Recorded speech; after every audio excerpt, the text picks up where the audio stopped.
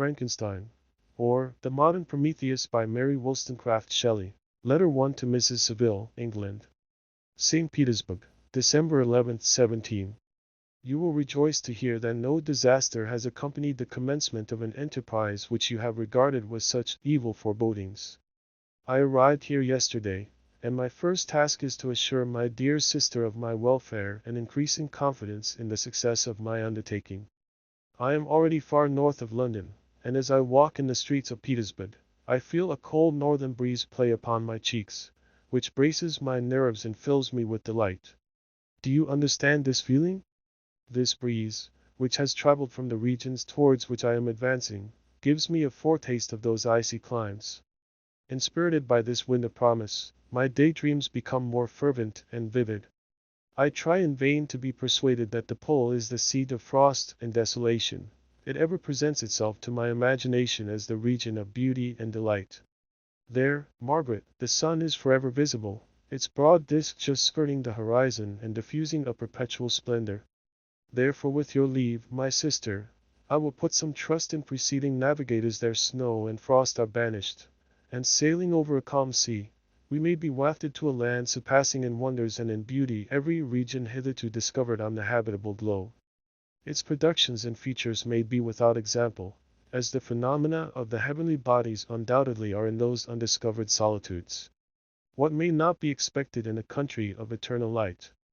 I may there discover the wondrous power which attracts the needle and may regulate 1,000 celestial observations that require only this voyage to render their seeming eccentricities consistent forever.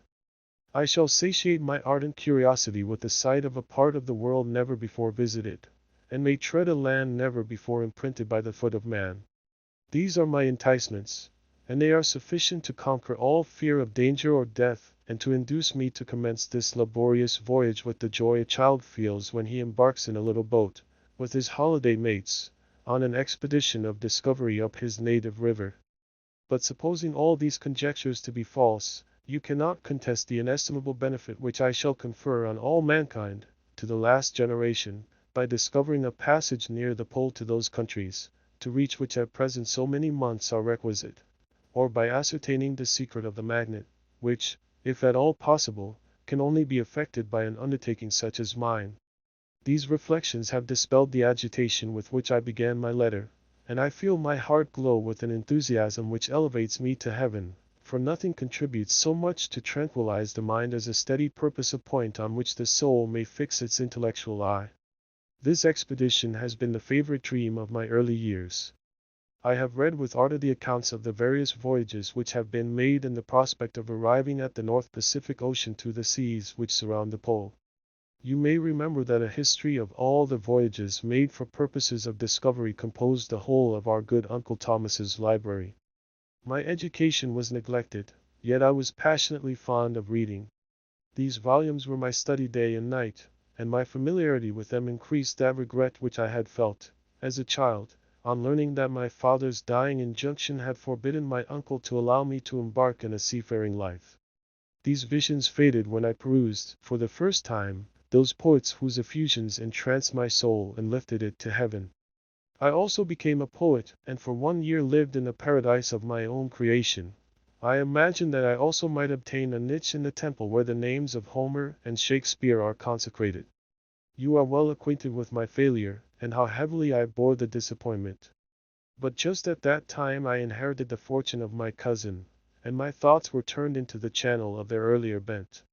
6 years have passed since I resolved on my present undertaking. I can, even now, remember the hour from which I dedicated myself to this great enterprise. I commenced by inuring my body to hardship. I accompanied the whale fishers on several expeditions to the North Sea. I voluntarily endured cold, famine, thirst, and want of sleep. I often worked harder than the common sailors during the day and devoted my nights to the study of mathematics, the theory of medicine, and those branches of physical science from which a naval adventurer might derive the greatest practical advantage. Twice I actually hired myself as an undermate in a Greenland whaler, and acquitted myself to admiration. I must own I felt a little proud when my captain offered me the second dignity in the vessel and entreated me to remain with the greatest earnestness, so valuable did he consider my services. And now, dear Margaret, do I not deserve to accomplish some great purpose? My life might have been passed in ease and luxury, but I preferred glory to every enticement that wealth placed in my path. Oh, that some encouraging voice would answer in the affirmative. My courage and my resolution is firm, but my hopes fluctuate, and my spirits are often depressed. I am about to proceed on a long and difficult voyage, the emergencies of which will demand all my fortitude. I am required not only to raise the spirits of others, but sometimes to sustain my own, when theirs are failing. This is the most favorable period for traveling in Russia. They fly quickly over the snow in their sledges. The motion is pleasant, and, in my opinion, far more agreeable than that of an English stagecoach. The cold is not excessive, if you are wrapped in furs, a dress which I have already adopted, for there is a great difference between walking the deck and remaining seated motionless for hours, when no exercise prevents the blood from actually freezing in your veins. I have no ambition to lose my life on the post road between St. Petersburg and Archangel. I shall depart for the latter town in a fortnight or 3 weeks, and my intention is to hire a ship there, which can easily be done by paying the insurance for the owner, and to engage as many sailors as I think necessary among those who are accustomed to the whale fishing. I do not intend to sail until the month of June, and when shall I return? Ah, dear sister, how can I answer this question? If I succeed, many, many months, perhaps years, will pass before you and I may meet. If I fail, you will see me again soon, or never. Farewell, my dear, excellent Margaret. Heaven shower down blessings on you, and save me, that I may again and again testify my gratitude for all your love and kindness. Your affectionate brother R. Walton. Letter 2 to Mrs. Seville, England. Archangel, March 28, 17. How slowly the time passes here, encompassed as I am by frost and snow. Yet a second step is taken towards my enterprise. I have hired a vessel and am occupied in collecting my sailors. Those whom I have already engaged appear to be men on whom I can depend and are certainly possessed of dauntless courage. But I have one want which I have never yet been able to satisfy, and the absence of the object of which I now feel is a most severe evil. I have no friend, Margaret. When I am glowing with the enthusiasm of success, there will be none to participate my joy. If I am assailed by disappointment, no one will endeavor to sustain me in dejection. I shall commit my thoughts to paper, it is true, but that is a poor medium for the communication of feeling. I desire the company of a man who could sympathize with me, whose eyes would reply to mine. You may deem me romantic, my dear sister, but I bitterly feel the want of a friend. I have no one near me, gentle yet courageous, possessed of a cultivated as well as of a capacious mind, whose tastes are like my own, to approve or amend my plans. How would such a friend repair the faults of your poor brother? I am too ardent in execution and too impatient of difficulties. But it is a still greater evil to me that I am self-educated. For the first 14 years of my life I ran wild on a common, and read nothing but our Uncle Thomas's books of voyages. At that age I became acquainted with the celebrated poets of our own country, but it was only when it had ceased to be in my power to derive its most important benefits from such a conviction that I perceived the necessity of becoming acquainted with more languages than that of my native country. Now I am 28, and am in reality more illiterate than many schoolboys of 15. It is true that I have thought more and that my daydreams are more extended and magnificent, but they want, as the painters call it, keeping, and I greatly need a friend who would have sense enough not to despise me as romantic, and affection enough for me to endeavor to regulate my mind. Well, these are useless complaints. I shall certainly find no friend on the wide ocean, nor even here in Archangel, among merchants and seamen. Yet some feelings, unallied to the dross of human nature, beat even in these rugged bosoms. My lieutenant, for instance, is a man of wonderful courage and enterprise. He is madly desirous of glory, or rather, to word my phrase more characteristically, of advancement in his profession. He is an Englishman, and in the midst of national and professional prejudices, unsoftened by cultivation, retains some of the noblest endowments of humanity. I first became acquainted with him on board a whale vessel. Finding that he was unemployed in this city, I easily engaged him to assist in my enterprise. The master is a person of an excellent disposition and is remarkable in the ship for his gentleness, and the mildness of his discipline. This circumstance, added to his well-known integrity and dauntless courage, made me very desirous to engage him. A youth passed in solitude, my best years spent under your gentle and feminine fosterage, has so refined the groundwork of my character that I cannot overcome an intense distaste to the usual brutality exercised on board ship.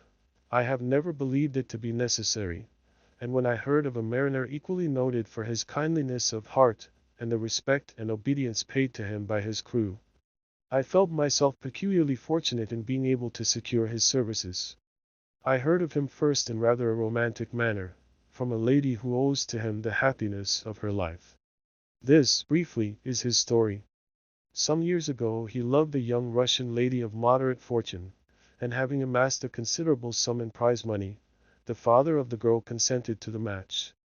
He saw his mistress once before the destined ceremony, but she was bathed in tears, and throwing herself at his feet, entreated him to spare her, confessing at the same time that she loved another, but that he was poor, and that her father would never consent to the union. My generous friend reassured the suppliant, and on being informed of the name of her lover, instantly abandoned his pursuit. He had already bought a farm with his money, on which he had designed to pass the remainder of his life, but he bestowed the whole on his rival, together with the remains of his prize money to purchase stock, and then himself solicited the young woman's father to consent to her marriage with her lover. But the old man decidedly refused, thinking himself bound in honor to my friend, who, when he found the father inexorable, quitted his country, nor returned until he heard that his former mistress was married according to her inclinations. What a noble fellow! You will exclaim. He is so, but then he is wholly uneducated. He is as silent as a Turk, and a kind of ignorant carelessness attends him, which, while it renders his conduct the more astonishing, detracts from the interest and sympathy which otherwise he would command. Yet do not suppose, because I complain a little or because I can conceive a consolation for my toils which I may never know, that I am wavering in my resolutions. Those are as fixed as fate, and my voyage is only now delayed until the weather shall permit my embarkation. The winter has been dreadfully severe, but the spring promises well, and it is considered as a remarkably early season, so that perhaps I may sail sooner than I expected. I shall do nothing rashly. You know me sufficiently to confide in my prudence and considerateness whenever the safety of others is committed to my care. I cannot describe to you my sensations on the near prospect of my undertaking. It is impossible to communicate to you a conception of the trembling sensation, half pleasurable and half fearful, with which I am preparing to depart. I am going to unexplored regions, to the land of mist and snow, but I shall kill no albatross. Therefore do not be alarmed for my safety, or if I should come back to you as worn and woeful as the ancient mariner. You will smile at my illusion, but I will disclose a secret. I have often attributed my attachment to, my passionate enthusiasm for, the dangerous mysteries of ocean to that production of the most imaginative of modern poets. There is something at work in my soul which I do not understand. I am practically industrious, painstaking, a workman to execute with perseverance and labor, but besides this there is a love for the marvelous, a belief in the marvelous, intertwined in all my projects, which hurries me out of the common pathways of men, even to the wild sea and unvisited regions I am about to explore. But to return to dearer considerations. Shall I meet you again, after having traversed immense seas, and return by the most southern cape of Africa or America? I dare not expect such success, yet I cannot bear to look on the reverse of the picture. Continue for the present to write to me by every opportunity. I may receive your letters on some occasions when I need them most to support my spirits. I love you very tenderly. Remember me with affection, should you never hear from me again. Your affectionate brother, Robert Walton. Letter 3 to Mrs. Seville, England. July 7, 17. My dear sister, I write a few lines in haste to say that I am safe and well advanced on my voyage. This letter will reach England by a merchantman now on its homeward voyage from Archangel, more fortunate than I, who may not see my native land, perhaps, for many years. I am, however, in good spirits. My men are bold and apparently firm of purpose. nor do the floating sheets of ice that continually pass us, indicating the dangers of the region towards which we are advancing, appear to dismay them. We have already reached a very high latitude, but it is the height of summer, and although not so warm as in England, the southern gales, which blow us speedily towards those shores which I so ardently desire to attain, breathe a degree of renovating warmth which I had not expected. No incidents have hitherto befallen us that would make a figure in a letter. One or two stiff gales and the springing of a leak are accidents which experienced navigators scarcely remember to record, and I shall be well content if nothing worse happen to us during our voyage. Adieu, my dear Margaret. Be assured that for my own sake, as well as yours, I will not rashly encounter danger. I will be cool, persevering, and prudent. But success shall crown my endeavors. Wherefore not? Thus far I have gone, tracing a secure way over the pathless seas, the very stars themselves being witnesses and testimonies of my triumph.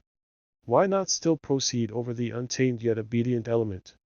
What can stop the determined heart and resolved will of man? My swelling heart involuntarily pours itself out thus. But I must finish. Heaven bless my beloved sister. R.W. Letter 4 to Mrs. Saville, England. August 5, 17. So strange an accident has happened to us that I cannot forbear recording it, although it is very probable that you will see me before these papers can come into your possession. Last Monday, July 31st, we were nearly surrounded by ice, which closed in the ship on all sides, scarcely leaving her the sea room in which she floated. Our situation was somewhat dangerous, especially as we were compassed round by a very thick fog. We accordingly lay to, hoping that some change would take place in the atmosphere and weather.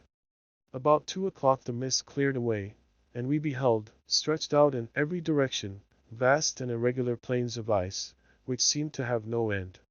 Some of my comrades groaned, and my own mind began to grow watchful with anxious thoughts, when a strange sight suddenly attracted our attention and diverted our solicitude from our own situation.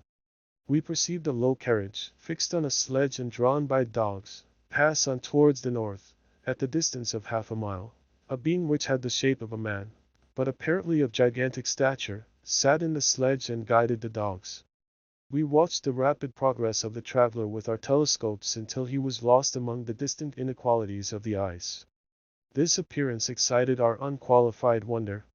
We were, as we believed, many hundred miles from any land, but this apparition seemed to denote that it was not, in reality, so distant as we had supposed. Shut in, however, by ice, it was impossible to follow his track, which we had observed with the greatest attention. About 2 hours after this occurrence we heard the ground sea, and before night the ice broke and freed our ship. We, however, lay to until the morning, fearing to encounter in the dark those large loose masses which float about after the breaking up of the ice. I profited of this time to rest for a few hours. In the morning, however, as soon as it was light, I went upon deck and found all the sailors busy on one side of the vessel, apparently talking to someone in the sea. It was, in fact, a sledge like that we had seen before, which had drifted towards us in the night on a large fragment of ice. Only one dog remained alive, but there was a human being within it whom the sailors were persuading to enter the vessel. He was not, as the other traveler seemed to be, a savage inhabitant of some undiscovered island, but a European. When I appeared on deck the master said, "Here is our captain, and he will not allow you to perish on the open sea." On perceiving me, the stranger addressed me in English, although with a foreign accent. "Before I come on board your vessel," said he, "will you have the kindness to inform me whither you are bound?"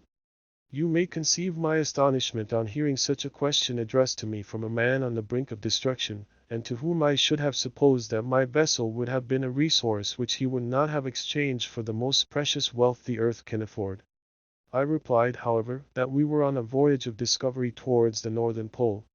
Upon hearing this he appeared satisfied and consented to come on board. Good God!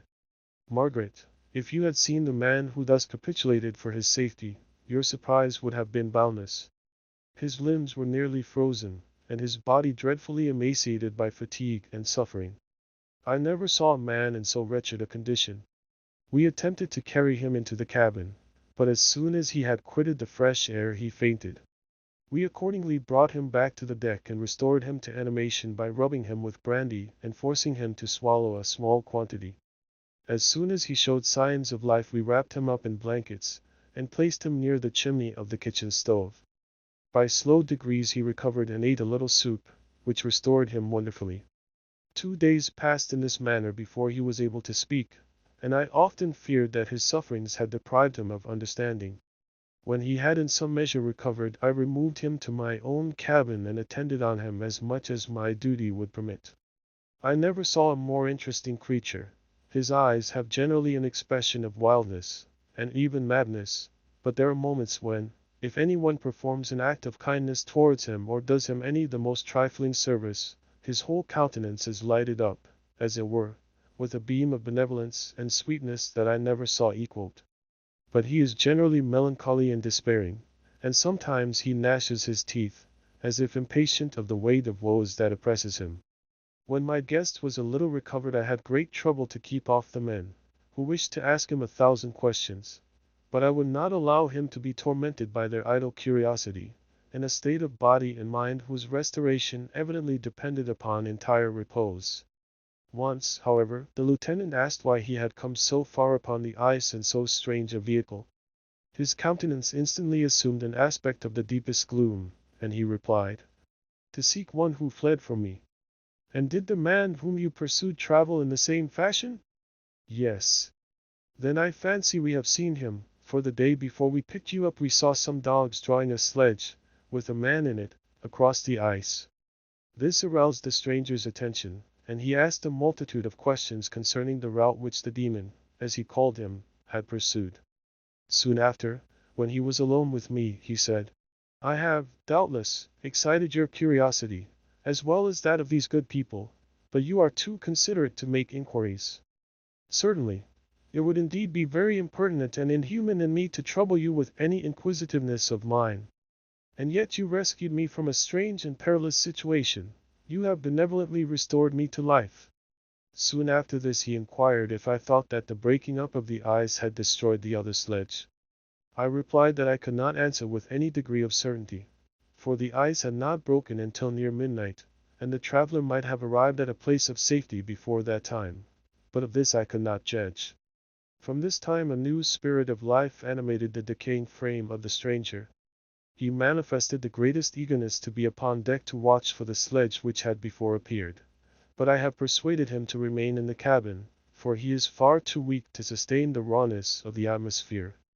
I have promised that someone should watch for him, and give him instant notice if any new object should appear in sight. Such is my journal of what relates to this strange occurrence up to the present day. The stranger has gradually improved in health but is very silent, and appears uneasy when anyone except myself enters his cabin. Yet his manners are so conciliating and gentle that the sailors are all interested in him, although they have had very little communication with him. For my own part, I begin to love him as a brother, and his constant and deep grief fills me with sympathy and compassion. He must have been a noble creature in his better days, being even now in wreck so attractive and amiable.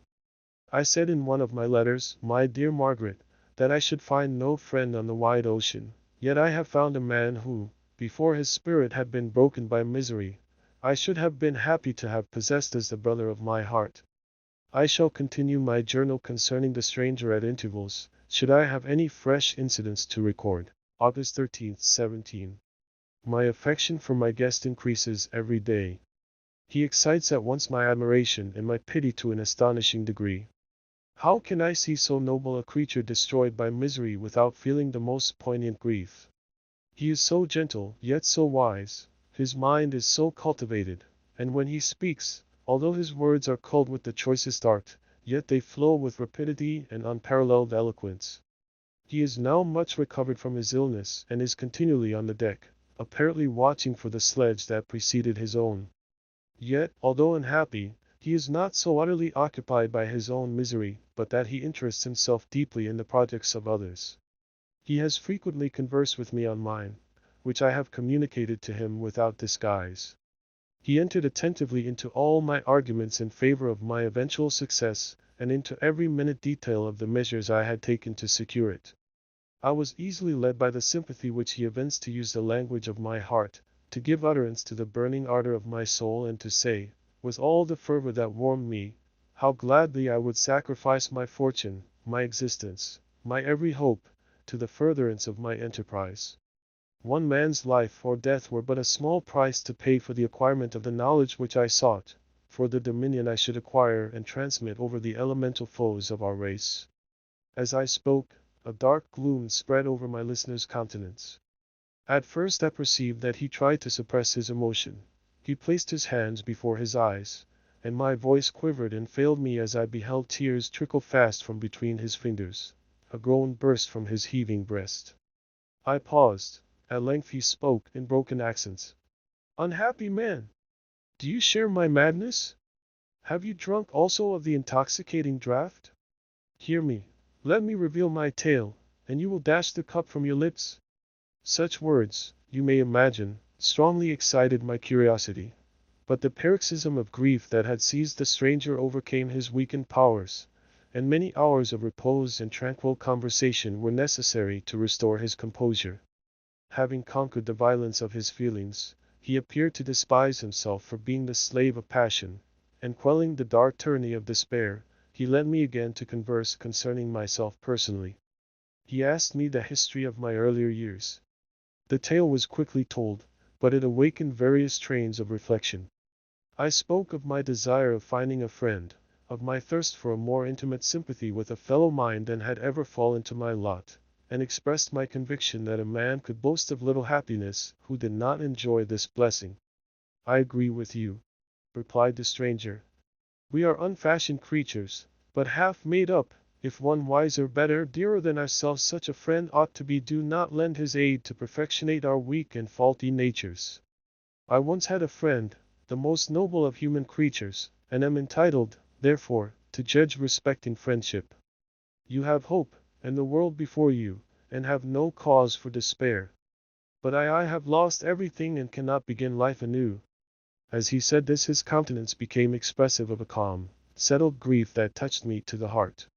But he was silent and presently retired to his cabin. Even broken in spirit as he is, no one can feel more deeply than he does the beauties of nature. The starry sky, the sea, and every sight afforded by these wonderful regions seems still to have the power of elevating his soul from earth. Such a man has a double existence. He may suffer misery and be overwhelmed by disappointments, yet when he has retired into himself, he will be like a celestial spirit that has a halo around him, within whose circle no grief or folly ventures. Will you smile at the enthusiasm I express concerning this divine wonder? You would not if you saw him. You have been tutored and refined by books and retirement from the world, and you are therefore somewhat fastidious. But this only renders you the more fit to appreciate the extraordinary merits of this wonderful man. Sometimes I have endeavored to discover what quality it is which he possesses that elevates him so immeasurably above any other person I ever knew. I believe it to be an intuitive discernment, a quick but never failing power of judgment, a penetration into the causes of things, unequaled for clearness and precision.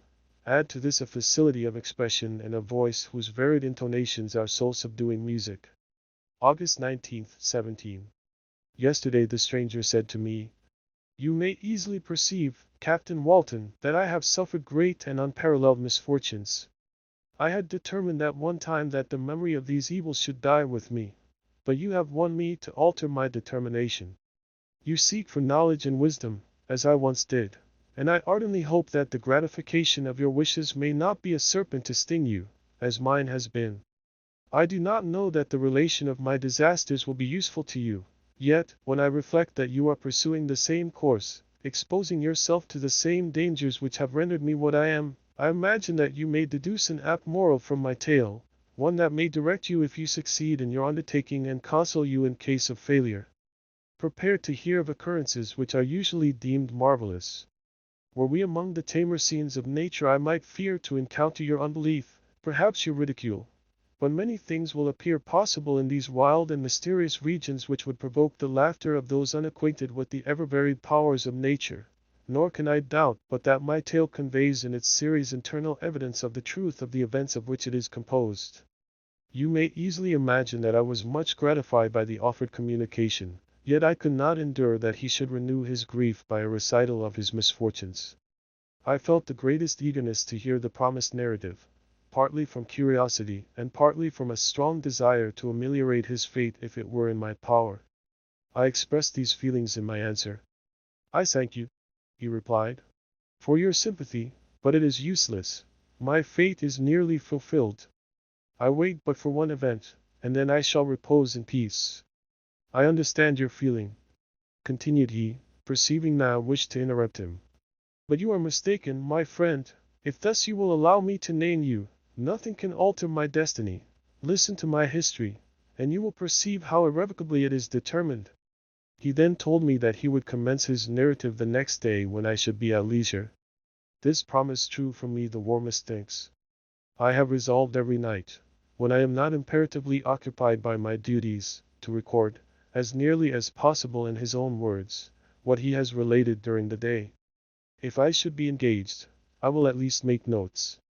This manuscript will doubtless afford you the greatest pleasure, but to me, who know him, and who hear it from his own lips, with what interest and sympathy shall I read it in some future day.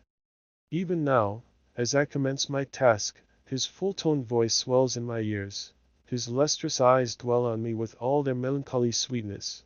I see his thin hand raised in animation, while the lineaments of his face are irradiated by the soul within. Strange and harrowing must be his story, frightful the storm which embraced the gallant vessel on its course and wrecked it thus. Chapter 1. I am by birth a Genevese, and my family is one of the most distinguished of that republic. My ancestors had been for many years councillors and syndics, and my father had filled several public situations with honor and reputation. He was respected by all who knew him for his integrity and indefatigable attention to public business. He passed his younger days perpetually occupied by the affairs of his country. A variety of circumstances had prevented his marrying early, nor was it until the decline of life that he became a husband and the father of a family. As the circumstances of his marriage illustrate his character, I cannot refrain from relating them.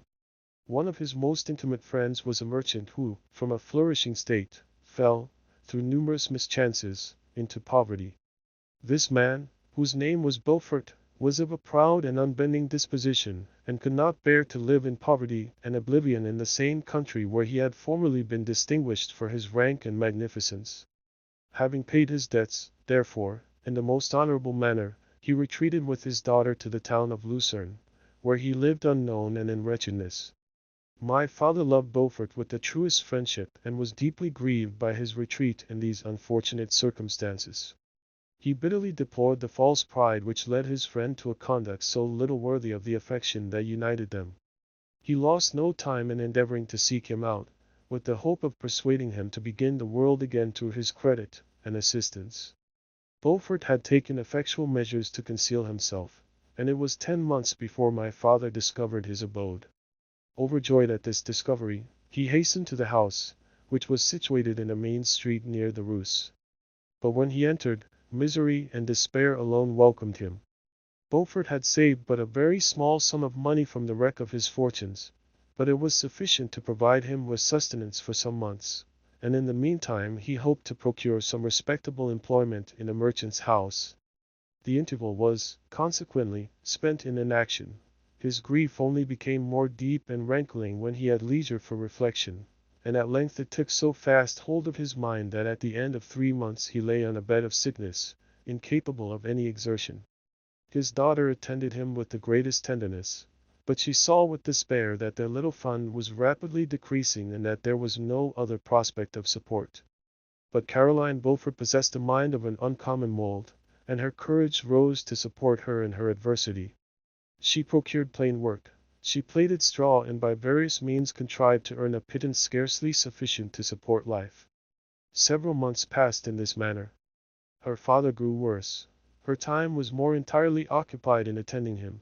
Her means of subsistence decreased, and in the 10th month her father died in her arms, leaving her an orphan and a beggar. This last blow overcame her, and she knelt by Beaufort's coffin weeping bitterly, when my father entered the chamber. He came like a protecting spirit to the poor girl, who committed herself to his care, and after the interment of his friend he conducted her to Geneva and placed her under the protection of a relation. 2 years after this event Caroline became his wife. There was a considerable difference between the ages of my parents, but this circumstance seemed to unite them only closer in bonds of devoted affection. There was a sense of justice in my father's upright mind which rendered it necessary that he should approve highly to love strongly. Perhaps during former years he had suffered from the late discovered unworthiness of one beloved, and so was disposed to set a greater value on tried worth. There was a show of gratitude and worship in his attachment to my mother, differing wholly from the doting fondness of age, for it was inspired by reverence for her virtues and a desire to be the means of, in some degree, recompensing her for the sorrows she had endured, but which gave inexpressible grace to his behavior to her. Everything was made to yield to her wishes and her convenience. He strove to shelter her, as a fair exotic is sheltered by the gardener, from every rougher wind and to surround her with all that could tend to excite pleasurable emotion in her soft and benevolent mind. Her health, and even the tranquillity of her hitherto constant spirit, had been shaken by what she had gone through. During the 2 years that had elapsed previous to their marriage my father had gradually relinquished all his public functions, and immediately after their union they sought the pleasant climate of Italy, and the change of scene and interest attendant on a tour through that land of wonders, as a restorative for her weakened frame. From Italy they visited Germany and France. I, their eldest child, was born at Naples, and as an infant accompanied them in their rambles. I remained for several years their only child. Much as they were attached to each other, they seemed to draw inexhaustible stores of affection from a very mine of love to bestow them upon me. My mother's tender caresses and my father's smile of benevolent pleasure, while regarding me, are my first recollections. I was their plaything and their idol, and something better their child, the innocent and helpless creature bestowed on them by heaven, whom to bring up to good, and whose future lot it was in their hands to direct to happiness or misery, according as they fulfilled their duties towards me.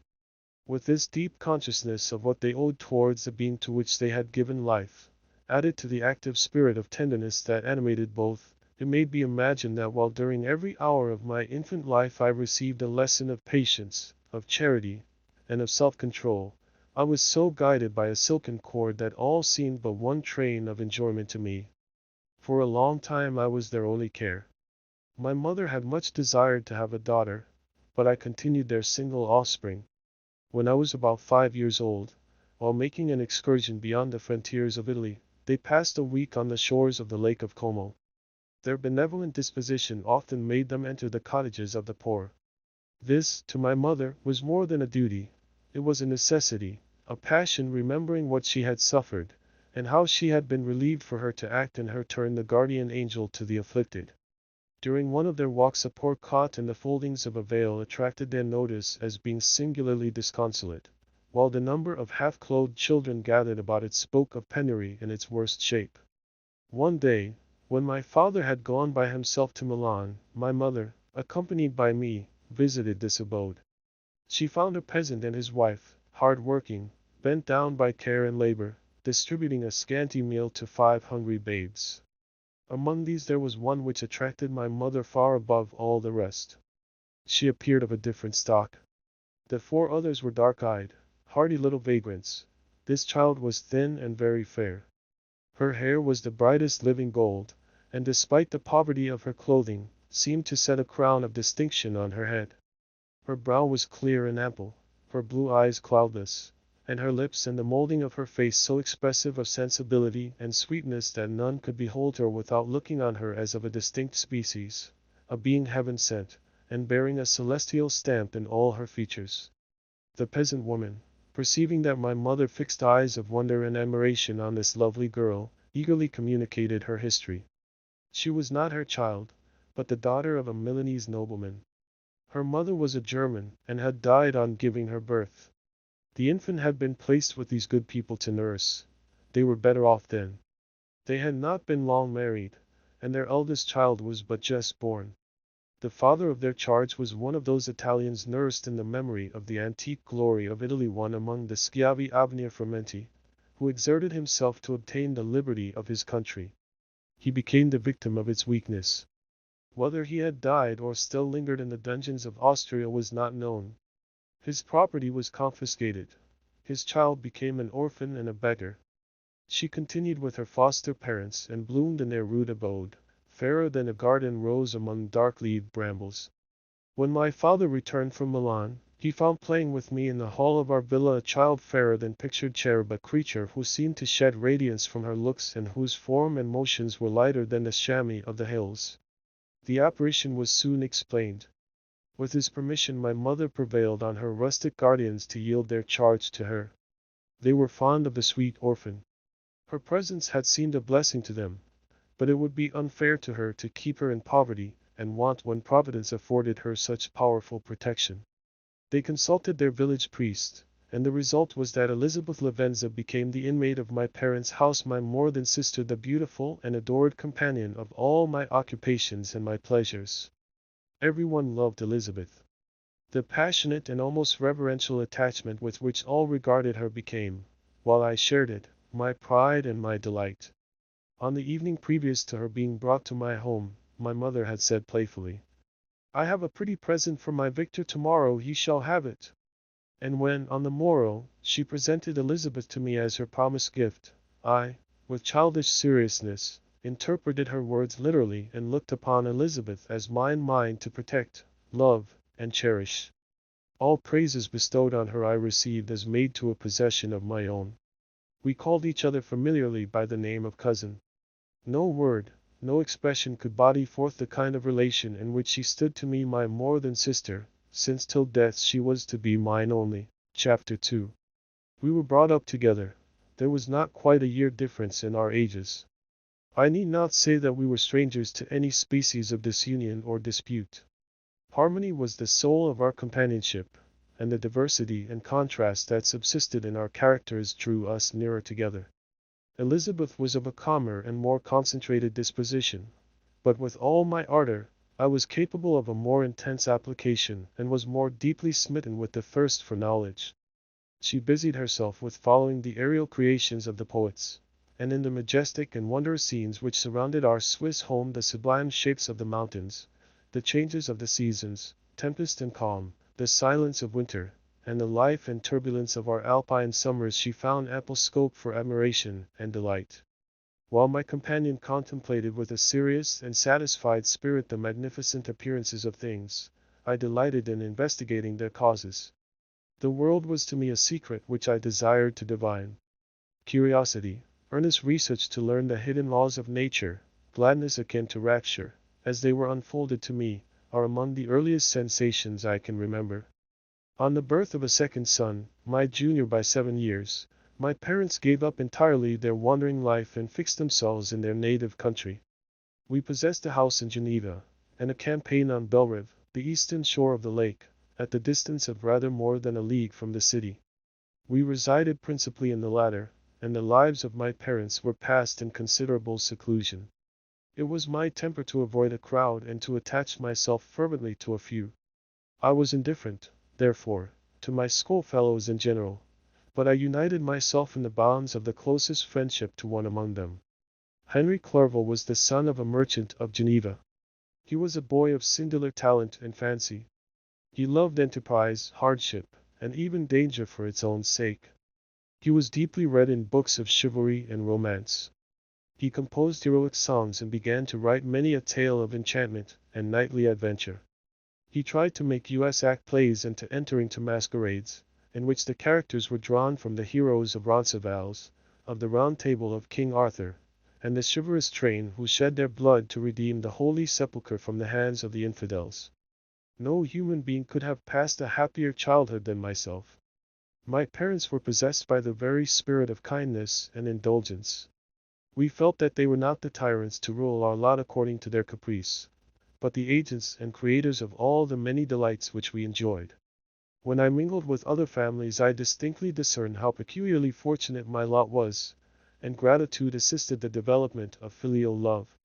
My temper was sometimes violent, and my passions vehement, but by some law in my temperature they were turned not towards childish pursuits but to an eager desire to learn, and not to learn all things indiscriminately. I confess that neither the structure of languages, nor the code of governments, nor the politics of various states possessed attractions for me.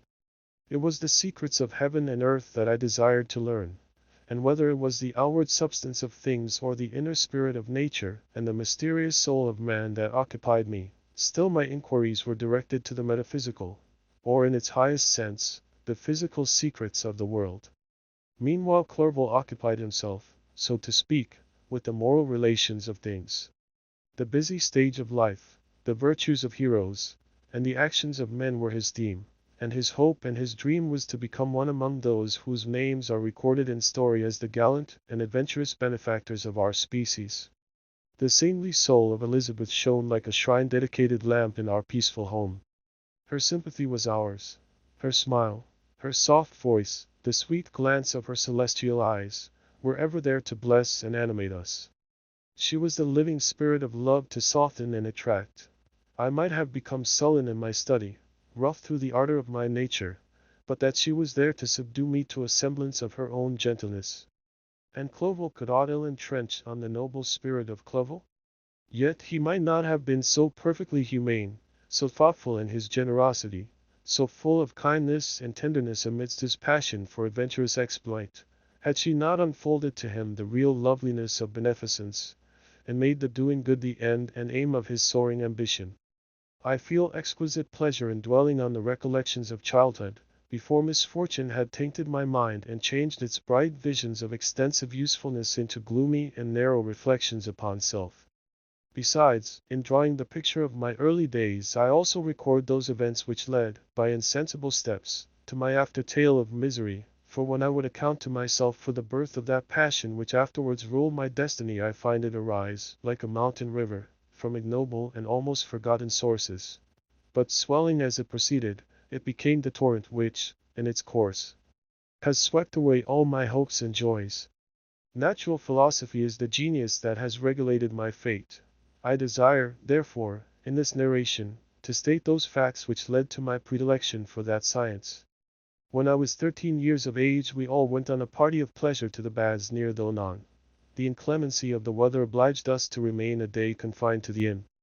In this house I chanced to find a volume of the works of Cornelius Agrippa. I opened it with apathy. The theory which he attempts to demonstrate, and the wonderful facts which he relates soon changed this feeling into enthusiasm. A new light seemed to dawn upon my mind, and bounding with joy, I communicated my discovery to my father. My father looked carelessly at the title page of my book and said, Cornelius Agrippa. My dear Victor, do not waste your time upon this. It is sad trash. If, instead of this remark, my father had taken the pains to explain to me that the principles of Agrippa had been entirely exploded and that a modern system of science had been introduced which possessed much greater powers than the ancient, because the powers of the latter were chimerical, while those of the former were real and practical. Under such circumstances I should certainly have thrown Agrippa aside and have contented my imagination, warmed as it was, by returning with greater ardor to my former studies. It is even possible that the train of my ideas would never have received the fatal impulse that led to my ruin. But the cursory glance my father had taken of my volume by no means assured me that he was acquainted with its contents, and I continued to read with the greatest avidity. When I returned home my first care was to procure the whole works of this author, and afterwards of Paracelsus and Albertus Magnus. I read and studied the wild fancies of these writers with delight. They appeared to me treasures known to few besides myself. I have described myself as always having been imbued with a fervent longing to penetrate the secrets of nature. In spite of the intense labor and wonderful discoveries of modern philosophers, I always came from my studies discontented and unsatisfied. Sir Isaac Newton is said to have avowed that he felt like a child picking up shells beside the great and unexplored ocean of truth. Those of his successors in each branch of natural philosophy with whom I was acquainted appeared even to my boy's apprehensions as tyros engaged in the same pursuit. The untaught peasant beheld the elements around him, and was acquainted with their practical uses. The most learned philosopher knew little more. He had partially unveiled the face of nature, but her immortal lineaments were still a wonder and a mystery. He might dissect, anatomize, and give names, but not to speak of a final cause, causes in their secondary and tertiary grades were utterly unknown to him. I had gazed upon the fortifications and impediments that seemed to keep human beings from entering the citadel of nature, and rashly and ignorantly I had repined. But here were books, and here were men who had penetrated deeper and knew more. I took their word for all that they averred, and I became their disciple. It may appear strange that such should arise in the 18th century, but while I followed the routine of education in the schools of Geneva, I was, to a great degree, self-taught with regard to my favorite studies. My father was not scientific, and I was left to struggle with a child's blindness, added to a student's thirst for knowledge. Under the guidance of my new preceptors I entered with the greatest diligence into the search of the philosopher's stone and the elixir of life, but the latter soon obtained my undivided attention. Wealth was an inferior object, but what glory would attend the discovery if I could banish disease from the human frame and render man invulnerable to any but a violent death?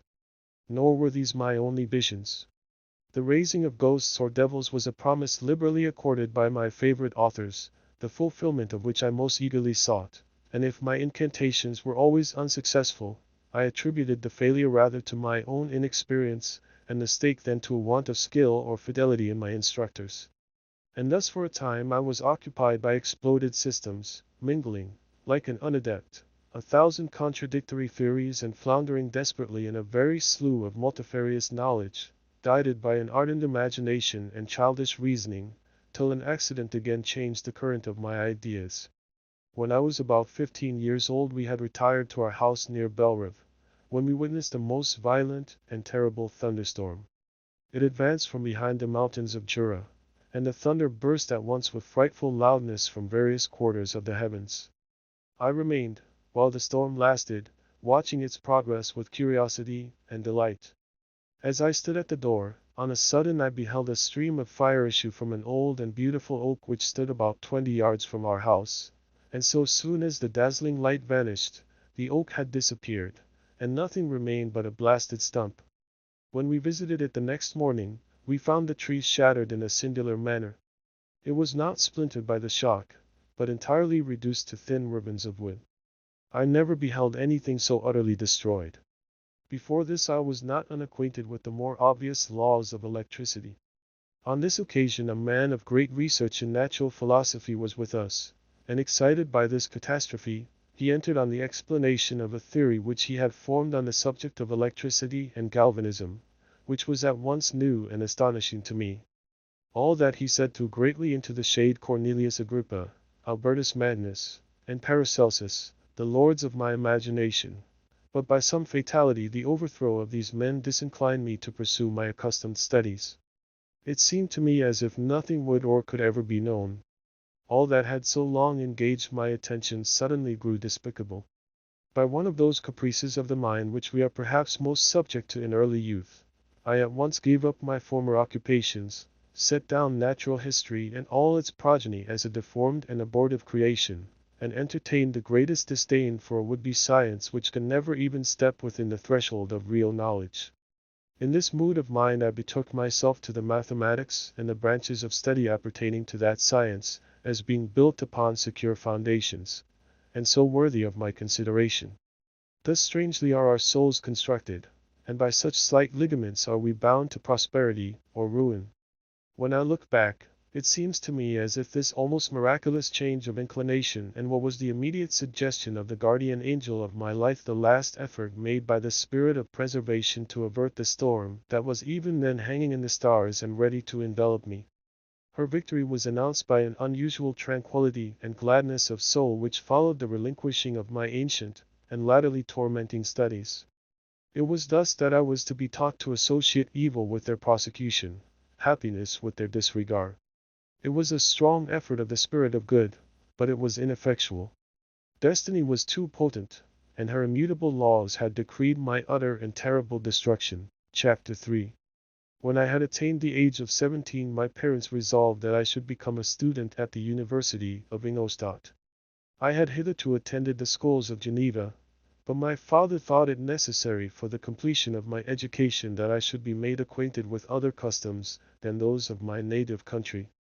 My departure was therefore fixed at an early date, But before the day resolved upon could arrive, the first misfortune of my life occurred, an omen, as it were, of my future misery. Elizabeth had caught the scarlet fever.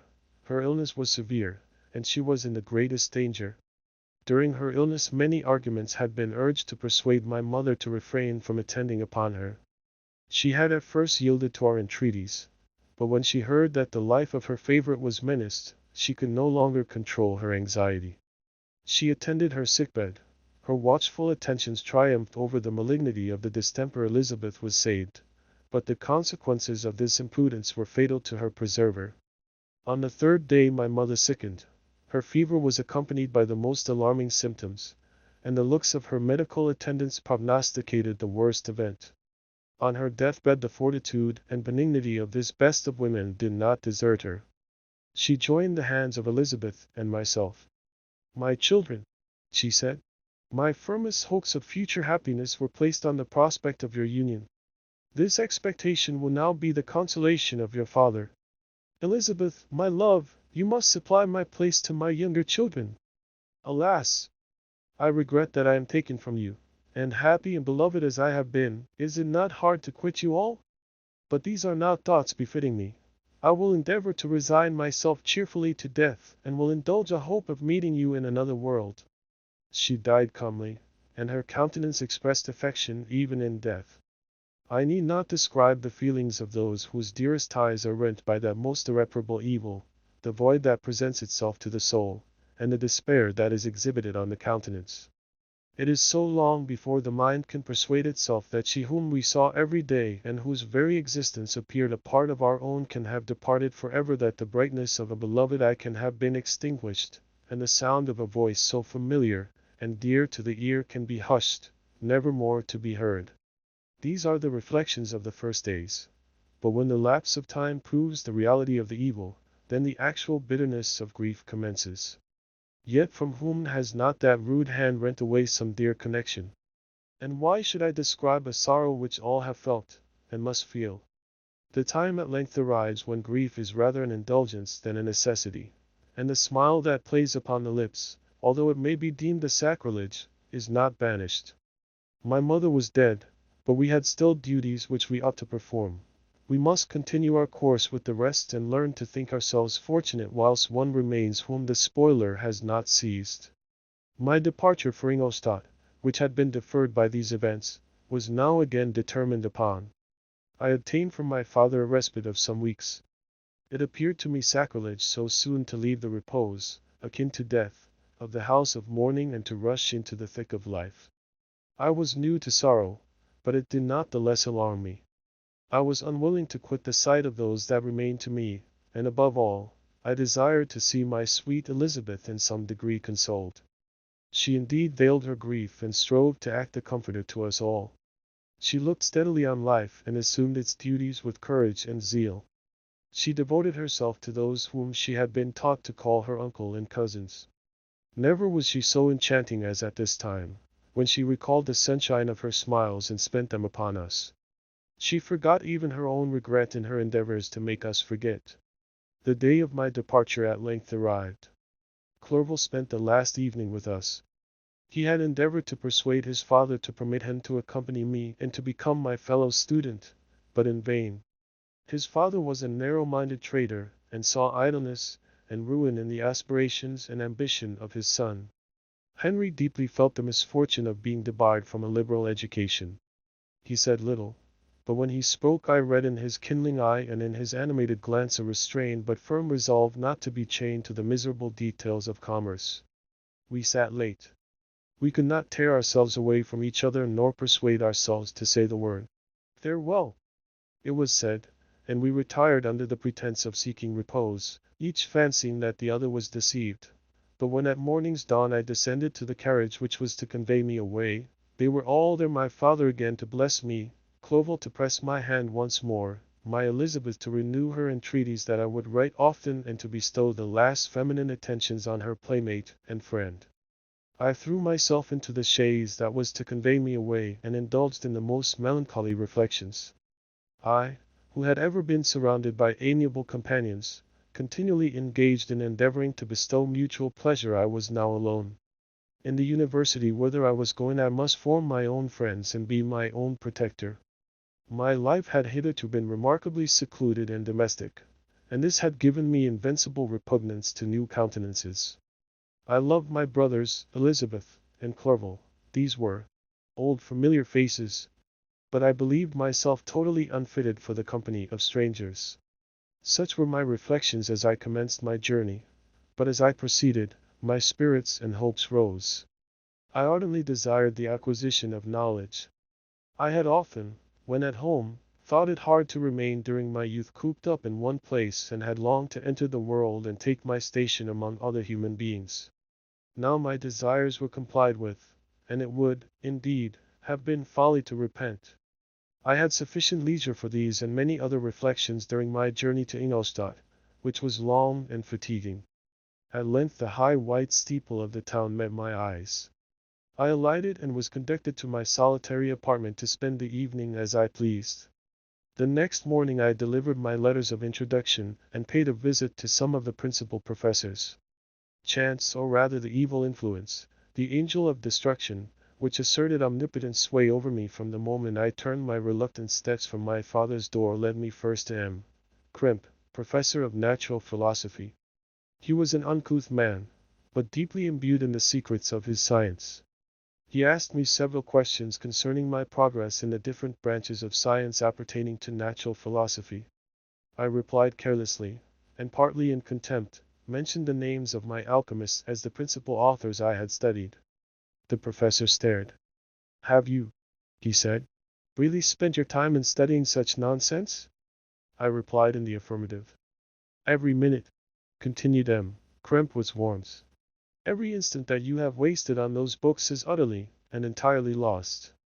You have burdened your memory with exploded systems and useless names. Good God! In what desert land have you lived, where no one was kind enough to inform you that these fancies which you have so greedily imbibed are 1,000 years old, and as musty as they are ancient? I little expected, in this enlightened and scientific age, to find a disciple of Albertus Magnus and Paracelsus. My dear sir, you must begin your studies entirely anew." So saying, he stepped aside and wrote down a list of several books treating of natural philosophy which he desired me to procure, and dismissed me after mentioning that in the beginning of the following week he intended to commence a course of lectures upon natural philosophy in its general relations, and that M. Waldman, a fellow professor, would lecture upon chemistry the alternate days that he omitted. I returned home not disappointed, for I have said that I had long considered those authors useless whom the professor reprobated. But I returned not at all the more inclined to recur to these studies in any shape. M. Krempe was a little squat man with a gruff voice and a repulsive countenance. The teacher, therefore, did not prepossess me in favor of his pursuits. In rather a too philosophical and connected a strain, perhaps, I have given an account of the conclusions I had come to concerning them in my early years. As a child I had not been content with the results promised by the modern professors of natural science. With a confusion of ideas only to be accounted for by my extreme youth, and my want of a guide on such matters, I had retrod the steps of knowledge along the paths of time, and exchanged the discoveries of recent inquirers for the dreams of forgotten alchemists. Besides, I had a contempt for the uses of modern natural philosophy. It was very different when the masters of the science sought immortality and power. Such views, although futile, were grand. But now the scene was changed. The ambition of the inquirer seemed to limit itself to the annihilation of those visions on which my interest in science was chiefly founded. I was required to exchange chimeras of boundless grandeur for realities of little worth. Such were my reflections during the first 2 or 3 days of my residence at Ingolstadt, which were chiefly spent in becoming acquainted with the localities and the principal residents in my new abode. But as the ensuing week commenced, I thought of the information which M. Krempe had given me concerning the lectures. And although I could not consent to go and hear that little conceited fellow deliver sentences out of a pulpit, I recollected what he had said of M. Waldman, whom I had never seen, as he had hitherto been out of town. Partly from curiosity and partly from idleness, I went into the lecturing room, which M. Waldman entered shortly after. This professor was very unlike his colleague. He appeared about 50 years of age, but with an aspect expressive of the greatest benevolence. A few gray hairs covered his temples, but those at the back of his head were nearly black. His person was short but remarkably erect, and his voice the sweetest I had ever heard. He began his lecture by a recapitulation of the history of chemistry and the various improvements made by different men of learning, pronouncing with fervor the names of the most distinguished discoverers. He then took a cursory view of the present state of the science, and explained many of its elementary terms. After having made a few preparatory experiments, he concluded with a panegyric upon modern chemistry, the terms of which I shall never forget. The ancient teachers of this science, said he, promised impossibilities and performed nothing. The modern masters promise very little. They know that metals cannot be transmuted and that the elixir of life is a chimera, but these philosophers, whose hands seem only made to dabble in dirt, and their eyes to pore over the microscope or crucible, have indeed performed miracles. They penetrate into the recesses of nature, and show how she works in her hiding places. They ascend into the heavens. They have discovered how the blood circulates, and the nature of the air we breathe. They have acquired new and almost unlimited powers. They can command the thunders of heaven, mimic the earthquake, and even mock the invisible world with its own shadows. Such were the professor's words, rather let me say such the words of the fate announced to destroy me. As he went on I felt as if my soul were grappling with a palpable enemy. One by one the various keys were touched which formed the mechanism of my being. Chord after chord was sounded, and soon my mind was filled with one thought, one conception, one purpose. So much has been done, exclaimed the soul of Frankenstein, more, far more, will I achieve. Treading in the steps already marked, I will pioneer a new way, explore unknown powers, and unfold to the world the deepest mysteries of creation. I closed not my eyes that night. My internal being was in a state of insurrection and turmoil. I felt that order would thence arise, but I had no power to produce it. By degrees, after the morning's dawn, sleep came. I awoke, and my yesternight's thoughts were as a dream.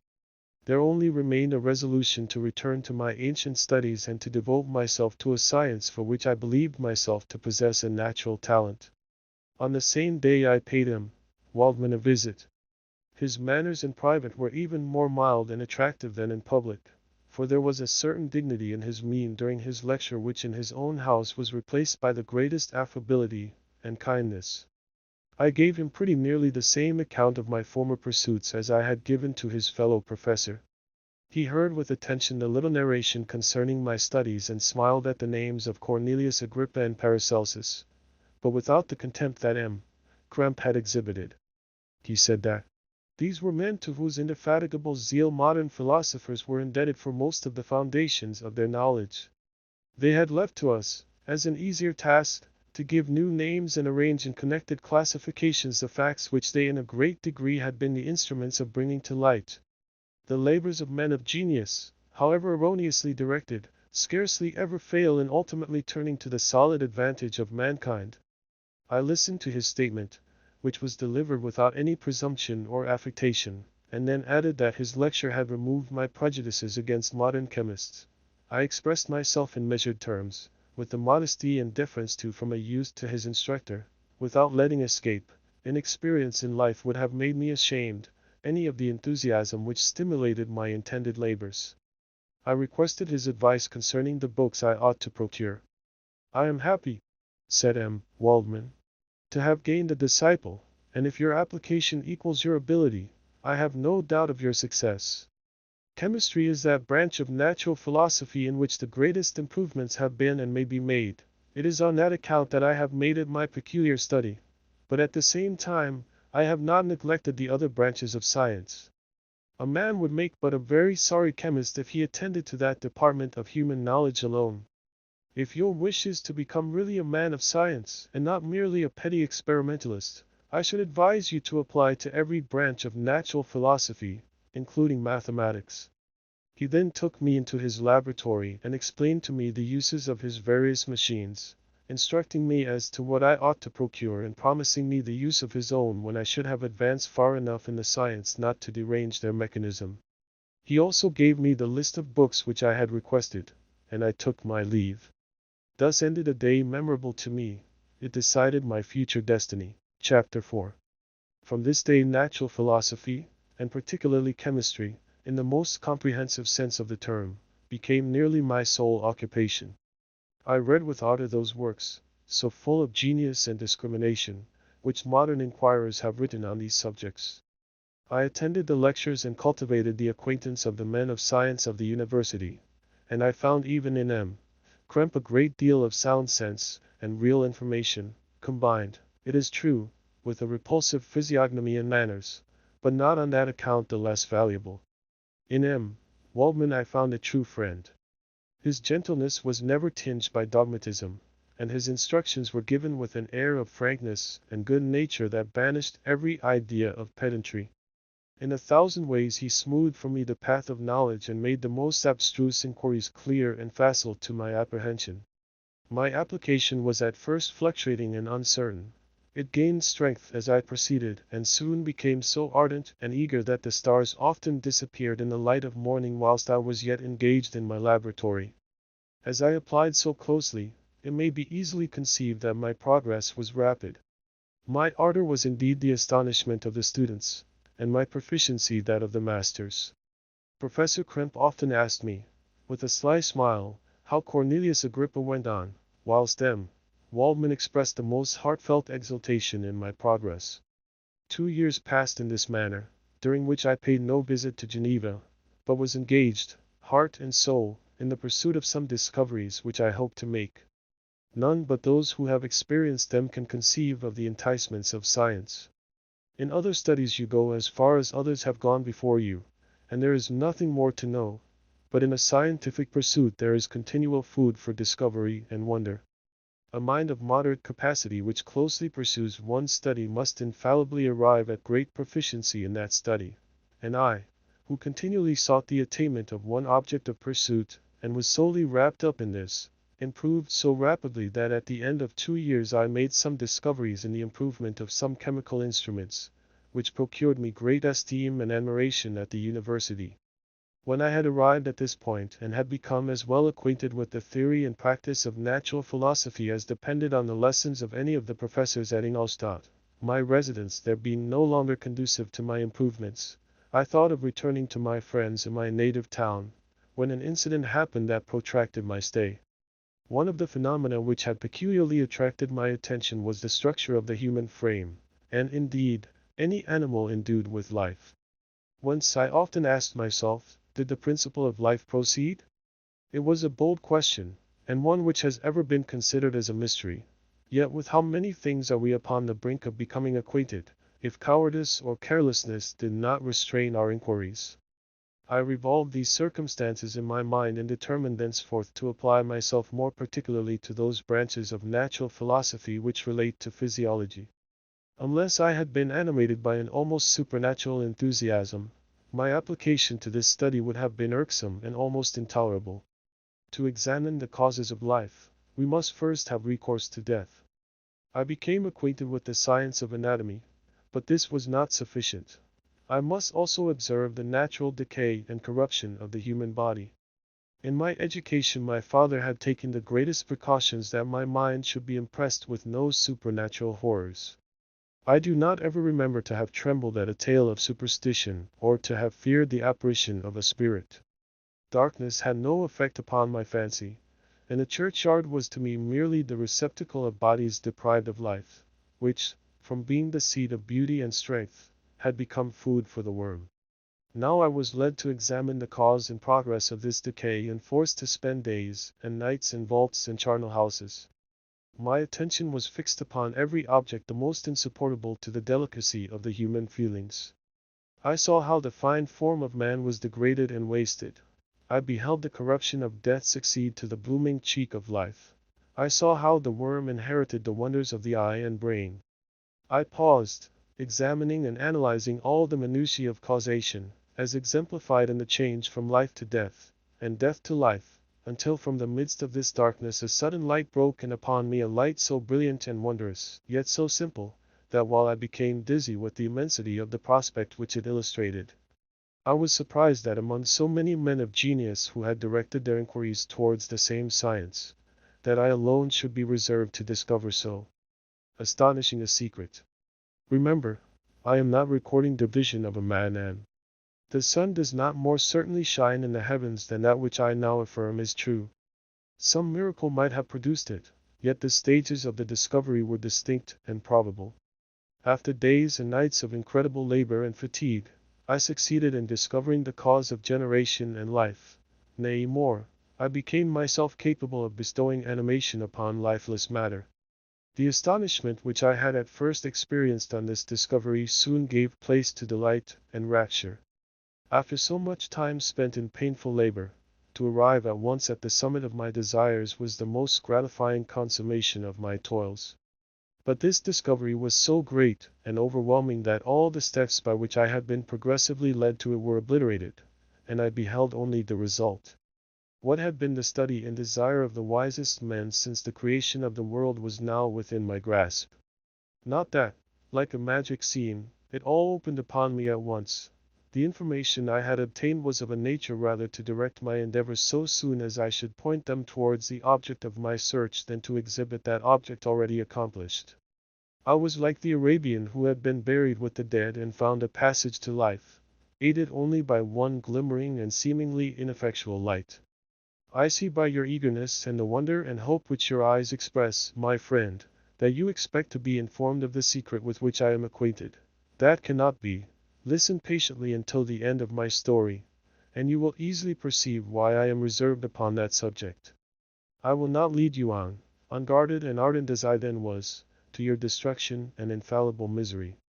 Learn from me, if not by my precepts, at least by my example, how dangerous is the acquirement of knowledge, and how much happier that man is who believes his native town to be the world, than he who aspires to become greater than his nature will allow. When I found so astonishing a power placed within my hands, I hesitated a long time concerning the manner in which I should employ it. Although I possessed the capacity of bestowing animation, yet to prepare a frame for the reception of it, with all its intricacies of fibers, muscles, and veins, still remained a work of inconceivable difficulty and labor. I doubted at first whether I should attempt the creation of a being like myself, or one of simpler organization. But my imagination was too much exalted by my first success to permit me to doubt of my ability to give life to an animal as complex and wonderful as man. The materials at present within my command hardly appeared adequate to so arduous an undertaking, but I doubted not that I should ultimately succeed. I prepared myself for a multitude of reverses. My operations might be incessantly baffled, and at last my work be imperfect. Yet when I considered the improvement which every day takes place in science and mechanics, I was encouraged to hope my present attempts would at least lay the foundations of future success. Nor could I consider the magnitude and complexity of my plan as any argument of its impracticability. It was with these feelings that I began the creation of a human being. As the minuteness of the parts formed a great hindrance to my speed, I resolved, contrary to my first intention, to make the being of a gigantic stature, that is to say, about 8 feet in height, and proportionably large. After having formed this determination and having spent some months in successfully collecting and arranging my materials, I began. No one can conceive the variety of feelings which bore me onwards, like a hurricane, in the first enthusiasm of success. Life and death appeared to me ideal bounds, which I should first break through, and pour a torrent of light into our dark world. A new species would bless me as its creator and source. Many happy and excellent natures would owe their being to me. No father could claim the gratitude of his child so completely as I should deserve theirs. Pursuing these reflections, I thought that if I could bestow animation upon lifeless matter, I might in process of time, although I now found it impossible, renew life where death had apparently devoted the body to corruption. These thoughts supported my spirits, while I pursued my undertaking with unremitting ardor. My cheek had grown pale with study, and my person had become emaciated with confinement. Sometimes, on the very brink of certainty, I failed, yet still I clung to the hope which the next day or the next hour might realize. One secret which I alone possessed was the hope to which I had dedicated myself, and the moon gazed on my midnight labors, while, with unrelaxed and breathless eagerness, I pursued nature to her hiding places. Who shall conceive the horrors of my secret toil as I dabbled among the unhallowed damps of the grave, or tortured the living animal to animate the lifeless clay? My limbs now tremble, and my eyes swim with the remembrance. But then a resistless and almost frantic impulse urged me forward. I seemed to have lost all soul or sensation but for this one pursuit. It was indeed but a passing trance, that only made me feel with renewed acuteness so soon as, the unnatural stimulus ceasing to operate, I had returned to my old habits. I collected bones from charnel houses and disturbed, with profane fingers, the tremendous secrets of the human frame. In a solitary chamber, or rather cell, at the top of the house, and separated from all the other apartments by a gallery and staircase, I kept my workshop of filthy creation. My eyeballs were starting from their sockets and attending to the details of my employment. The dissecting room and the slaughterhouse furnished many of my materials, and often did my human nature turn with loathing from my occupation, whilst, still urged on by an eagerness which perpetually increased, I brought my work near to a conclusion. The summer months passed while I was thus engaged, heart and soul, in one pursuit. It was a most beautiful season. Never did the fields bestow a more plentiful harvest, or the vines yield a more luxuriant vintage, but my eyes were insensible to the charms of nature. And the same feelings which made me neglect the scenes around me caused me also to forget those friends who were so many miles absent, and whom I had not seen for so long a time. I knew my silence disquieted them, and I well remembered the words of my father. I know that while you are pleased with yourself you will think of us with affection, and we shall hear regularly from you. You must pardon me if I regard any interruption in your correspondence as a proof that your other duties are equally neglected. I knew well therefore what would be my father's feelings, but I could not tear my thoughts from my employment, loathsome in itself, but which had taken an irresistible hold of my imagination. I wished, as it were, to procrastinate all that related to my feelings of affection until the great object, which swallowed up every habit of my nature, should be completed.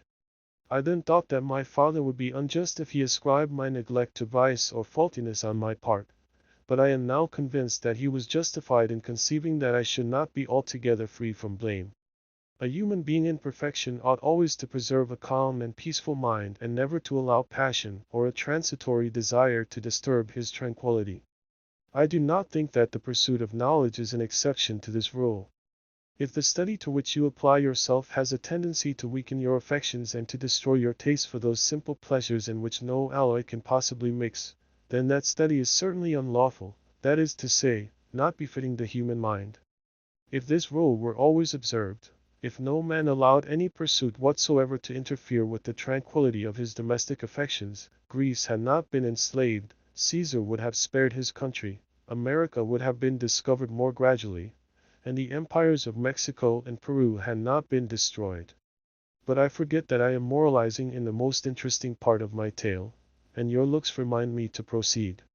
My father made no reproach in his letters and only took notice of my silence by inquiring into my occupations more particularly than before. Winter, spring, and summer passed away during my labors, but I did not watch the blossom or the expanding leaves, sights which before always yielded me supreme delight, so deeply was I engrossed in my occupation. The leaves of that year had withered before my work drew near to a close, and now every day showed me more plainly how well I had succeeded. But my enthusiasm was checked by my anxiety, and I appeared rather like one doomed by slavery to toil in the mines, or any other unwholesome trade than an artist occupied by his favorite employment. Every night I was oppressed by a slow fever, and I became nervous to a most painful degree. The fall of a leaf startled me, and I shunned my fellow creatures as if I had been guilty of a crime. Sometimes I grew alarmed at the wreck I perceived that I had become. The energy of my purpose alone sustained me. My labors would soon end, and I believed that exercise and amusement would then drive away incipient disease, and I promised myself both of these when my creation should be complete. Chapter 5. It was on a dreary night of November that I beheld the accomplishment of my toils. With an anxiety that almost amounted to agony, I collected the instruments of life around me, that I might infuse a spark of being into the lifeless thing that lay at my feet. It was already 1 in the morning, the rain pattered dismally against the panes, and my candle was nearly burnt out, when, by the glimmer of the half-extinguished light, I saw the dull yellow eye of the creature open. It breathed hard, and a convulsive motion agitated its limbs. How can I describe my emotions at this catastrophe, or how delineate the wretch whom with such infinite pains and care I had endeavored to form?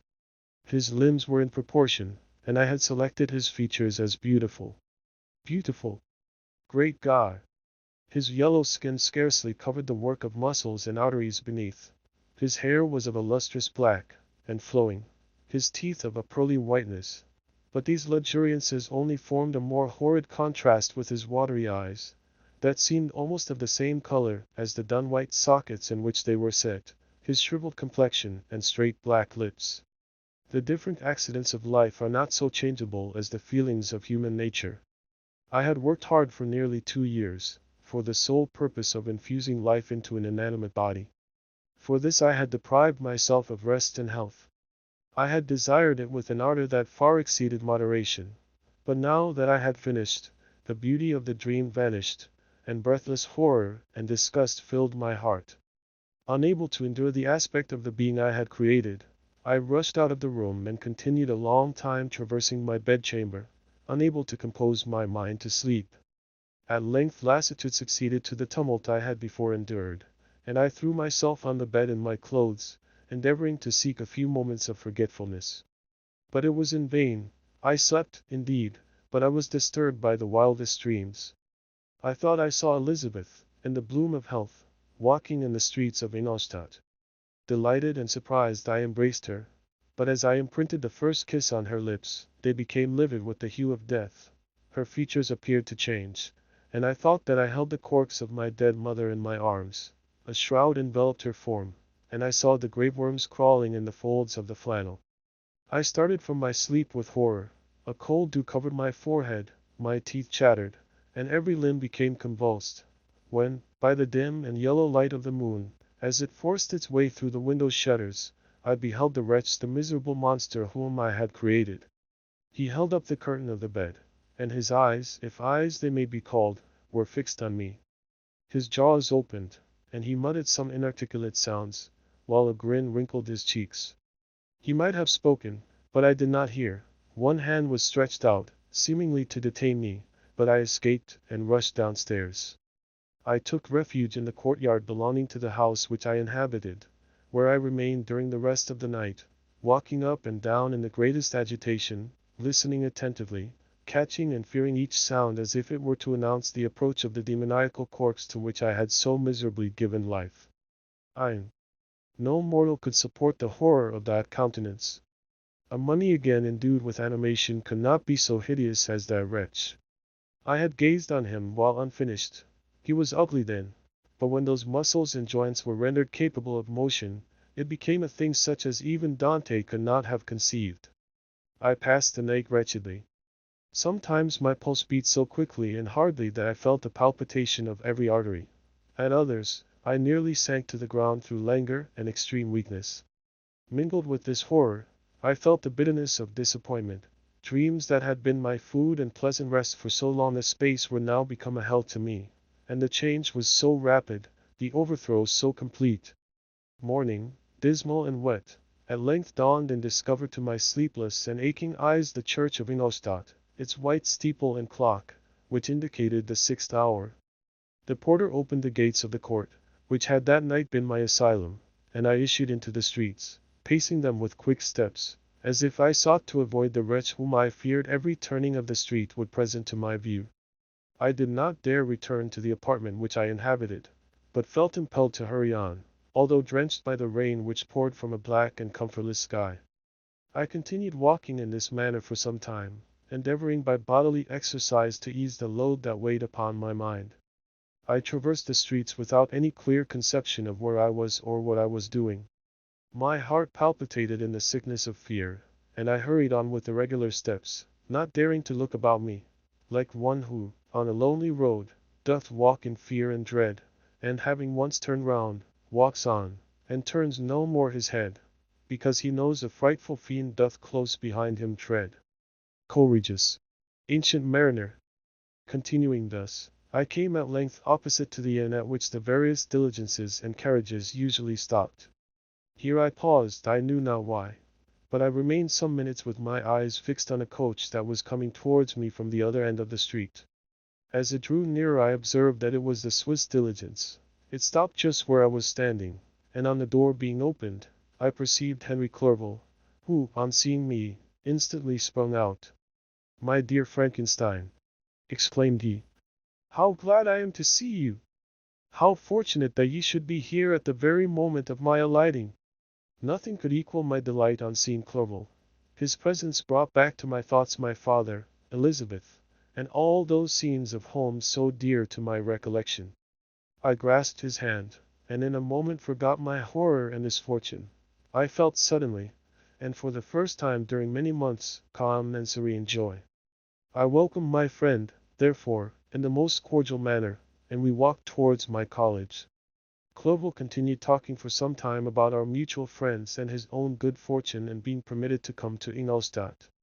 "You may easily believe," said he, "how great was the difficulty to persuade my father that all necessary knowledge was not comprised in the noble art of bookkeeping, and indeed, I believe I left him incredulous to the last, for his constant answer to my unworried entreaties was the same as that of the Dutch schoolmaster in the Vicar of Wakefield. I have 10,000 florins a year without Greek, I eat heartily without Greek. But his affection for me at length overcame his dislike of learning, and he has permitted me to undertake a voyage of discovery to the land of knowledge. It gives me the greatest delight to see you, but tell me how you left my father, brothers, and Elizabeth." "Very well, and very happy, only a little uneasy that they hear from you so seldom. By the by, I mean to lecture you a little upon their account myself. But, my dear Frankenstein," continued he, stopping short and gazing full in my face, "I did not before remark how very ill you appear, so thin and pale, you look as if you had been watching for several nights." "You have guessed right. I have lately been so deeply engaged in one occupation that I have not allowed myself sufficient rest, as you see. But I hope, I sincerely hope, that all these employments are now at an end and that I am at length free." I trembled excessively. I could not endure to think of, and far less to allude to, the occurrences of the preceding night. I walked with a quick pace, and we soon arrived at my college. I then reflected, and the thought made me shiver, that the creature whom I had left in my apartment might still be there, alive and walking about. I dreaded to behold this monster, but I feared still more that Henry should see him. Entreating him, therefore, to remain a few minutes at the bottom of the stairs, I darted up towards my own room. My hand was already on the lock of the door before I recollected myself. I then paused, and a cold shivering came over me. I threw the door forcibly open, as children are accustomed to do when they expect a spectre to stand in waiting for them on the other side. But nothing appeared. I stepped fearfully in. The apartment was empty, and my bedroom was also freed from its hideous guest. I could hardly believe that so great a good fortune could have befallen me, but when I became assured that my enemy had indeed fled, I clapped my hands for joy and ran down to Clerval. We ascended into my room, and the servant presently brought breakfast, but I was unable to contain myself. It was not joy only that possessed me. I felt my flesh tingle with excess of sensitiveness, and my pulse beat rapidly. I was unable to remain for a single instant in the same place. I jumped over the chairs, clapped my hands, and laughed aloud. Clerval at first attributed my unusual spirits to joy on his arrival, but when he observed me more attentively, he saw a wildness in my eyes for which he could not account, and my loud, unrestrained, heartless laughter frightened and astonished him.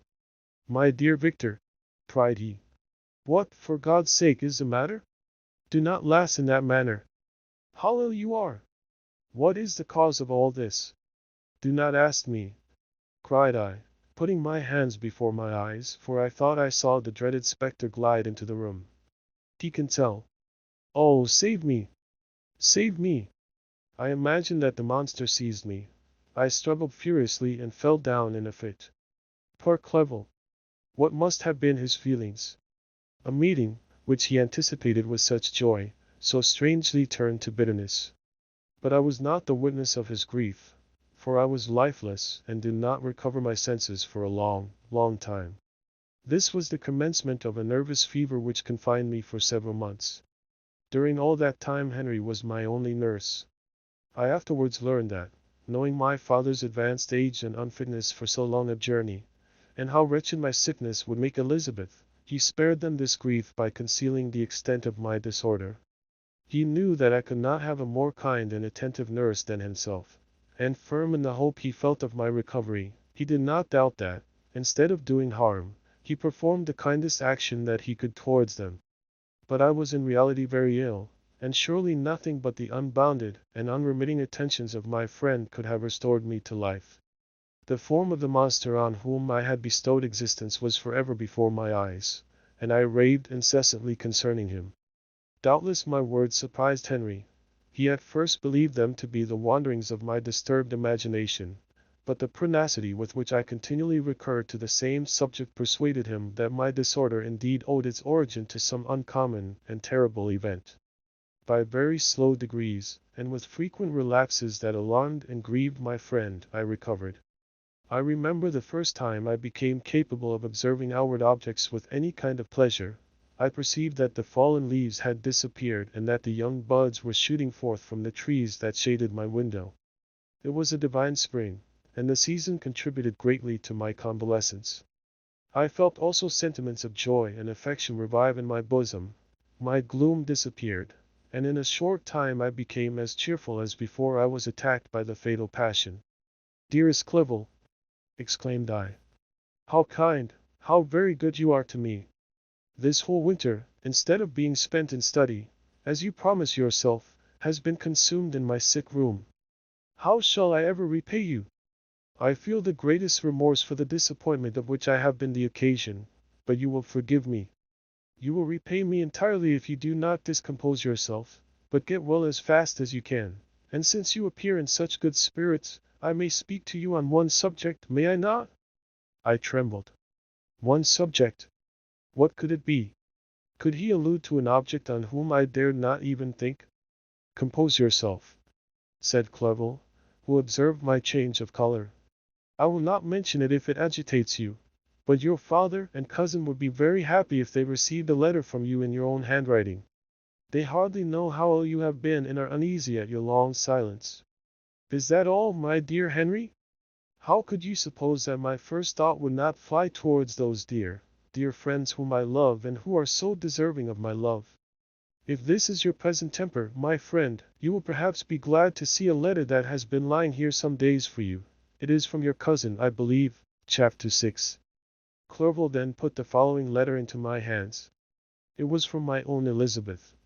"My dearest cousin, you have been ill, very ill, and even the constant letters of dear kind Henry are not sufficient to reassure me on your account. You are forbidden to write to hold a pen, yet one word from you, dear Victor, is necessary to calm our apprehensions. For a long time I have thought that each post would bring this line, and my persuasions have restrained my uncle from undertaking a journey to Ingolstadt. I have prevented his encountering the inconveniences and perhaps dangers of so long a journey, yet how often have I regretted not being able to perform it myself. I figure to myself that the task of attending on your sickbed has devolved on some mercenary old nurse, who can never guess your wishes nor minister to them with the care and affection of your poor cousin. Yet that is over now. Clerval writes that indeed you are getting better.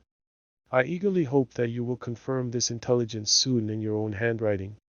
Get well and return to us. You will find a happy, cheerful home and friends who love you dearly. Your father's health is vigorous, and he asks but to see you, but to be assured that you are well, and not a care will ever cloud his benevolent countenance. How pleased you would be to remark the improvement of our Ernest. He is now 16 and full of activity and spirit. He is desirous to be a true Swiss and to enter into foreign service, but we cannot part with him, at least until his elder brother returns to us. My uncle is not pleased with the idea of a military career in a distant country, but Ernest never had your powers of application. He looks upon study as an odious fetter. His time is spent in the open air, climbing the hills or rowing on the lake. I fear that he will become an idler unless we yield the point and permit him to enter on the profession which he has selected. Little alteration, except the growth of our dear children, has taken place since you left us. The blue lake and snow-clad mountains, they never change, and I think our placid home and our contented hearts are regulated by the same immutable laws. My trifling occupations take up my time and amuse me, and I am rewarded for any exertions by seeing none but happy, kind faces around me. Since you left us, but one change has taken place in our little household. Do you remember on what occasion Justine Moritz entered our family? Probably you do not. I will relate her history, therefore, in a few words. Madame Moritz, her mother, was a widow with 4 children, of whom Justine was the third. This girl had always been the favorite of her father, but through a strange perversity, her mother could not endure her, and after the death of M. Moritz, treated her very ill. My aunt observed this, and when Justine was 12 years of age, prevailed on her mother to allow her to live at our house. The republican institutions of our country have produced simpler and happier manners than those which prevail in the great monarchies that surround it. Hence there is less distinction between the several classes of its inhabitants, and the lower orders, being neither so poor nor so despised, their manners are more refined and moral. A servant in Geneva does not mean the same thing as a servant in France and England. Justine, thus received in our family, learned the duties of a servant, a condition which, in our fortunate country, does not include the idea of ignorance and a sacrifice of the dignity of a human being. Justine, you may remember, was a great favorite of yours, and I recollect you once remarked that if you were in an ill humor, one glance from Justine could dissipate it, for the same reason that Ariosto gives concerning the beauty of Angelica. She looked so frank-hearted and happy. My aunt conceived a great attachment for her, by which she was induced to give her an education superior to that which she had at first intended. This benefit was fully repaid. Justine was the most grateful little creature in the world. I do not mean that she made any professions. I never heard one pass her lips, but you could see by her eyes that she almost adored her protectress. Although her disposition was gay and in many respects inconsiderate, yet she paid the greatest attention to every gesture of my aunt. She thought her the model of all excellence, and endeavored to imitate her phraseology and manners, so that even now she often reminds me of her. When my dearest aunt died, every one was too much occupied in their own grief to notice poor Justine, who had attended her during her illness with the most anxious affection. Poor Justine was very ill, but other trials were reserved for her. One by one, her brothers and sister died, and her mother, with the exception of her neglected daughter, was left childless. The conscience of the woman was troubled. She began to think that the deaths of her favorites was a judgment from heaven to chastise her partiality. She was a Roman Catholic, and I believe her confessor confirmed the idea which she had conceived. Accordingly, a few months after your departure for Ingolstadt, Justine was called home by her repentant mother. Poor girl! She wept when she quitted our house. She was much altered since the death of my aunt. Grief had given softness and a winning mildness to her manners, which had before been remarkable for vivacity. Nor was her residence at her mother's house of a nature to restore her gaiety. The poor woman was very vacillating in her repentance. She sometimes begged Justine to forgive her unkindness, but much oftener accused her of having caused the deaths of her brothers and sister. Perpetual fretting at length threw Madame Moritz into a decline, which at first increased her irritability, but she is now at peace forever.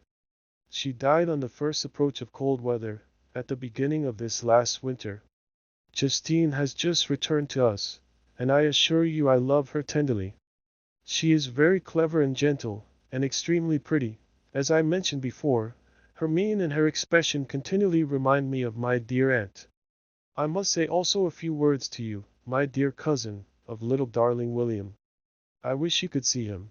He is very tall of his age, with sweet laughing blue eyes, dark eyelashes, and curling hair. When he smiles, 2 little dimples appear on each cheek, which are rosy with health. He has already had 1 or 2 little wives, but Louisa Byron is his favorite, a pretty little girl of 5 years of age. Now, dear Victor, I dare say you wish to be indulged in a little gossip concerning the good people of Geneva.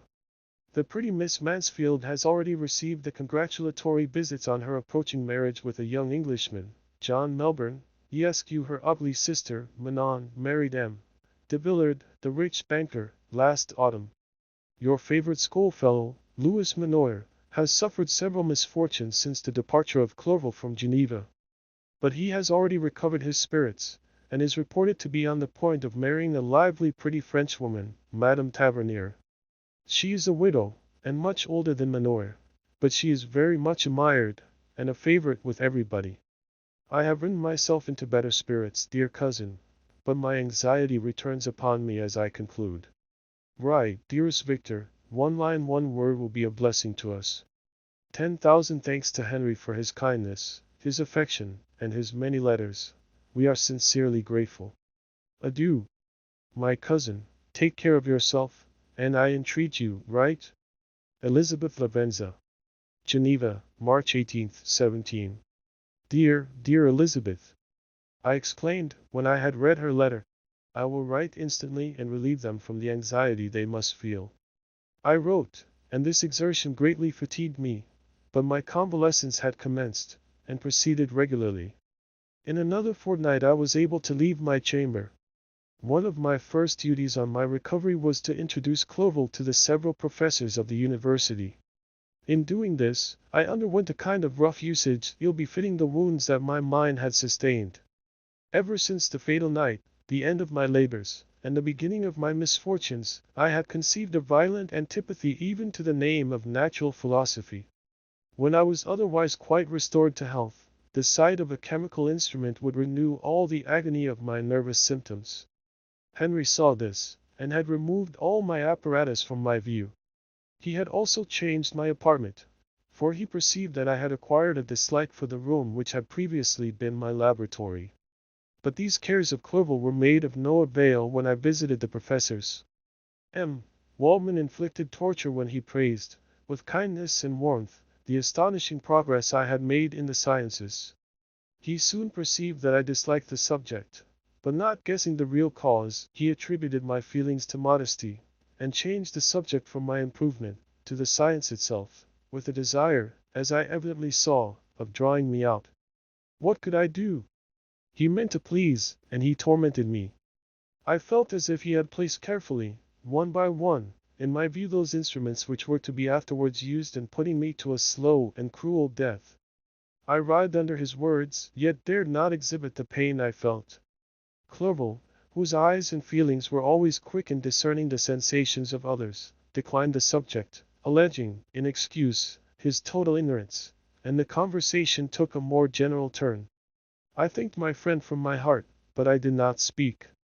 I saw plainly that he was surprised, but he never attempted to draw my secret from me, and although I loved him with a mixture of affection and reverence that knew no bounds, yet I could never persuade myself to confide in him that event which was so often present to my recollection, but which I feared the detail to another would only impress more deeply.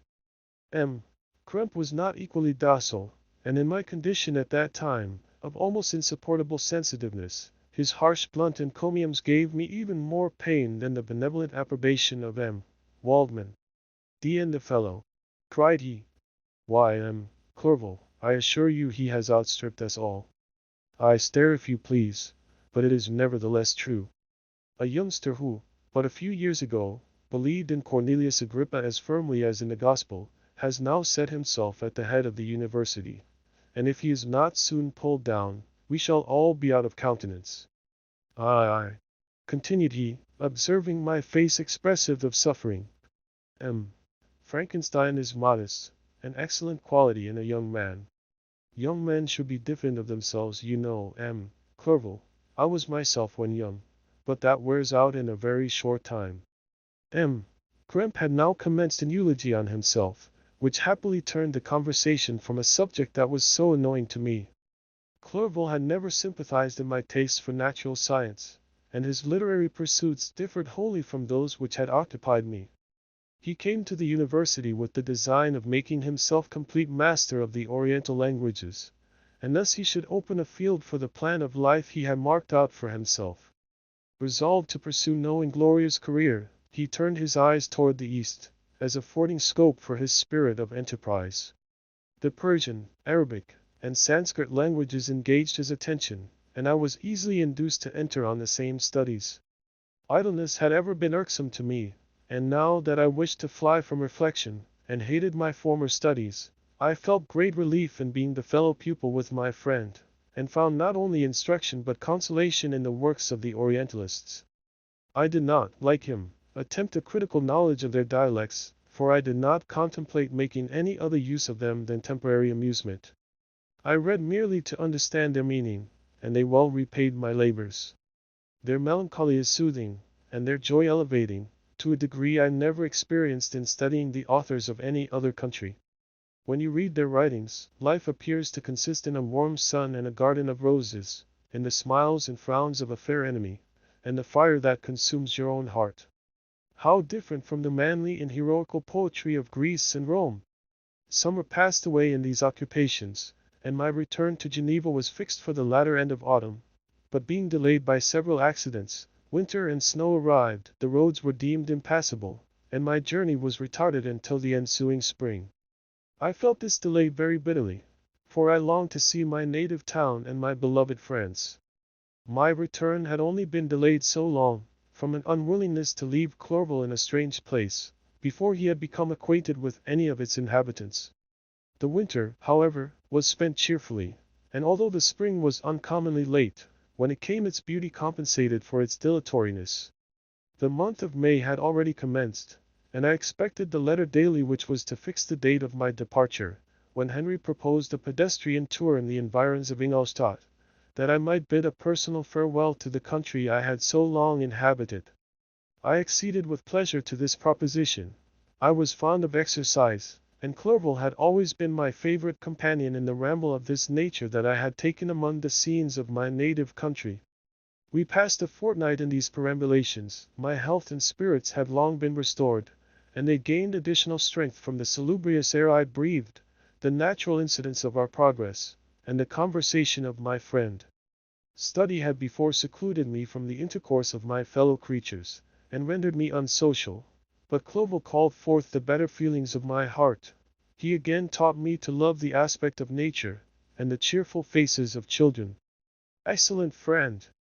How sincerely you did love me, and endeavor to elevate my mind until it was on a level with your own. A selfish pursuit had cramped and narrowed me, until your gentleness and affection warmed and opened my senses. I became the sane happy creature who, a few years ago, loved and beloved by all, had no sorrow or care. When happy, inanimate nature had the power of bestowing on me the most delightful sensations. A serene sky and verdant fields filled me with ecstasy. The present season was indeed divine.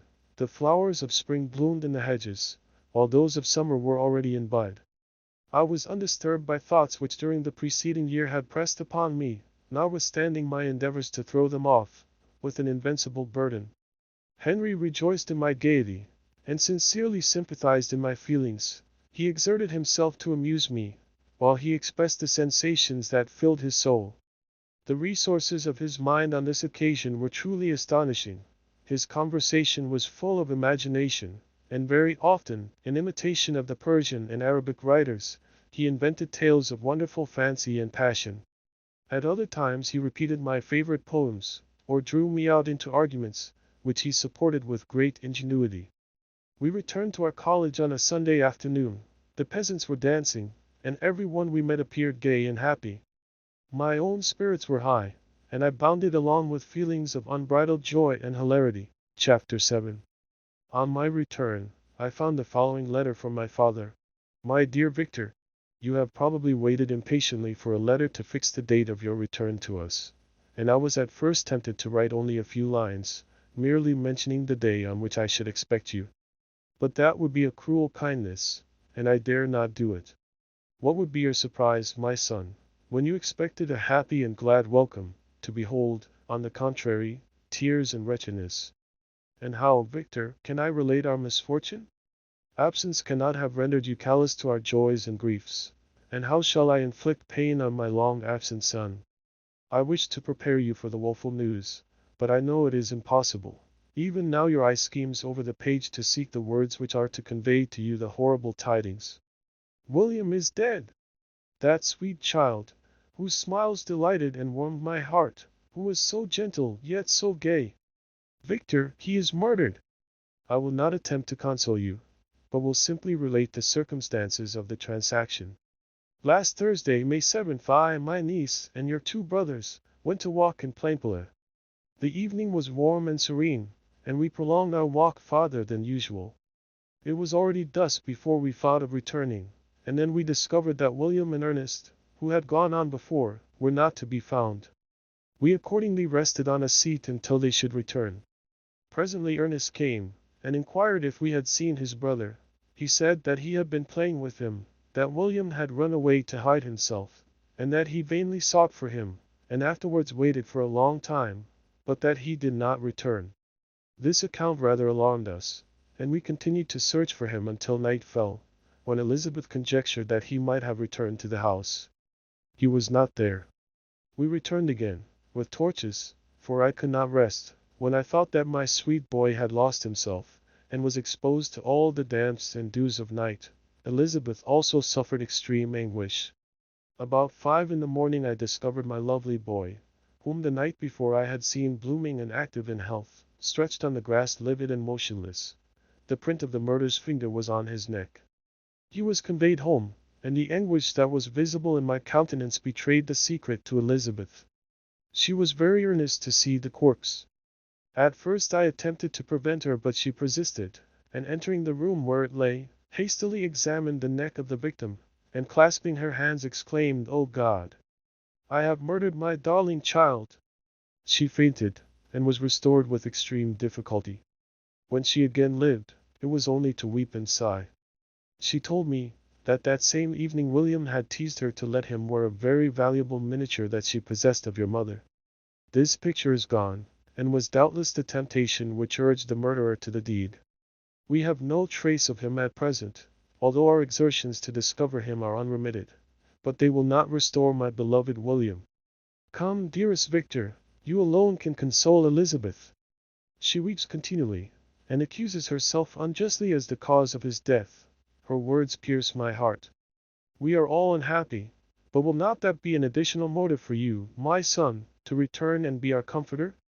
Your dear mother! Alas, Victor! I now say, thank God she did not live to witness the cruel, miserable death of her youngest darling. Come, Victor, not brooding thoughts of vengeance against the assassin, but with feelings of peace and gentleness, that will heal, instead of festering, the wounds of our minds. Enter the house of mourning, my friend, but with kindness and affection for those who love you, and not with hatred for your enemies. Your affectionate and afflicted father, Alphonse Frankenstein. Geneva, May 12, 17. Clerval, who had watched my countenance as I read this letter, was surprised to observe the despair that succeeded the joy I had first expressed on receiving news from my friends. I threw the letter on the table, and covered my face with my hands. My dear Frankenstein, exclaimed Henry, when he perceived me weep with bitterness. Are you always to be unhappy? My dear friend, what has happened? I motioned him to take up the letter, while I walked up and down the room in the extremest agitation. Tears also gushed from the eyes of Clerval, as he read the account of my misfortune. I can offer you no consolation, my friend, said he. Your disaster is irreparable. What do you intend to do? To go instantly to Geneva.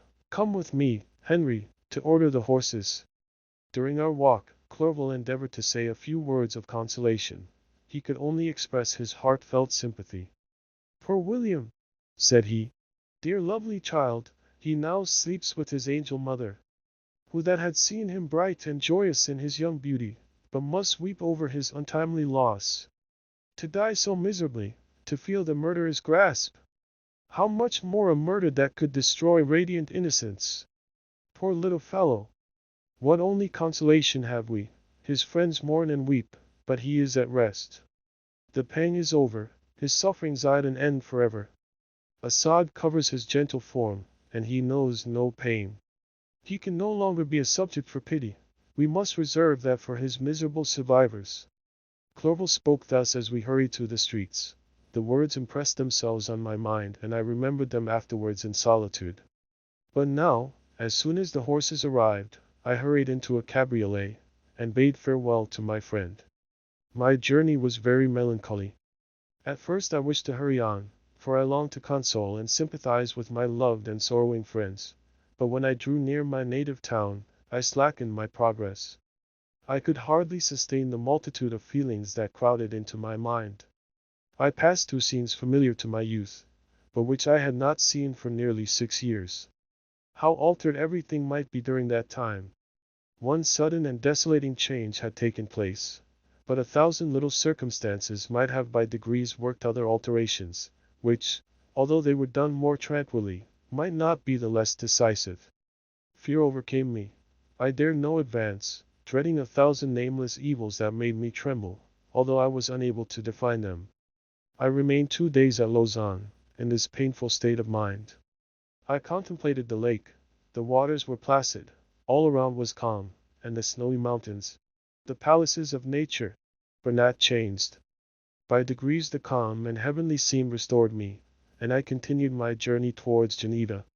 The road ran by the side of the lake, which became narrower as I approached my native town. I discovered more distinctly the black sides of Jura, and the bright summit of Mont Blanc. I wept like a child. Dear mountains! My own beautiful lake! How do you welcome your wanderer? Your summits are clear, the sky and lake are blue and placid. Is this to prognosticate peace, or to mock at my unhappiness? I fear, my friend, that I shall render myself tedious by dwelling on these preliminary circumstances, but they were days of comparative happiness, and I think of them with pleasure. My country, my beloved country! Who but a native can tell the delight I took in again beholding thy streams, thy mountains, and, more than all, thy lovely lake? Yet, as I drew near home, grief and fear again overcame me. Night also closed around, and when I could hardly see the dark mountains, I felt still more gloomily. The picture appeared a vast and dim scene of evil, and I foresaw obscurely that I was destined to become the most wretched of human beings. Alas! I prophesied truly, and failed only in one single circumstance, that in all the misery I imagined and dreaded, I did not conceive the 100th part of the anguish I was destined to endure. It was completely dark when I arrived in the environs of Geneva. The gates of the town were already shut, and I was obliged to pass the night at Sechren, a village at the distance of half a league from the city. The sky was serene, and, as I was unable to rest, I resolved to visit the spot where my poor William had been murdered. As I could not pass through the town, I was obliged to cross the lake in a boat to arrive at Plainpalais. During this short voyage I saw the lightning playing on the summit of Mont Blanc in the most beautiful figures. The storm appeared to approach rapidly, and on landing, I ascended a low hill, that I might observe its progress. It advanced. The heavens were clouded, and I soon felt the rain coming slowly in large drops, but its violence quickly increased. I quitted my seat, and walked on, although the darkness and storm increased every minute, and the thunder burst with a terrific crash over my head. It was echoed from Sèvres, the Jura, and the Alps of Savoy. Vivid flashes of lightning dazzled my eyes, illuminating the lake, making it appear like a vast sheet of fire. Then for an instant everything seemed of a pitchy darkness, until the eye recovered itself from the preceding flash. The storm, as is often the case in Switzerland, appeared at once in various parts of the heavens. The most violent storm hung exactly north of the town, over the part of the lake which lies between the promontory of Belrive and the village of Coppet. Another storm enlightened Jura with faint flashes, and another darkened and sometimes disclosed the Mole, a peaked mountain to the east of the lake. While I watched the tempest, so beautiful yet terrific, I wandered on with a hasty step. This noble war in the sky elevated my spirits. I clasped my hands, and exclaimed aloud, "William, dear angel! This is thy funeral, this thy dirge!" As I said these words, I perceived in the gloom a figure which stole from behind a clump of trees near me. I stood fixed, gazing intently. I could not be mistaken. A flash of lightning illuminated the object, and discovered its shape plainly to me, its gigantic stature, and the deformity of its aspect more hideous than belongs to humanity, instantly informed me that it was the wretch, the filthy demon, to whom I had given life. What did he there? Could he be, I shuddered at the conception, the murderer of my brother? No sooner did that idea cross my imagination, than I became convinced of its truth. My teeth chattered, and I was forced to lean against a tree for support. The figure passed me quickly, and I lost it in the gloom. Nothing in human shape could have destroyed the fair child. He was the murderer. I could not doubt it. The mere presence of the idea was an irresistible proof of the fact. I thought of pursuing the devil, but it would have been in vain, for another flash discovered him to me hanging among the rocks of the nearly perpendicular ascent of Montsaleve, a hill that bounds Plainpalais on the south. He soon reached the summit, and disappeared. I remained motionless. The thunder ceased, but the rain still continued, and the scene was enveloped in an impenetrable darkness. I revolved in my mind the events which I had until now sought to forget, the whole train of my progress toward the creation, the appearance of the works of my own hands at my bedside, its departure. 2 years had now nearly elapsed since the night on which he first received life, and was this his first crime? Alas! I had turned loose into the world a depraved wretch, whose delight was in carnage and misery. Had he not murdered my brother? No one can conceive the anguish I suffered during the remainder of the night, which I spent, cold and wet, in the open air. But I did not feel the inconvenience of the weather. My imagination was busy in scenes of evil and despair.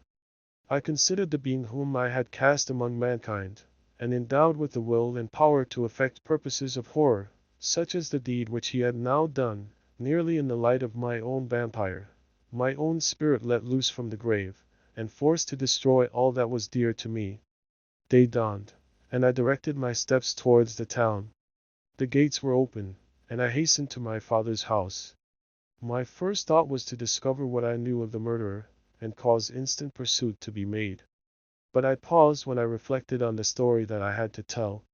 A being whom I myself had formed, and endued with life, had met me at midnight among the precipices of an inaccessible mountain. I remembered also the nervous fever with which I had been seized just at the time that I dated my creation, and which would give an air of delirium to a tale otherwise so utterly improbable. I well knew that if any other had communicated such a relation to me, I should have looked upon it as the ravings of insanity. Besides, the strange nature of the animal would elude all pursuit, even if I were so far credited as to persuade my relatives to commence it. And then of what use would be pursuit? Who could arrest a creature capable of scaling the overhanging sides of Montsaleve? These reflections determined me, and I resolved to remain silent. It was about 5 in the morning when I entered my father's house. I told the servants not to disturb the family, and went into the library to attend their usual hour of rising. 6 years had elapsed, passed in a dream but for one indelible trace, and I stood in the same place where I had last embraced my father before my departure for Ingolstadt. Beloved and venerable parent! He still remained to me. I gazed on the picture of my mother, which stood over the mantelpiece. It was an historical subject, painted at my father's desire, and represented Caroline Beaufort in an agony of despair, kneeling by the coffin of her dead father. Her garb was rustic, and her cheek pale, but there was an air of dignity and beauty that hardly permitted the sentiment of pity. Below this picture was a miniature of William, and my tears flowed when I looked upon it. While I was thus engaged, Ernest entered. He had heard me arrive, and hastened to welcome me. "Welcome, my dearest Victor," said he. "Ah, I wish you had come 3 months ago, and then you would have found us all joyous and delighted. You come to us now to share a misery which nothing can alleviate, yet your presence will, I hope, revive our father, who seems sinking under his misfortune, and your persuasions will induce poor Elizabeth to cease her vain and tormenting self-accusations. Poor William! He was our darling and our pride."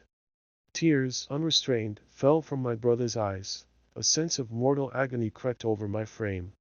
Before I had only imagined the wretchedness of my desolated home.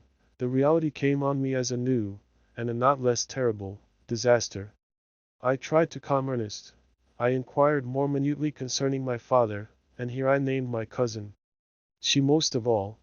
said Ernest, requires consolation. She accused herself of having caused the death of my brother, and that made her very wretched. But since the murderer has been discovered, the murderer discovered. Good God! How can that be? Who could attempt to pursue him? It is impossible. One might as well try to overtake the winds, or confine a mountain stream with a straw. I saw him too. He was free last night.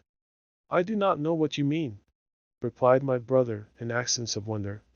But to us the discovery we have made completes our misery. No one would believe it at first, and even now Elizabeth will not be convinced, notwithstanding all the evidence. Indeed, who would credit that Justine Moritz, who was so amiable, and fond of all the family, could suddenly become so capable of so frightful, so appalling a crime? Justine Moritz! Poor girl, is she the accused? But it is wrongfully. Every one knows that. No one believes it, surely, Ernest? No one did at first. But several circumstances came out that have almost forced conviction upon us, and her own behavior has been so confused as to add to the evidence of facts a weight that, I fear, leaves no hope for doubt. But she will be tried today, and you will then hear all. He then related that, the morning on which the murder of poor William had been discovered, Justine had been taken ill, and confined to her bed for several days. During this interval, one of the servants, happening to examine the apparel she had worn on the night of the murder, had discovered in her pocket the picture of my mother, which had been judged to be the temptation of the murderer. The servant instantly showed it to one of the others, who, without saying a word to any of the family, went to a magistrate, and upon their deposition, Justine was apprehended. On being charged with the fact, the poor girl confirmed the suspicion in a great measure by her extreme confusion of manner. This was a strange tale, but it did not shake my faith, and I replied earnestly, "You are all mistaken. I know the murderer. Justine, poor, good Justine, is innocent." At that instant my father entered. I saw unhappiness deeply impressed on his countenance, but he endeavored to welcome me cheerfully, and, after we had exchanged our mournful greeting, would have introduced some other topic than that of our disaster, had not Ernest exclaimed, "Good God, Papa! Victor says that he knows who is the murderer of poor William." "We do also, unfortunately," replied my father, "for indeed I had rather have been forever ignorant than have discovered so much depravity and ingratitude in one I valued so highly." "My dear father, you are mistaken. Justine is innocent. If she is, God forbid that she should suffer as guilty. She is to be tried today, and I sincerely hope, that she will be acquitted." This speech calmed me. I was firmly convinced in my own mind that Justine, and indeed every human being, was guiltless of this murder. I had no fear, therefore, that any circumstantial evidence could be brought forward strong enough to convict her. My tale was not one to announce publicly. Its astounding horror would be looked upon as madness by the vulgar. Did any one indeed exist, except I, the Creator, who would believe, unless his senses convinced him, in the existence of the living monument of presumption and rash ignorance which I had let loose upon the world? We were soon joined by Elizabeth. Time had altered her since I last beheld her. It had endowed her with loveliness surpassing the beauty of her childish years. There was the same candor, the same vivacity, but it was allied to an expression more full of sensibility and intellect. She welcomed me with the greatest affection. "Your arrival, my dear cousin," said she, "fills me with hope. You perhaps will find some means to justify my poor guiltless Justine. Alas! Who is safe, if she be convicted of crime? I rely on her innocence as certainly as I do upon my own. Our misfortune is doubly hard to us. We have not only lost that lovely darling boy, but this poor girl, whom I sincerely love, is to be torn away by even a worse fate. If she is condemned, I never shall know joy more. But she will not, I am sure she will not, and then I shall be happy again, even after the sad death of my little William." "She is innocent, my Elizabeth," said I, "and that shall be proved. Fear nothing, but let your spirits be cheered by the assurance of her acquittal." "How kind and generous you are! Every one else believes in her guilt, and that made me wretched, for I knew that it was impossible, and to see every one else prejudiced in so deadly a manner rendered me hopeless and despairing. She wept. Dearest niece, said my father, dry your tears. If she is, as you believe, innocent, rely on the justice of our laws, and the activity with which I shall prevent the slightest shadow of partiality. Chapter 8. We passed a few sad hours until 11 o'clock, when the trial was to commence. My father and the rest of the family being obliged to attend as witnesses, I accompanied them to the court. During the whole of this wretched mockery of justice I suffered living torture. It was to be decided whether the result of my curiosity and lawless devices would cause the death of two of my fellow beings, one a smiling babe full of innocence and joy, the other far more dreadfully murdered, with every aggravation of infamy that could make the murder memorable in horror. Justine also was a girl of merit, and possessed qualities which promised to render her life happy. Now all was to be obliterated in an ignominious grave, and I the cause. 1,000 times rather would I have confessed myself guilty of the crime ascribed to Justine, but I was absent when it was committed, and such a declaration would have been considered as the ravings of a madman, and would not have exculpated her who suffered through me. The appearance of Justine was calm. She was dressed in mourning, and her countenance, always engaging, was rendered by the solemnity of her feelings, exquisitely beautiful. Yet she appeared confident in innocence, and did not tremble, although gazed on and execrated by thousands, for all the kindness which her beauty might otherwise have excited was obliterated in the minds of the spectators by the imagination of the enormity she was supposed to have committed. She was tranquil, yet her tranquillity was evidently constrained, and as her confusion had before been adduced as a proof of her guilt, she worked up her mind to an appearance of courage. When she entered the court she threw her eyes round it, and quickly discovered where we were seated.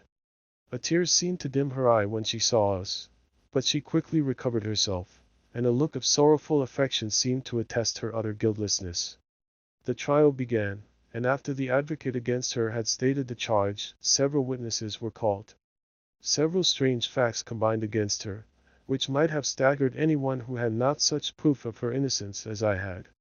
She had been out the whole of the night on which the murder had been committed, and towards morning had been perceived by a market woman not far from the spot where the body of the murdered child had been afterwards found. The woman asked her what she did there, but she looked very strangely and only returned a confused and unintelligible answer. She returned to the house about 8 o'clock, and when one inquired where she had passed the night, she replied that she had been looking for the child and demanded earnestly if anything had been heard concerning him. When shown the body, she fell into violent hysterics, and kept her bed for several days. The picture was then produced which the servant had found in her pocket, and when Elizabeth, in a faltering voice, proved that it was the same which, an hour before the child had been missed, she had placed round his neck, a murmur of horror and indignation filled the court. Justine was called on for her defense. As the trial had proceeded, her countenance had altered. Surprise, horror, and misery were strongly expressed.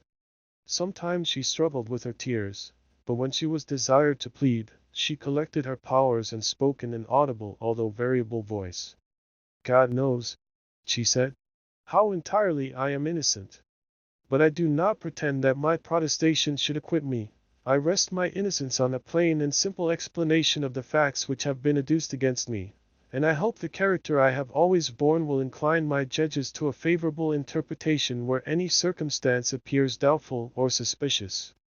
She then related that, by the permission of Elizabeth, she had passed the evening of the night on which the murder had been committed at the house of an aunt at Chain, a village situated at about a league from Geneva.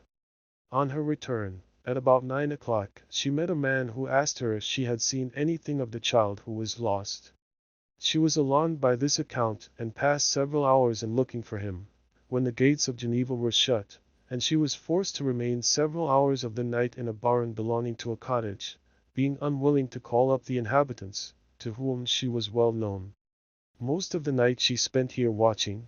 Towards morning she believed that she slept for a few minutes. Some steps disturbed her, and she awoke. It was dawn, and she quitted her asylum, that she might again endeavor to find my brother. If she had gone near the spot where his body lay, it was without her knowledge. That she had been bewildered when questioned by the market woman was not surprising, since she had passed a sleepless night, and the fate of poor William was yet uncertain. Concerning the pictures she could give no account. I know, continued the unhappy victim, how heavily and fatally this one circumstance weighs against me, but I have no power of explaining it, and when I have expressed my utter ignorance, I am only left to conjecture concerning the probabilities by which it might have been placed in my pocket. But here also I am checked. I believe that I have no enemy on earth, and none surely would have been so wicked as to destroy me wantonly. Did the murderer place it there? I know of no opportunity afforded him for so doing, or if I had, why should he have stolen the jewel, to part with it again so soon? I commend my cause to the justice of my judges, yet I see no room for hope. I beg permission to have a few witnesses examined concerning my character, and if their testimony shall not overweigh my supposed guilt, I must be condemned, although I would pledge my salvation on my innocence. Several witnesses were called who had known her for many years, and they spoke well of her, but fear and hatred of the crime of which they supposed her guilty rendered them timorous and unwilling to come forward. Elizabeth saw even this last resource, her excellent dispositions and irreproachable conduct, about to fail the accused, when, although violently agitated, she desired permission to address the court. I am, said she, the cousin of the unhappy child who was murdered, or rather his sister, for I was educated by and have lived with his parents ever since, and even long before his birth. It may therefore be judged indecent in me to come forward on this occasion, but when I see a fellow creature about to perish through the cowardice of her pretended friends, I wish to be allowed to speak, that I may say what I know of her character. I am well acquainted with the accused. I have lived in the same house with her, at one time for 5 and at another for nearly 2 years. During all that period she appeared to me the most amiable and benevolent of human creatures. She nursed Madame Frankenstein, my aunt, in her last illness, with the greatest affection and care, and afterwards attended her own mother during a tedious illness, in a manner that excited the admiration of all who knew her, after which she again lived in my uncle's house, where she was beloved by all the family. She was warmly attached to the child who is now dead and acted towards him like a most affectionate mother. For my own part, I do not hesitate to say that, notwithstanding all the evidence produced against her, I believe and rely on her perfect innocence. She had no temptation for such an action. As to the bauble on which the chief proof rests, if she had earnestly desired it, I should have willingly given it to her, so much do I esteem and value her.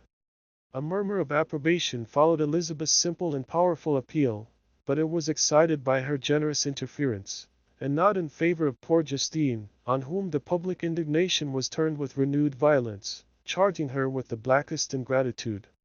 She herself wept as Elizabeth spoke, but she did not answer. My own agitation and anguish was extreme during the whole trial. I believed in her innocence. I knew it. Could the demon who had, I did not for a minute doubt, murdered my brother also in his hellish sport have betrayed the innocent to death and ignominy? I could not sustain the horror of my situation, and when I perceived that the popular voice and the countenances of the judges had already condemned my unhappy victim, I rushed out of the court in agony. The tortures of the accused did not equal mine. She was sustained by innocence, but the fangs of remorse tore my bosom and would not forego their hold. I passed a night of unmingled wretchedness. In the morning I went to the court. My lips and throat were parched. I dared not ask the fatal question, but I was known, and the officer guessed the cause of my visit. The ballots had been thrown. They were all black, and Justine was condemned. I cannot pretend to describe what I then felt. I had before experienced sensations of horror, and I have endeavored to bestow upon them adequate expressions, but words cannot convey an idea of the heart-sickening despair that I then endured. The person to whom I addressed myself added that Justine had already confessed her guilt.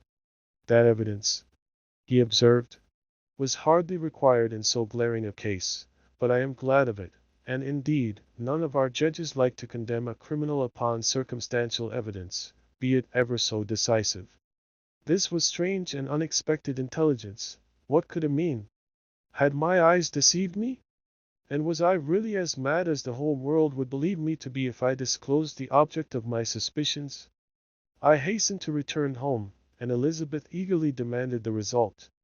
My cousin, replied I, it is decided as you may have expected. All judges had rather that 10 innocent should suffer than that one guilty should escape. But she has confessed. This was a dire blow to poor Elizabeth, who had relied with firmness upon Justine's innocence. Alas, said she, how shall I ever again believe in human goodness? Justine, whom I loved and esteemed as my sister, how could she put on those smiles of innocence only to betray? Her mild eyes seemed incapable of any severity or guile, and yet she has committed a murder. Soon after we heard that the poor victim had expressed a desire to see my cousin.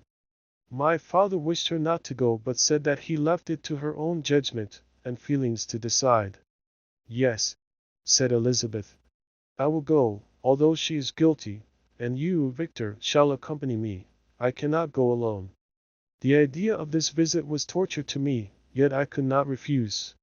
We entered the gloomy prison chamber, and beheld Justine sitting on some straw at the farther end.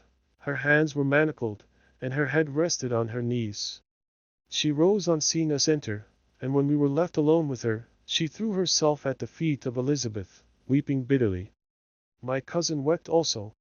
Oh, Justine, said she, why did you rob me of my last consolation? I relied on your innocence, and although I was then very wretched, I was not so miserable as I am now. And do you also believe that I am so very, very wicked? Do you also join with my enemies to crush me, to condemn me as a murderer? Her voice was suffocated with sobs. Rise, my poor girl, said Elizabeth. Why do you kneel, if you are innocent? I am not one of your enemies. I believed you guiltless, notwithstanding every evidence, until I heard that you had yourself declared your guilt. That report, you say, is false, and be assured, dear Justine, that nothing can shake my confidence in you for a moment, but your own confession. I did confess, but I confessed a lie. I confessed that I might obtain absolution, but now that falsehood lies heavier at my heart than all my other sins. The God of heaven forgive me. Ever since I was condemned, my confessor has besieged me. He threatened and menaced, until I almost began to think that I was the monster that he said I was. He threatened excommunication and hell fire in my last moments if I continued obdurate.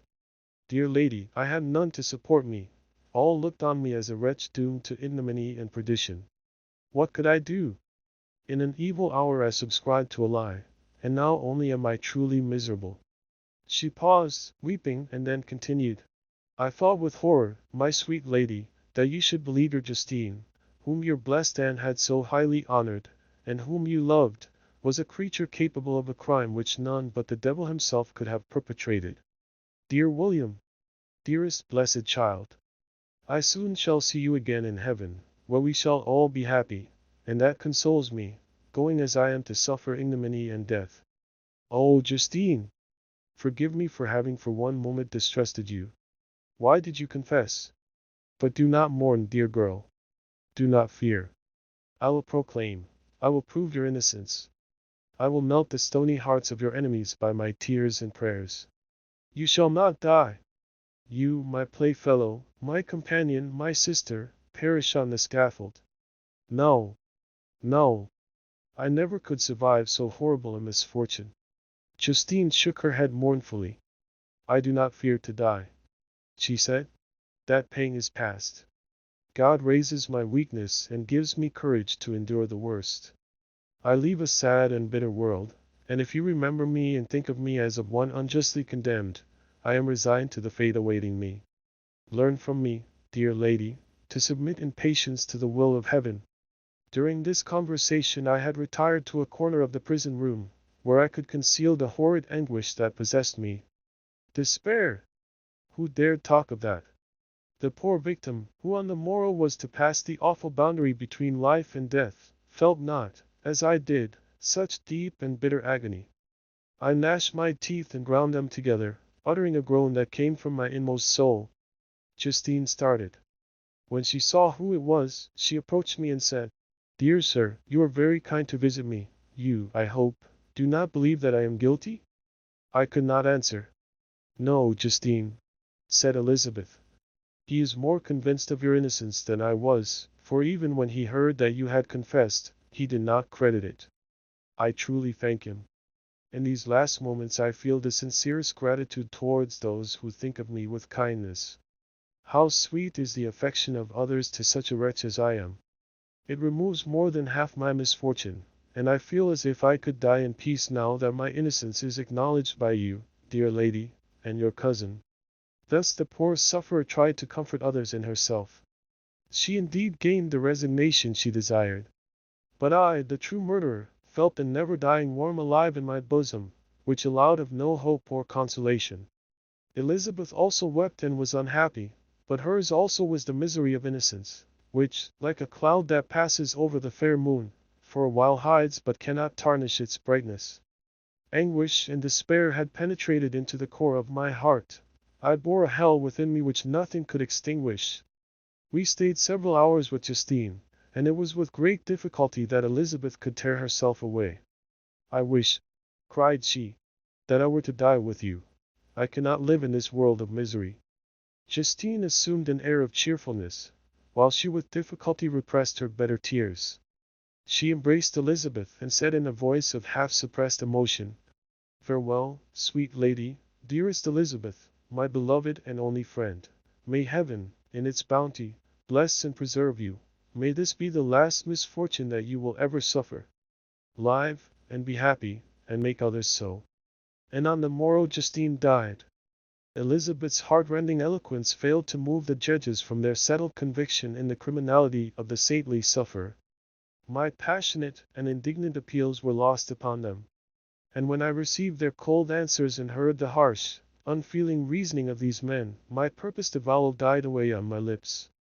Thus I might proclaim myself a man, but not revoke the sentence passed upon my wretched victim. She perished on the scaffold as a murderess. From the tortures of my own heart, I turned to contemplate the deep and voiceless grief of my Elizabeth. This also was my doing. And my father's woe, and the desolation of that late so smiling home, all was the work of my thrice accursed hands. You weep, unhappy ones, but these are not your last tears. Again shall you raise the funeral wail, and the sound of your lamentations shall again and again be heard. Frankenstein, your son, your kinsman, your early, much-loved friend, he who would spend each vital drop of blood for your sakes, who has no thought nor sense of joy except as it is mirrored also in your dear countenances, who would fill the air with blessings and spend his life in serving you, he bids you weep, to shed countless tears, happy beyond his hopes, if thus inexorable fate be satisfied. And if the destruction pause before the peace of the grave have succeeded to your sad torments. Thus spoke my prophetic soul, as, torn by remorse, horror, and despair, I beheld those I loved spend vain sorrow upon the graves of William and Justine, the first hapless victims to my unhallowed arts. Chapter 9. Nothing is more painful to the human mind than, after the feelings have been worked up by a quick succession of events, the dead calmness of inaction and certainty which follows and deprives the soul both of hope and fear. Justine died, she rested, and I was alive. The blood flowed freely in my veins, but a weight of despair and remorse pressed on my heart which nothing could remove. Sleep fled from my eyes. I wandered like an evil spirit, for I had committed deeds of mischief beyond description horrible, and more, much more, I persuaded myself, was yet behind. Yet my heart overflowed with kindness and the love of virtue. I had begun life with benevolent intentions and thirsted for the moment when I should put them in practice and make myself useful to my fellow beings. Now all was blasted. Instead of that serenity of conscience which allowed me to look back upon the past with self-satisfaction, and from thence to gather promise of new hopes, I was seized by remorse and a sense of guilt, which hurried me away to a hell of intense tortures such as no language can describe. This state of mind preyed upon my health, which had perhaps never entirely recovered from the first shock it had sustained. I shunned the face of man. All sound of joy or complacency was torture to me. Solitude was my only consolation, deep, dark, death-like solitude. My father observed with pain the alteration perceptible in my disposition and habits, and endeavored by arguments deduced from the feelings of his serene conscience and guiltless life to inspire me with fortitude and awaken in me the courage to dispel the dark cloud which brooded over me. "Do you think, Victor," said he, "that I do not suffer also? No one could love a child more than I loved you, brother." Tears came into his eyes as he spoke. "But is it not a duty to the survivors that we should refrain from augmenting their unhappiness by an appearance of immoderate grief? It is also a duty owed to yourself, for excessive sorrow prevents improvement, or enjoyment, or even the discharge of daily usefulness, without which no man is fit for society." This advice, although good, was totally inapplicable to my case. I should have been the first to hide my grief and console my friends if remorse had not mingled its bitterness, and terror its alarm, with my other sensations. Now I could only answer my father with a look of despair and endeavor to hide myself from his view. About this time we retired to our house at Belworth.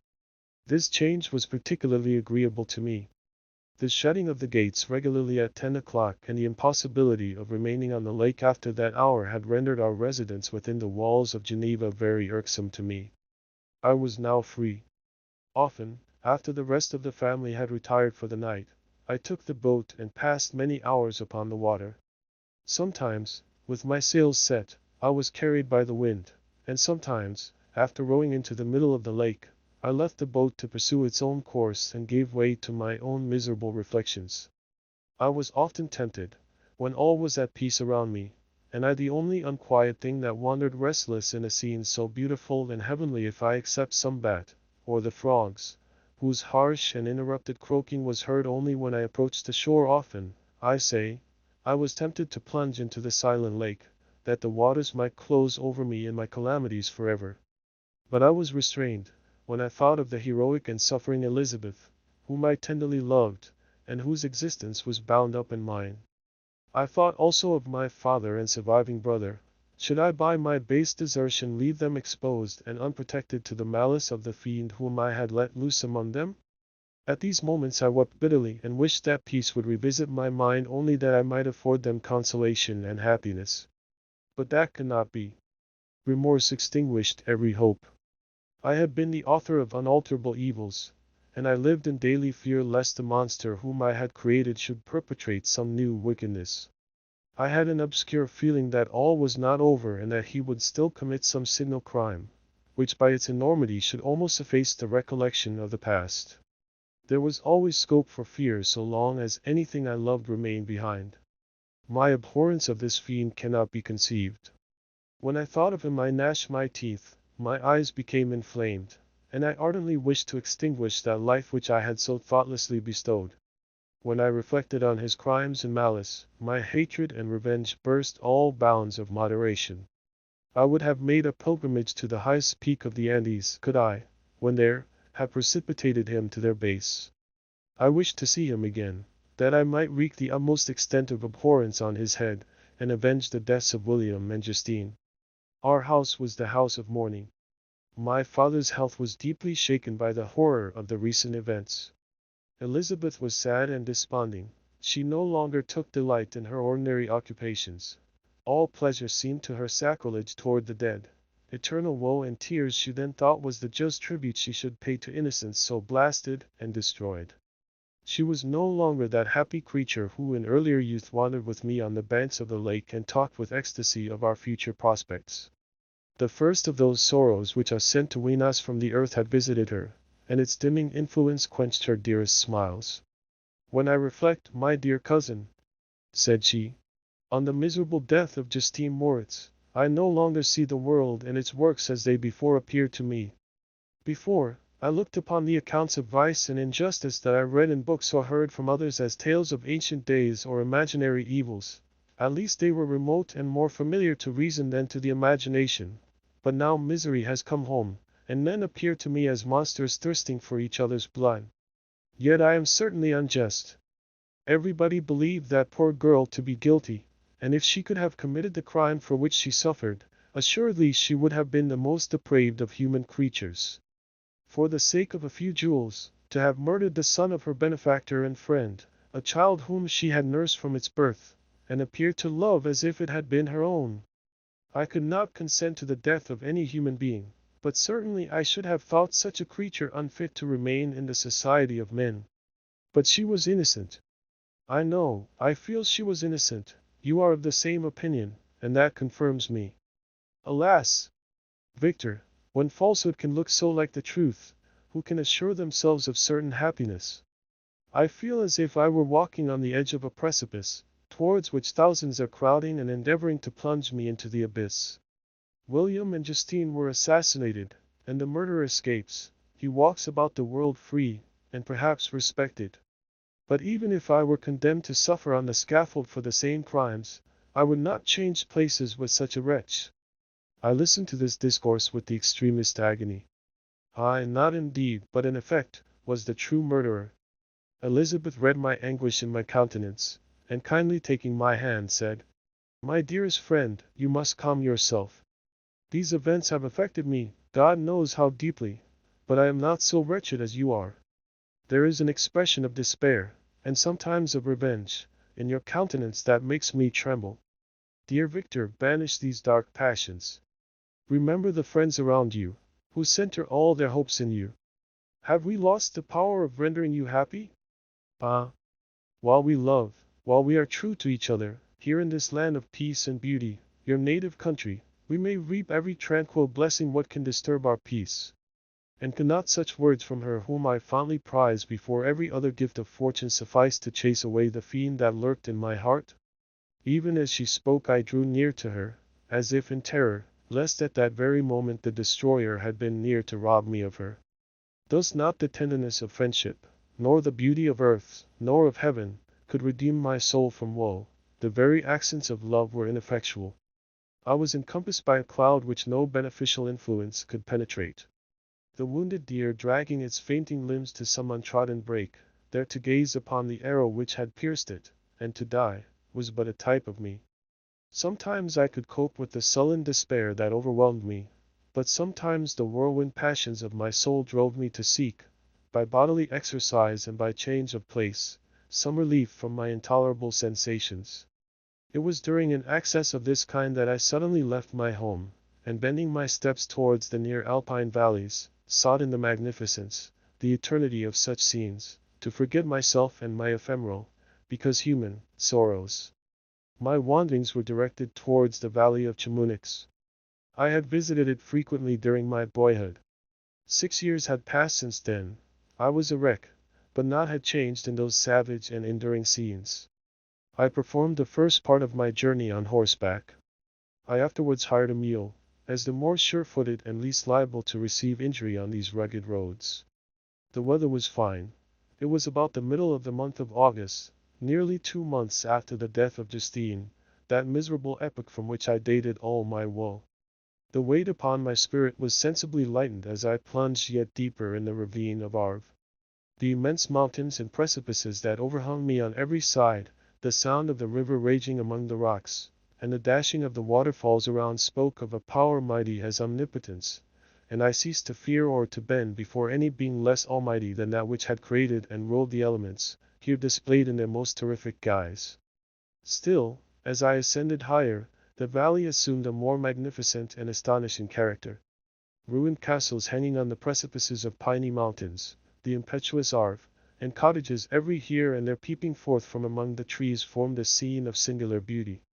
But it was augmented and rendered sublime by the mighty Alps, whose white and shining pyramids and domes towered above all, as belonging to another earth, the habitations of another race of beings. I passed the bridge of Pellissier, where the ravine, which the river forms, opened before me, and I began to ascend the mountain that overhangs it. Soon after, I entered the valley of Chamonix. This valley is more wonderful and sublime, but not so beautiful and picturesque as that of Servox, to which I had just passed. The high and snowy mountains were its immediate boundaries, but I saw no more ruined castles and fertile fields. Immense glaciers approached the road. I heard the rumbling thunder of the falling avalanche and marked the smoke of its passage. Mont Blanc, the supreme and magnificent Mont Blanc, raised itself from the surrounding aiguilles, and its tremendous dome overlooked the valley. A tingling long-lost sense of pleasure often came across me during this journey, Some turn in the road, some new object suddenly perceived and recognized, reminded me of days gone by, and were associated with the light-hearted gaiety of boyhood. The very winds whispered in soothing accents, and maternal nature bade me weep no more. Then again the kindly influence ceased to act. I found myself fettered again to grief and indulging in all the misery of reflection. Then I spurred on my animal, striving so to forget the world, my fears, and more than all, myself, or, in a more desperate fashion, I alighted and threw myself on the grass, weighed down by horror and despair. At length I arrived at the village of Chamonix. Exhaustion succeeded to the extreme fatigue both of body and of mind which I had endured. For a short space of time I remained at the window watching the pallid lightnings that played above Mont Blanc and listening to the rushing of the Arve, which pursued its noisy way beneath. The same lulling sounds acted as a lullaby to my too keen sensations. When I placed my head upon my pillow, sleep crept over me. I felt it as it came and blessed the giver of oblivion. Chapter 10. I spent the following day roaming through the valley. I stood beside the sources of the Arveiron, which take their rise in a glacier that with slow pace is advancing down from the summit of the hills to barricade the valley. The abrupt sides of vast mountains were before me. The icy wall of the glacier overhung me. A few shattered pines were scattered around, and the solemn silence of this glorious presence chamber of imperial nature was broken only by the brawling waves or the fall of some vast fragment, the thunder sound of the avalanche, or the cracking, reverberated along the mountains, of the accumulated ice, which, through the silent working of immutable laws, was ever and anon rent and torn, as if it had been but a plaything in their hands. These sublime and magnificent scenes afforded me the greatest consolation that I was capable of receiving. They elevated me from all littleness of feeling, and although they did not remove my grief, they subdued and tranquilized it. In some degree, also, they diverted my mind from the thoughts over which it had brooded for the last month. I retired to rest at night. My slumbers, as it were, waited on and ministered to by the assemblance of grand shapes which I had contemplated during the day. They congregated round me, the unstained snowy mountain top, the glittering pinnacle, the pine woods, and ragged bare ravine, the eagle, soaring amidst the clouds. They all gathered round me and bade me be at peace. Where had they fled when the next morning I awoke? All of soul inspiriting fled with sleep, and dark melancholy clouded every thought. The rain was pouring in torrents, and thick mist hid the summits of the mountains, so that I even saw not the faces of those mighty friends. Still I would penetrate their misty veil and seek them in their cloudy retreats. What were rain and storm to me? My mule was brought to the door, and I resolved to ascend to the summit of Montambrette. I remembered the effect that the view of the tremendous and ever-moving glacier had produced upon my mind when I first saw it. It had then filled me with a sublime ecstasy that gave wings to the soul and allowed it to soar from the obscure world to light and joy. The sight of the awful and majestic in nature had indeed always the effect of solemnizing my mind and causing me to forget the passing cares of life. I determined to go without a guide, for I was well acquainted with the path, and the presence of another would destroy the solitary grandeur of the scene. The ascent is precipitous, but the path is cut into continual and short windings, which enable you to surmount the perpendicularity of the mountain. It is a scene terrifically desolate. In 1,000 spots the traces of the winter avalanche may be perceived, where trees lie broken and strewed on the ground, some entirely destroyed, others bent, leaning upon the jutting rocks of the mountain or transversely upon other trees. The path, as you ascend higher, is intersected by ravines of snow, down which stones continually roll from above. One of them is particularly dangerous, as the slightest sound, such as even speaking in a loud voice, produces a concussion of air sufficient to draw destruction upon the head of the speaker. The pines are not tall or luxuriant, but they are somber and add an air of severity to the scene. I looked on the valley beneath. Vast mists were rising from the rivers which ran through it, and curling in thick wreaths around the opposite mountains, whose summits were hid in the uniform clouds, while rain poured from the dark sky and added to the melancholy impression I received from the objects around me. Alas! Why does man boast of sensibilities superior to those apparent in the brute? It only renders them more necessary beings. If our impulses were confined to hunger, thirst, and desire, we might be nearly free. But now we are moved by every wind that blows and a chance word or scene that word may convey to us. We rest. A dream has power to poison sleep. We rise. One wandering thought pollutes the day. We feel, conceive, or reason, laugh or weep, embrace fond woe, or cast our cares away. It is the same, for, be it joy or sorrow, the path of its departure still is free. Man's yesterday may ne'er be like his morrow, naught may endure but mutability. It was nearly noon when I arrived at the top of the ascent. For some time I sat upon the rock that overlooks the sea of ice. A mist covered both that and the surrounding mountains. Presently a breeze dissipated the cloud, and I descended upon the glacier. The surface is very uneven, rising like the waves of a troubled sea, descending low, and interspersed by rifts that sink deep. The field of ice is almost a league in width, but I spent nearly 2 hours in crossing it. The opposite mountain is a bare perpendicular rock. From the side where I now stood Montanvert was exactly opposite, at the distance of a league, and above it rose Mont Blanc, in awful majesty.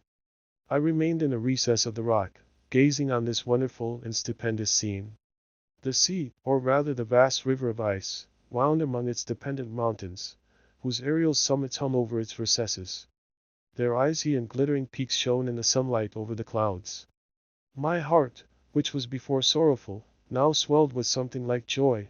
I exclaimed, "Wandering spirits, if indeed you wander, and do not rest in your narrow beds, allow me this feigned happiness, or take me, as your companion, away from the joys of life." As I said this I suddenly beheld the figure of a man, at some distance, advancing towards me with superhuman speed. He bounded over the crevices in the ice, among which I had walked with caution. His stature, also, as he approached, seemed to exceed that of man. I was troubled. A mist came over my eyes, and I felt a faintness seize me, but I was quickly restored by the cold gale of the mountains. I perceived, as the shape came nearer, sight tremendous and abhorred, that it was the wretch whom I had created. I trembled with rage and horror, resolving to wait his approach and then close with him in mortal combat. He approached.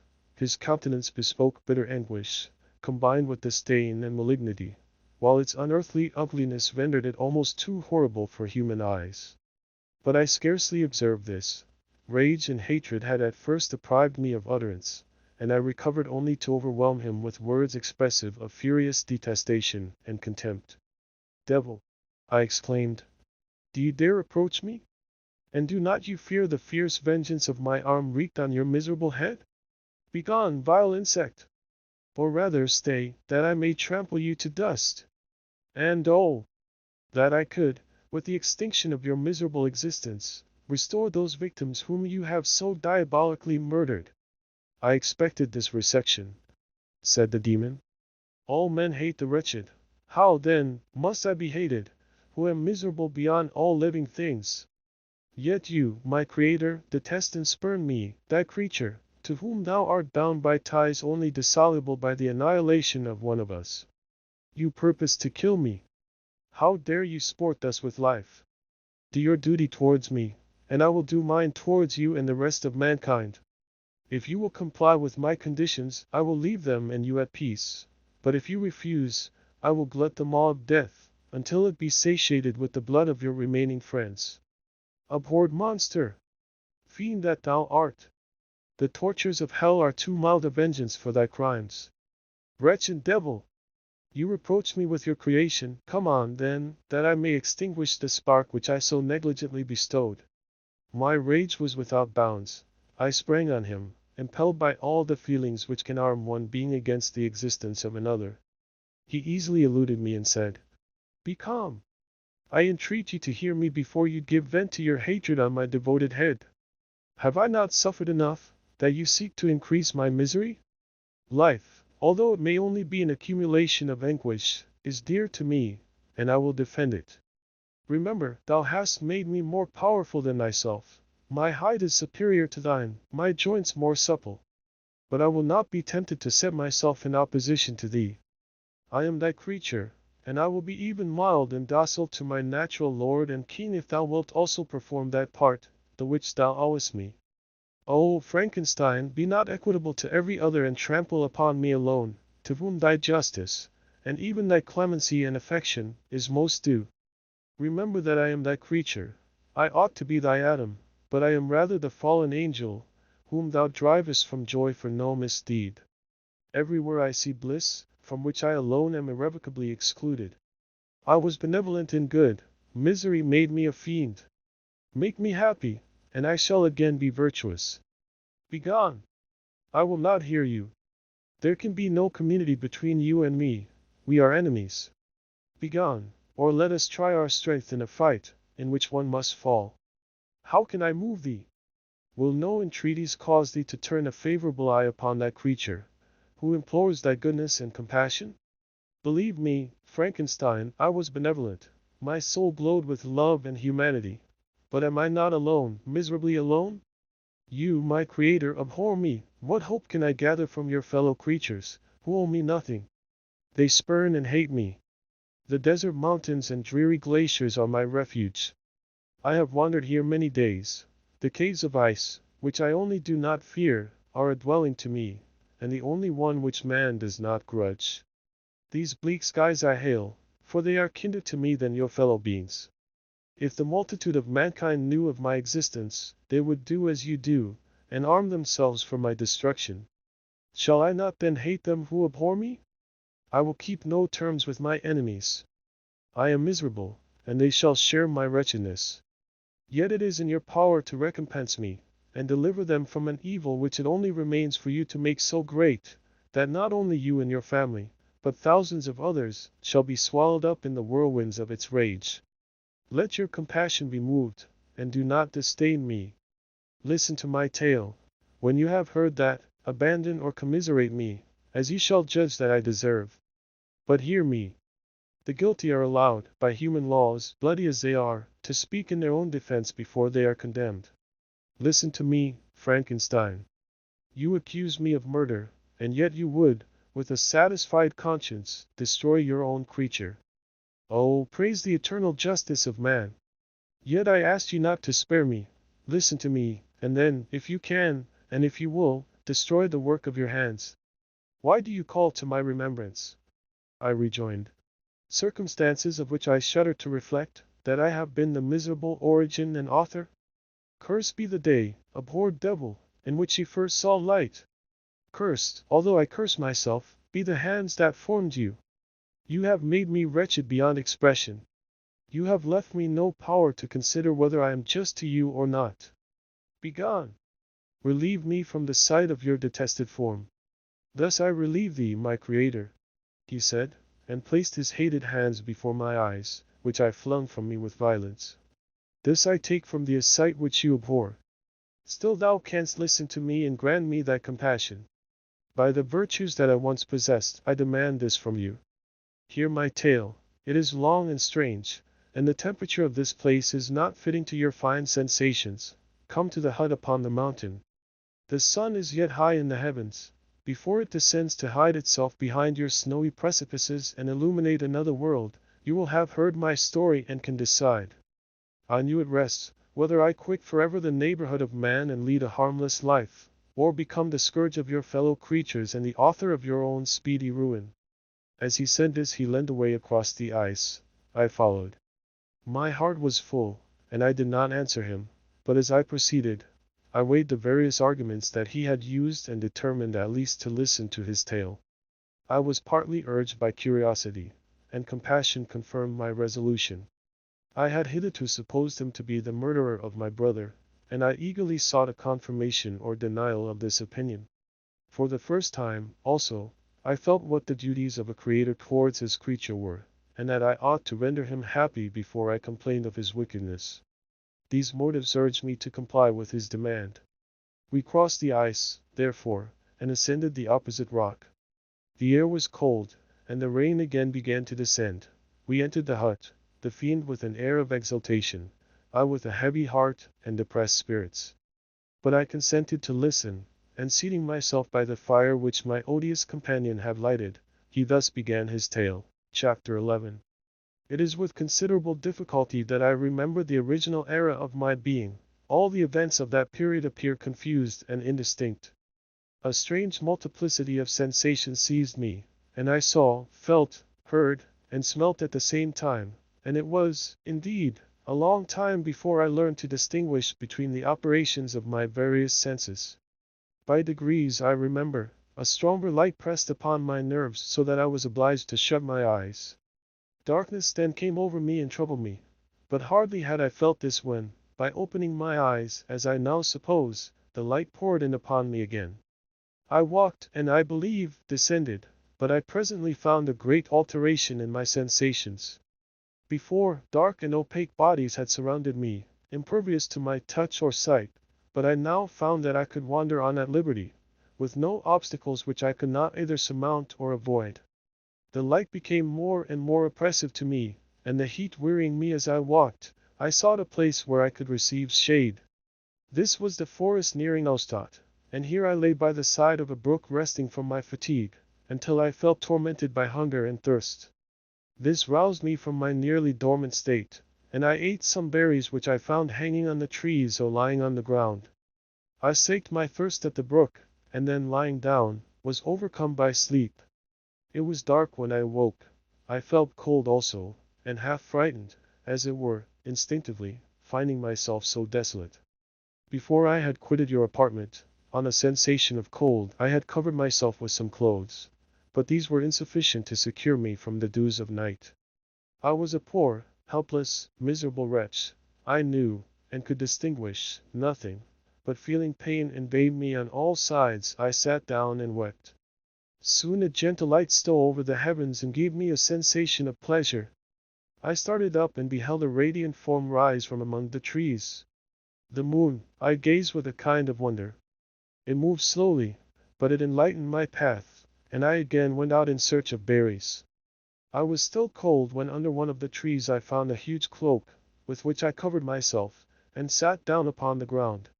No distinct ideas occupied my mind, all was confused. I felt light, and hunger, and thirst, and darkness. Innumerable sounds rang in my ears, and on all sides various scents saluted me. The only object that I could distinguish was the bright moon, and I fixed my eyes on that with pleasure.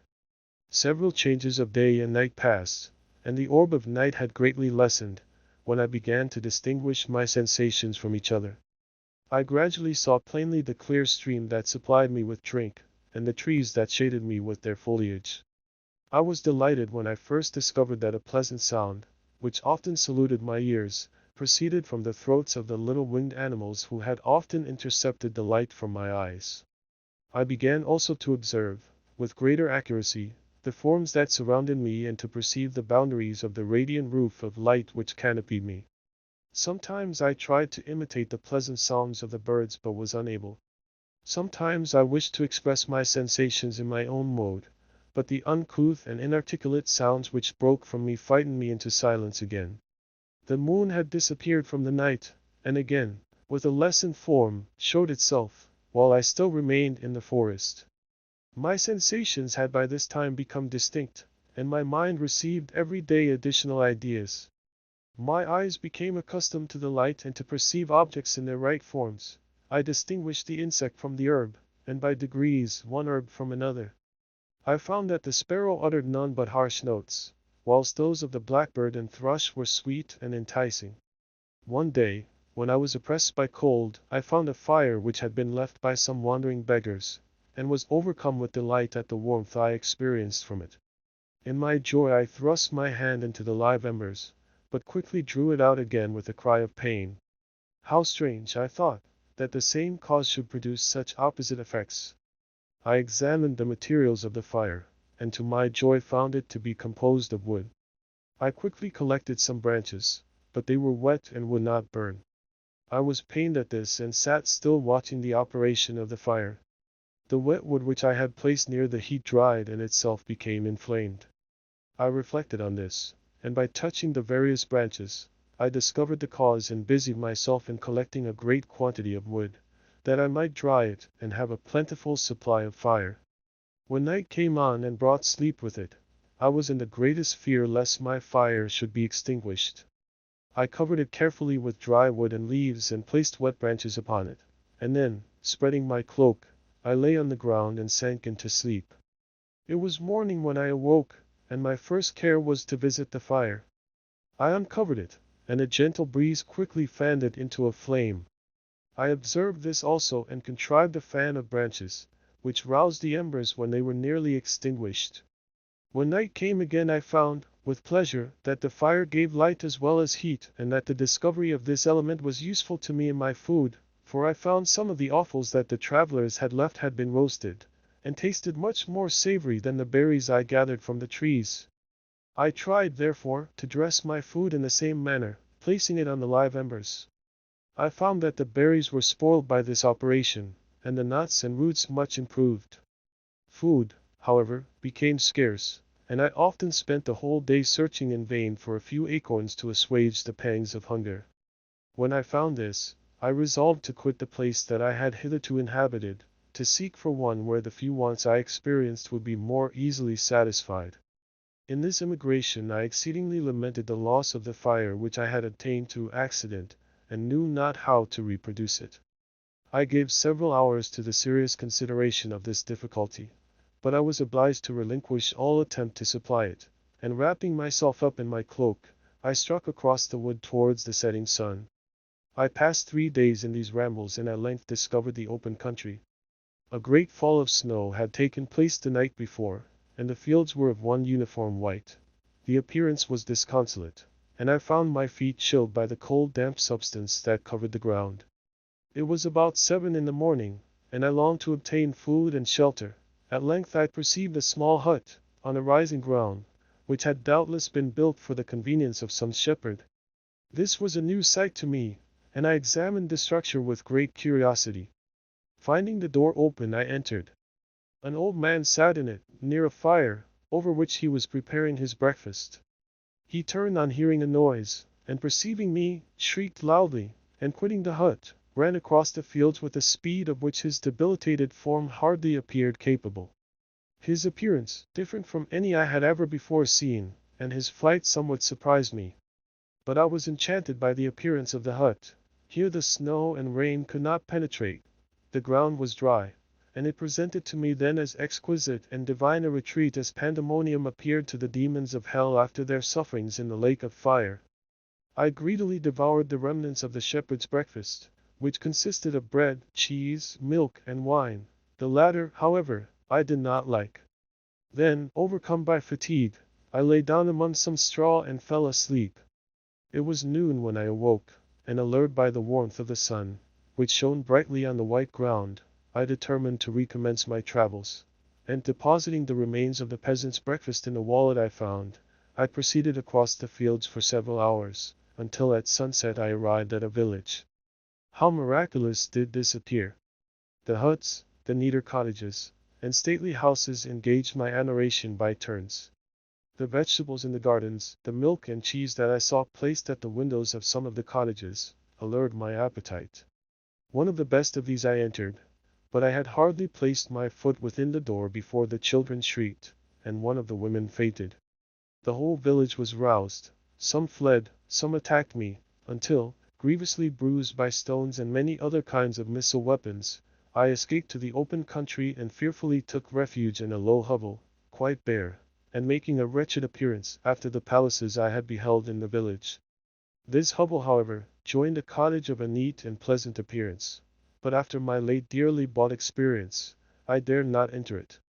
My place of refuge was constructed of wood, but so low that I could with difficulty sit upright in it. No wood, however, was placed on the earth, which formed the floor, but it was dry, and although the wind entered it by innumerable chinks, I found it an agreeable asylum from the snow and rain. Here, then, I retreated and lay down happy to have found a shelter, however miserable, from the inclemency of the season, and still more from the barbarity of man. As soon as morning dawned I crept from my kennel, that I might view the adjacent cottage and discover if I could remain in the habitation I had found. It was situated against the back of the cottage and surrounded on the sides which were exposed by a pigsty and a clear pool of water. One part was open, and by that I had crept in, but now I covered every crevice by which I might be perceived with stones and wood, yet in such a manner that I might move them on occasion to pass out, All the light I enjoyed came through the sty, and that was sufficient for me. Having thus arranged my dwelling and carpeted it with clean straw, I retired, for I saw the figure of a man at a distance, and I remembered too well my treatment the night before to trust myself in his power.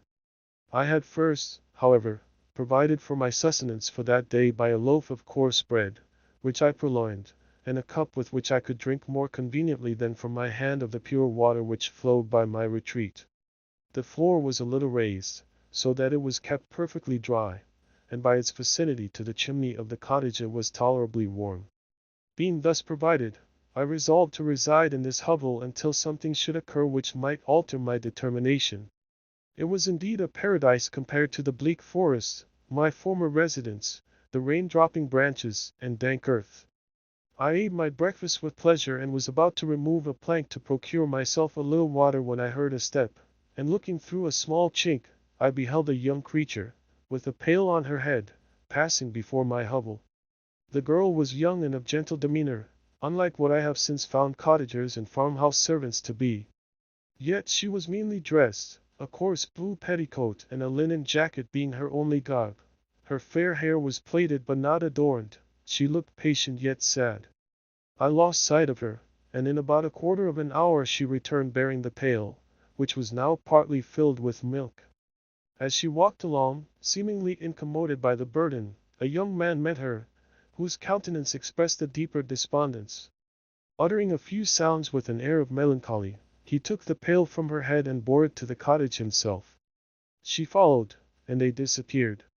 Presently I saw the young man again, with some tools in his hand, cross the field behind the cottage, and the girl was also busied, sometimes in the house and sometimes in the yard.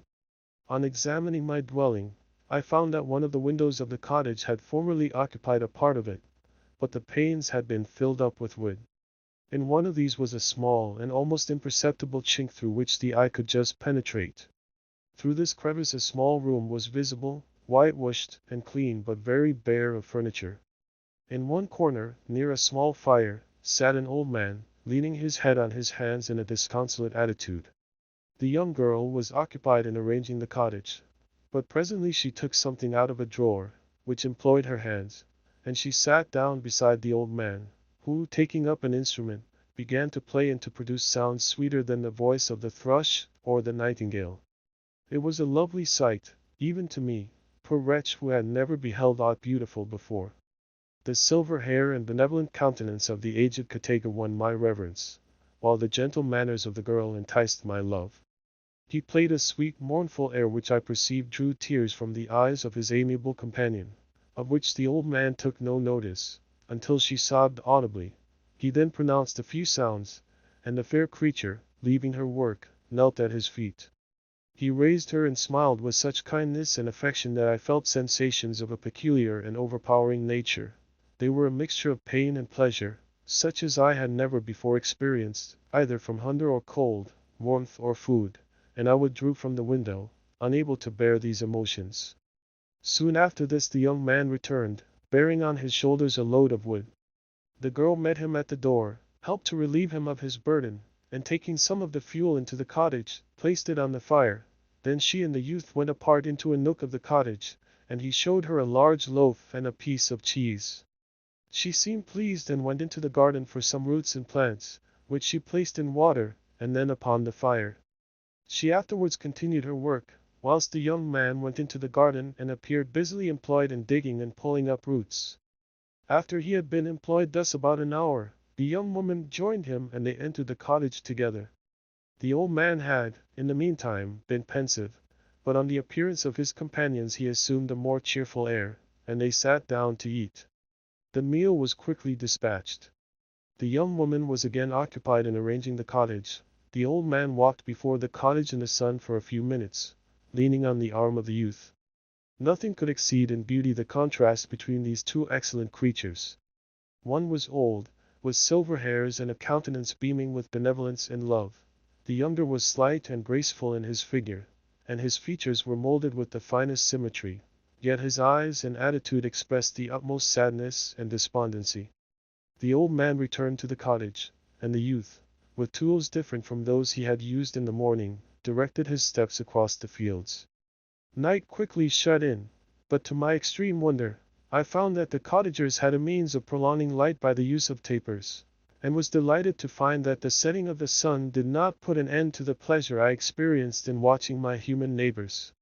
In the evening the young girl and her companion were employed in various occupations which I did not understand, and the old man again took up the instrument which produced the divine sounds that had enchanted me in the morning. So soon as he had finished, the youth began, not to play, but to utter sounds that were monotonous, and neither resembling the harmony of the old man's instrument nor the songs of the birds. I since found that he read aloud, but at that time I knew nothing of the science of words or letters. The family, after having been thus occupied for a short time, extinguished their lights and retired, as I conjectured, to rest. Chapter 12. I lay on my straw, but I could not sleep. I thought of the occurrences of the day. What chiefly struck me was the gentle manners of these people, and I longed to join them, but dared not. I remembered too well the treatment I had suffered the night before from the barbarous villagers, and resolved, whatever course of conduct I might hereafter think it right to pursue, that for the present I would remain quietly in my hovel, watching and endeavoring to discover the motives which influenced their actions. The cottagers arose the next morning before the sun. The young woman arranged the cottage and prepared the food, and the youth departed after the first meal. This day was passed in the same routine as that which preceded it. The young man was constantly employed out of doors, and the girl in various laborious occupations within. The old man, whom I soon perceived to be blind, employed his leisure hours on his instrument, or in contemplation. Nothing could exceed the love and respect which the younger cottagers exhibited towards their venerable companion. They performed towards him every little office of affection and duty with gentleness, and he rewarded them by his benevolent smiles. They were not entirely happy. The young man and his companion often went apart, and appeared to weep. I saw no cause for their unhappiness, but I was deeply affected by it. If such lovely creatures were miserable, it was less strange that I, an imperfect and solitary being, should be wretched. Yet why were these gentle beings unhappy? They possessed a delightful house, for such it was in my eyes, and every luxury. They had a fire to warm them when chill and delicious viands when hungry. They were dressed in excellent clothes, and still more, they enjoyed one another's company and speech, interchanging each day looks of affection and kindness. What did their tears imply? Did they really express pain? I was at first unable to solve these questions, but perpetual attention and time explained to me many appearances which were at first enigmatic. A considerable period elapsed before I discovered one of the causes of the uneasiness of this amiable family. It was poverty, and they suffered that evil in a very distressing degree. Their nourishment consisted entirely of the vegetables of their garden and the milk of one cow, which gave very little during the winter, when its masters could scarcely procure food to support it. They often, I believe, suffered the pangs of hunger very poignantly, especially the two younger cottagers, for several times they placed food before the old man when they reserved none for themselves. This trait of kindness moved me sensibly. I had been accustomed, during the night, to steal a part of their store for my own consumption, but when I found that in doing this I inflicted pain on the cottagers, I abstained and satisfied myself with berries, nuts, and roots which I gathered from a neighboring wood. I discovered also another means to which I was enabled to assist their labors. I found that the youth spent a great part of each day in collecting wood for the family fire, and during the night I often took his tools, the use of which I quickly discovered, and brought home firing sufficient for the consumption of several days. I remember, the first time that I did this, the young woman, when she opened the door in the morning, appeared greatly astonished on seeing a great pile of wood on the outside. She uttered some words in a loud voice, and the youth joined her, who also expressed surprise. I observed, with pleasure, that he did not go to the forest that day, but spent it in repairing the cottage and cultivating the garden. By degrees I made a discovery of still greater moment. I found that these people possessed a method of communicating their experience and feelings to one another by articulate sounds. I perceived that the words they spoke sometimes produced pleasure or pain, smiles or sadness, in the minds and countenances of the hearers. This was indeed a godlike science, and I ardently desired to become acquainted with it. but I was baffled in every attempt I made for this purpose. Their pronunciation was quick, and the words they uttered, not having any apparent connection with visible objects, I was unable to discover any clue by which I could unravel the mystery of their reference. By great application, however, and after having remained during the space of several revolutions of the moon in my hovel, I discovered the names that were given to some of the most familiar objects of discourse. I learned and applied the words fire, milk, bread, and wood. I learned also the names of the cottagers themselves. The youth and his companion had each of them several names, but the old man had only one, which was father. The girl was called sister or Agatha, and the youth Felix, brother or son. I cannot describe the delight I felt when I learned the ideas appropriated to each of these sounds and was able to pronounce them. I distinguished several other words without being able as yet to understand or apply them, such as good, dearest, unhappy. I spent the winter in this manner. The gentle manners and beauty of the cottagers greatly endeared them to me. When they were unhappy, I felt depressed. When they rejoiced, I sympathized in their joys. I saw few human beings besides them, and if any other happened to enter the cottage, their harsh manners and rude gait only enhanced to me the superior accomplishments of my friends. The old man, I could perceive, often endeavored to encourage his children, as sometimes I found that he called them, to cast off their melancholy. He would talk in a cheerful accent, with an expression of goodness that bestowed pleasure even upon me. Agatha listened with respect, her eyes sometimes filled with tears, which she endeavored to wipe away unperceived. But I generally found that her countenance and tone were more cheerful after having listened to the exhortations of her father. It was not thus with Felix. He was always the saddest of the group, and even to my unpracticed senses, he appeared to have suffered more deeply than his friends.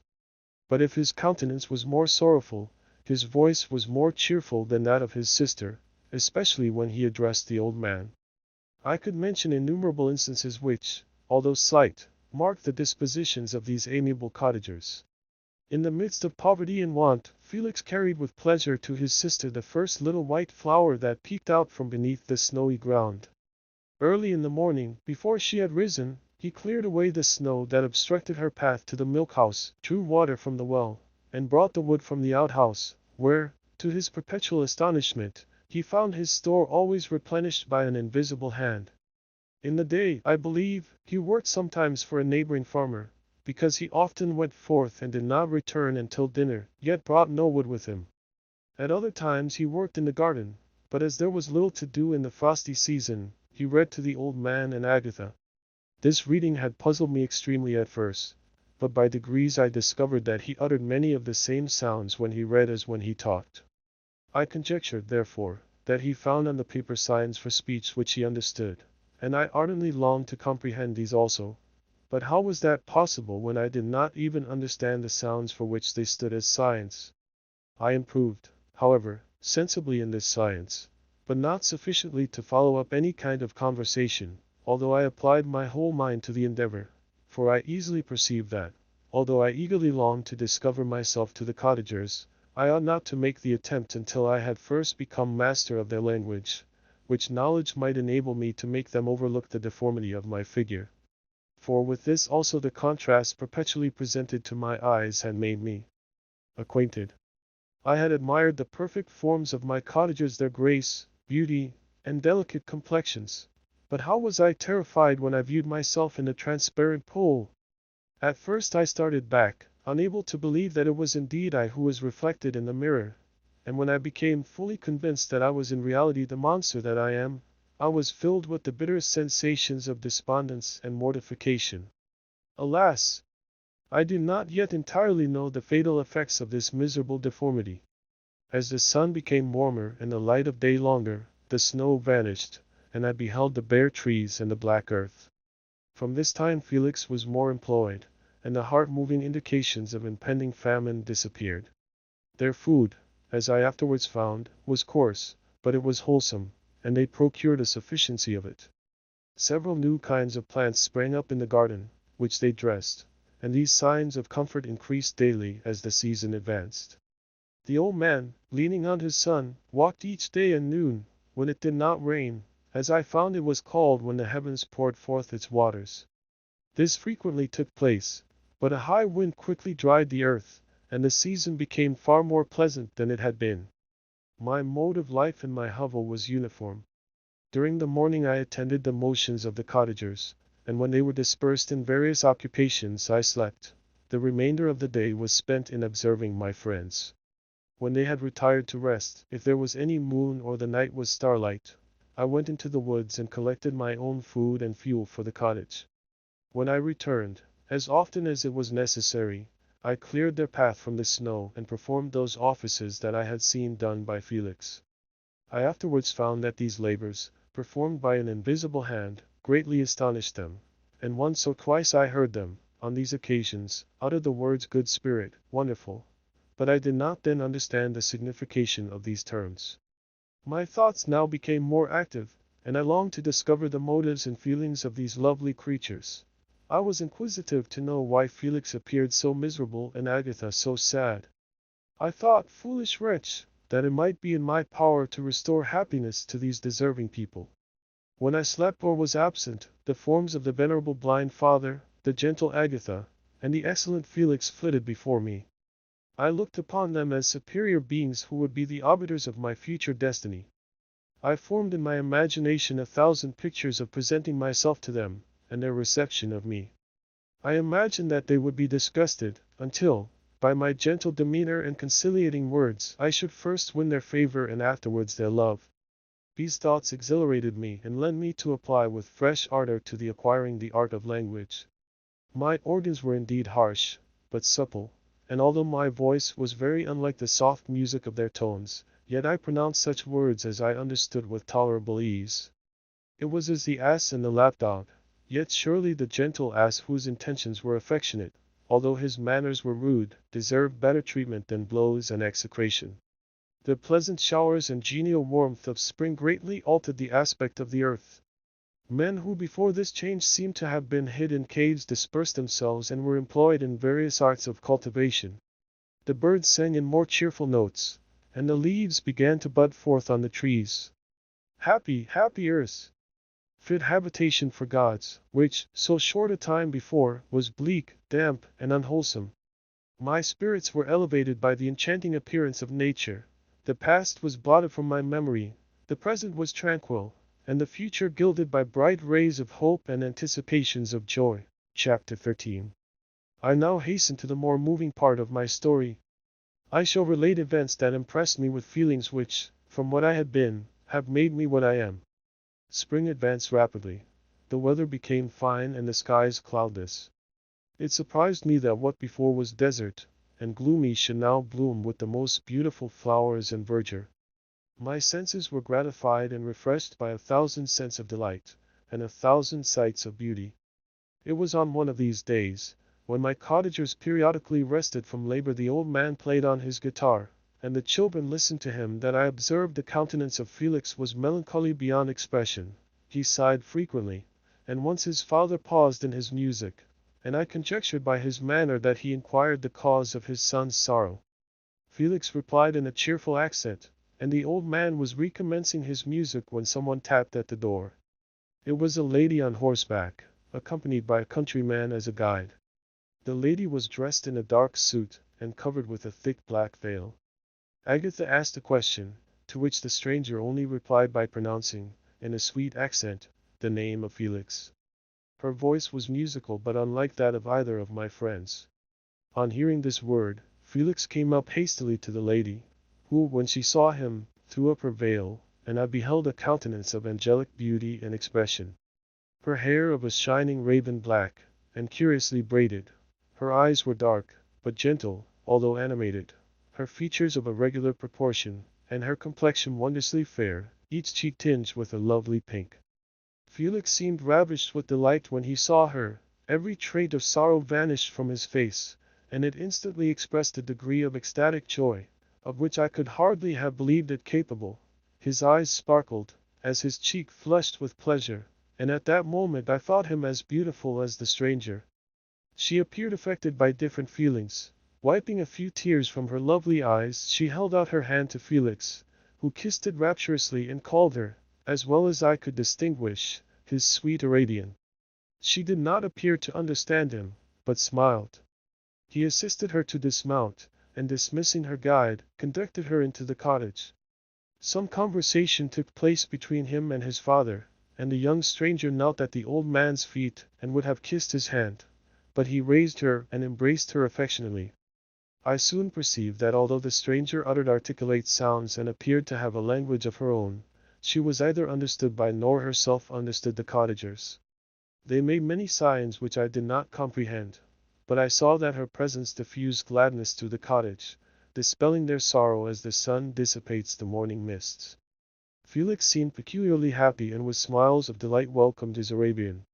Agatha, the ever-gentle Agatha, kissed the hands of the lovely stranger, and pointing to her brother, made signs which appeared to me to mean that he had been sorrowful until she came. Some hours passed thus, while they, by their countenances, expressed joy, the cause of which I did not comprehend. Presently I found, by the frequent recurrence of some sound which the stranger repeated after them, that she was endeavoring to learn their language, and the idea instantly occurred to me that I should make use of the same instructions to the same end. The stranger learned about 20 words at the first lesson. Most of them, indeed, were those which I had before understood, but I profited by the others. As night came on, Agatha and the Arabian retired early. When they separated, Felix kissed the hand of the stranger and said, "Good night, sweet Safie." He sat up much longer, conversing with his father, and by the frequent repetition of her name I conjectured that their lovely guest was the subject of their conversation. I ardently desired to understand them, and bent every faculty towards that purpose, but found it utterly impossible. The next morning Felix went out to his work, and after the usual occupations of Agatha were finished, the Arabian sat at the feet of the old man, and taking his guitar, played some airs so entrancingly beautiful that they at once drew tears of sorrow and delight from my eyes. She sang, and her voice flowed in a rich cadence, swelling or dying away like a nightingale of the woods. When she had finished, she gave the guitar to Agatha, who at first declined it. She played a simple air, and her voice accompanied it in sweet accents, but unlike the wondrous strain of the stranger. The old man appeared enraptured and said some words which Agatha endeavored to explain to Safie, and by which he appeared to wish to express that she bestowed on him the greatest delight by her music. The days now passed as peaceably as before, with the sole alteration that joy had taken place of sadness in the countenances of my friends. Safie was always gay and happy. She and I improved rapidly in the knowledge of language, so that in 2 months I began to comprehend most of the words uttered by my protectors. In the meanwhile also the black ground was covered with herbage, and the green banks interspersed with innumerable flowers, sweet to the scent and the eyes, stars of pale radiance among the moonlight woods. The sun became warmer, the nights clear and balmy, and my nocturnal rambles were an extreme pleasure to me, although they were considerably shortened by the late setting and early rising of the sun. For I never ventured abroad during daylight, fearful of meeting with the same treatment I had formerly endured in the first village which I entered. My days were spent in close attention, that I might more speedily master the language, and I may boast that I improved more rapidly than the Arabian, who understood very little and conversed in broken accents, whilst I comprehended and could imitate almost every word that was spoken. While I improved in speech, I also learned the science of letters as it was taught to the stranger, and this opened before me a wide field for wonder and delight. The book from which Felix instructed Safie was Volney's Ruins of Empires. I should not have understood the purport of this book had not Felix, in reading it, given very minute explanations. He had chosen this work, he said, because the declamatory style was framed in imitation of the Eastern authors. Through this work I obtained a cursory knowledge of history and a view of the several empires at present existing in the world. It gave me an insight into the manners, governments, and religions of the different nations of the earth. I heard of the slothful Asiatics, of the stupendous genius and mental activity of the Grecians, of the wars and wonderful virtue of the early Romans, of their subsequent degenerating, of the decline of that mighty empire, of chivalry, Christianity, and kings. I heard of the discovery of the American hemisphere, and what was Safie over the hapless fate of its original inhabitants. These wonderful narrations inspired me with strange feelings. Was man, indeed, at once so powerful, so virtuous and magnificent, yet so vicious and base? He appeared at one time a mere scion of the evil principle, and at another as all that can be conceived of noble and godlike. To be a great and virtuous man appeared the highest honor that can befall a sensitive being.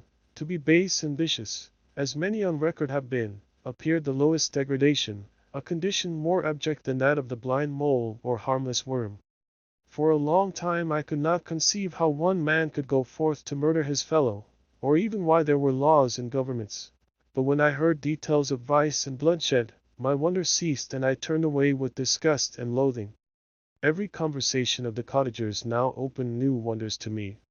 While I listened to the instructions which Felix bestowed upon the Arabian, the strange system of human society was explained to me. I heard of the division of property, of immense wealth and squalid poverty, of rank, descent, and noble blood. The words induced me to turn towards myself. I learned that the possessions most esteemed by your fellow creatures were high and unsullied descent united with riches. A man might be respected with only one of these advantages, but without either he was considered, except in very rare instances, as a vagabond and a slave, doomed to waste his powers for the profits of the chosen few. And what was I? Of my creation and creator I was absolutely ignorant, but I knew that I possessed no money, no friends, no kind of property. I was, besides, endued with a figure hideously deformed and loathsome. I was not even of the same nature as man. I was more agile than they and could subsist upon coarser diet. I bore the extremes of heat and cold with less injury to my frame. My stature far exceeded theirs. When I looked around I saw and heard of none like me. Was I, then, a monster, a blot upon the earth, from which all men fled and whom all men disowned? I cannot describe to you the agony that these reflections inflicted upon me. I tried to dispel them, but sorrow only increased with knowledge. Oh, that I had forever remained in my native wood, nor known nor felt beyond the sensations of hunger, thirst, and heat. Of what a strange nature is knowledge! It clings to the mind when it has once seized on it like a lichen on the rock. I wish sometimes to shake off all thought and feeling, but I learned that there was but one means to overcome the sensation of pain, and that was death, a state which I feared yet did not understand. I admired virtue and good feelings and loved the gentle manners and amiable qualities of my cottagers, but I was shut out from intercourse with them, except through means which I obtained by stealth, when I was unseen and unknown, and which rather increased than satisfied the desire I had of becoming one among my fellows. The gentle words of Agatha and the animated smiles of the charming Arabian were not for me. The mild exhortations of the old man and the lively conversation of the loved Felix were not for me. Miserable, unhappy wretch! Other lessons were impressed upon me even more deeply. I heard of the difference of sexes, and the birth and growth of children, how the father doted on the smiles of the infant, and the lively sallies of the older child, how all the life and cares of the mother were racked up in the precious charge, how the mind of youth expanded and gained knowledge of brother, sister, and all the various relationships which bind one human being to another in mutual bonds. But where were my friends and relations? No father had watched my infant days, no mother had blessed me with smiles and caresses, or if they had, all my past life was now a blot, a blind vacancy in which I distinguished nothing. From my earliest remembrance I had been as I then was in height and proportion. I had never yet seen a being resembling me or who claimed any intercourse with me. What was I? The question again recurred, to be answered only with groans. I will soon explain to what these feelings tended, but allow me now to return to the cottagers, whose story excited in me such various feelings of indignation, delight, and wonder, but which all terminated in additional love and reverence for my protectors, for so I loved, in an innocent, half-painful self-deceit, to call them. Chapter 14. Some time elapsed before I learned the history of my friends. It was one which could not fail to impress itself deeply on my mind, unfolding as it did a number of circumstances, each interesting and wonderful to one so utterly inexperienced as I was. The name of the old man was de Lacy. He was descended from a good family in France, where he had lived for many years in affluence, respected by his superiors and beloved by his equals. His son was bred in the service of his country, and Agatha had ranked with ladies of the highest distinction. A few months before my arrival they had lived in a large and luxurious city called Paris, surrounded by friends and possessed of every enjoyment which virtue, refinement of intellect, or taste, accompanied by a moderate fortune, could afford. The father of Safie had been the cause of their ruin. He was a Turkish merchant, and had inhabited Paris for many years, when, for some reason which I could not learn, he became obnoxious to the government. He was seized and cast into prison the very day that Safie arrived from Constantinople to join him. He was tried and condemned to death. The injustice of his sentence was very flagrant. All Paris was indignant, and it was judged that his religion and wealth rather than the crime alleged against him had been the cause of his condemnation. Felix had accidentally been present at the trial. His horror and indignation were uncontrollable when he heard the decision of the court. He made, at that moment, a solemn vow to deliver him, and then looked around for the means. After many fruitless attempts to gain admittance to the prison, he found a strongly grated window in an unguarded part of the building, which lighted the dungeon of the unfortunate Mohammedan, who, loaded with chains, waited in despair the execution of the barbarous sentence. Felix visited the grate at night, and made known to the prisoner his intentions in his favor. The Turk, amazed and delighted, endeavored to kindle the zeal of his deliverer by promises of reward and wealth. Felix rejected his offers with contempt, yet when he saw the lovely Safie, who was allowed to visit her father and who by her gestures expressed her lively gratitude, the youth could not help owning to his own mind that the captive possessed a treasure which would fully reward his toil and hazard. The Turk quickly perceived the impression that his daughter had made on the heart of Felix and endeavored to secure him more entirely in his interests by the promise of her hand in marriage so soon as he should be conveyed to a place of safety. Felix was too delicate to accept this offer, yet he looked forward to the probability of the event as to the consummation of his happiness. During the ensuing days, while the preparations were going forward for the escape of the merchant, the zeal of Felix was warmed by several letters that he received from this lovely girl, who found means to express her thoughts in the language of her lover by the aid of an old man, a servant of her father who understood French. She thanked him in the most ardent terms for his intended services towards her parent, and at the same time she gently deplored her own fate. I have copies of these letters, for I found means, during my residence in the hovel, to procure the implements of writing, and the letters were often in the hands of Felix or Agatha. Before I depart I will give them to you, they will prove the truth of my tale. But at present, as the sun is already far declined, I shall only have time to repeat the substance of them to you. Safie related that her mother was a Christian Arab, seized and made a slave by the Turks. Recommended by her beauty, she had won the heart of the father of Safie, who married her.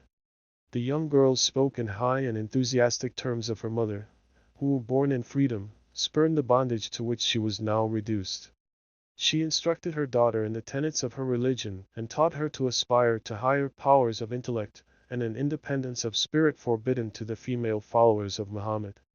This lady died, but her lessons were indelibly impressed on the mind of Safie, who sickened at the prospect of again returning to Asia and being immured within the walls of a harem, allowed only to occupy herself with infantile amusements, ill-suited to the temper of her soul, now accustomed to grand ideas and a noble emulation for virtue. The prospect of marrying a Christian and remaining in a country where women were allowed to take a rank in society was enchanting to her. The day for the execution of the Turk was fixed, but on the night previous to it he quitted his prison and before morning was distant many leagues from Paris. Felix had procured passports in the name of his father, sister, and himself. He had previously communicated his plan to the former, who aided the deceit by quitting his house, under the pretense of a journey, and concealed himself, with his daughter, in an obscure part of Paris. Felix conducted the fugitives to France to Lyons and across Mont Cenis to Leghorn, where the merchant had decided to wait a favorable opportunity of passing into some part of the Turkish dominions. Safie resolved to remain with her father until the moment of his departure, before which time the Turk renewed his promise that she should be united to his deliverer, and Felix remained with them in expectation of that event, and in the meantime he enjoyed the society of the Arabian, who exhibited towards him the simplest and tenderest affection. They conversed with one another through the means of an interpreter, and sometimes with the interpretation of looks, and Safie sang to him the divine airs of her native country. The Turk allowed this intimacy to take place, and encouraged the hopes of the youthful lovers, while in his heart he had formed far other plans.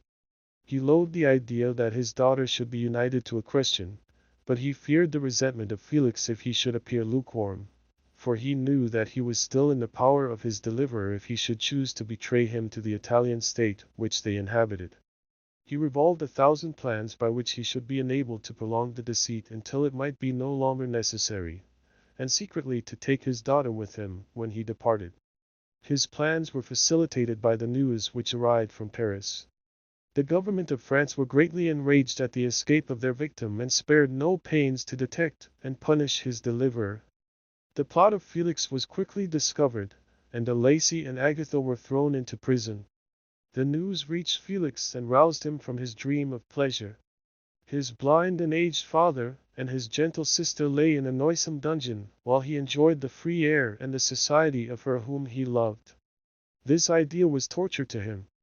He quickly arranged with the Turk that if the latter should find a favorable opportunity for escape before Felix could return to Italy, Safie should remain as a boarder at a convent at Leghorn, and then, quitting the lovely Arabian, he hastened to Paris and delivered himself up to the vengeance of the law, hoping to free de Lacy and Agatha by this proceeding. He did not succeed.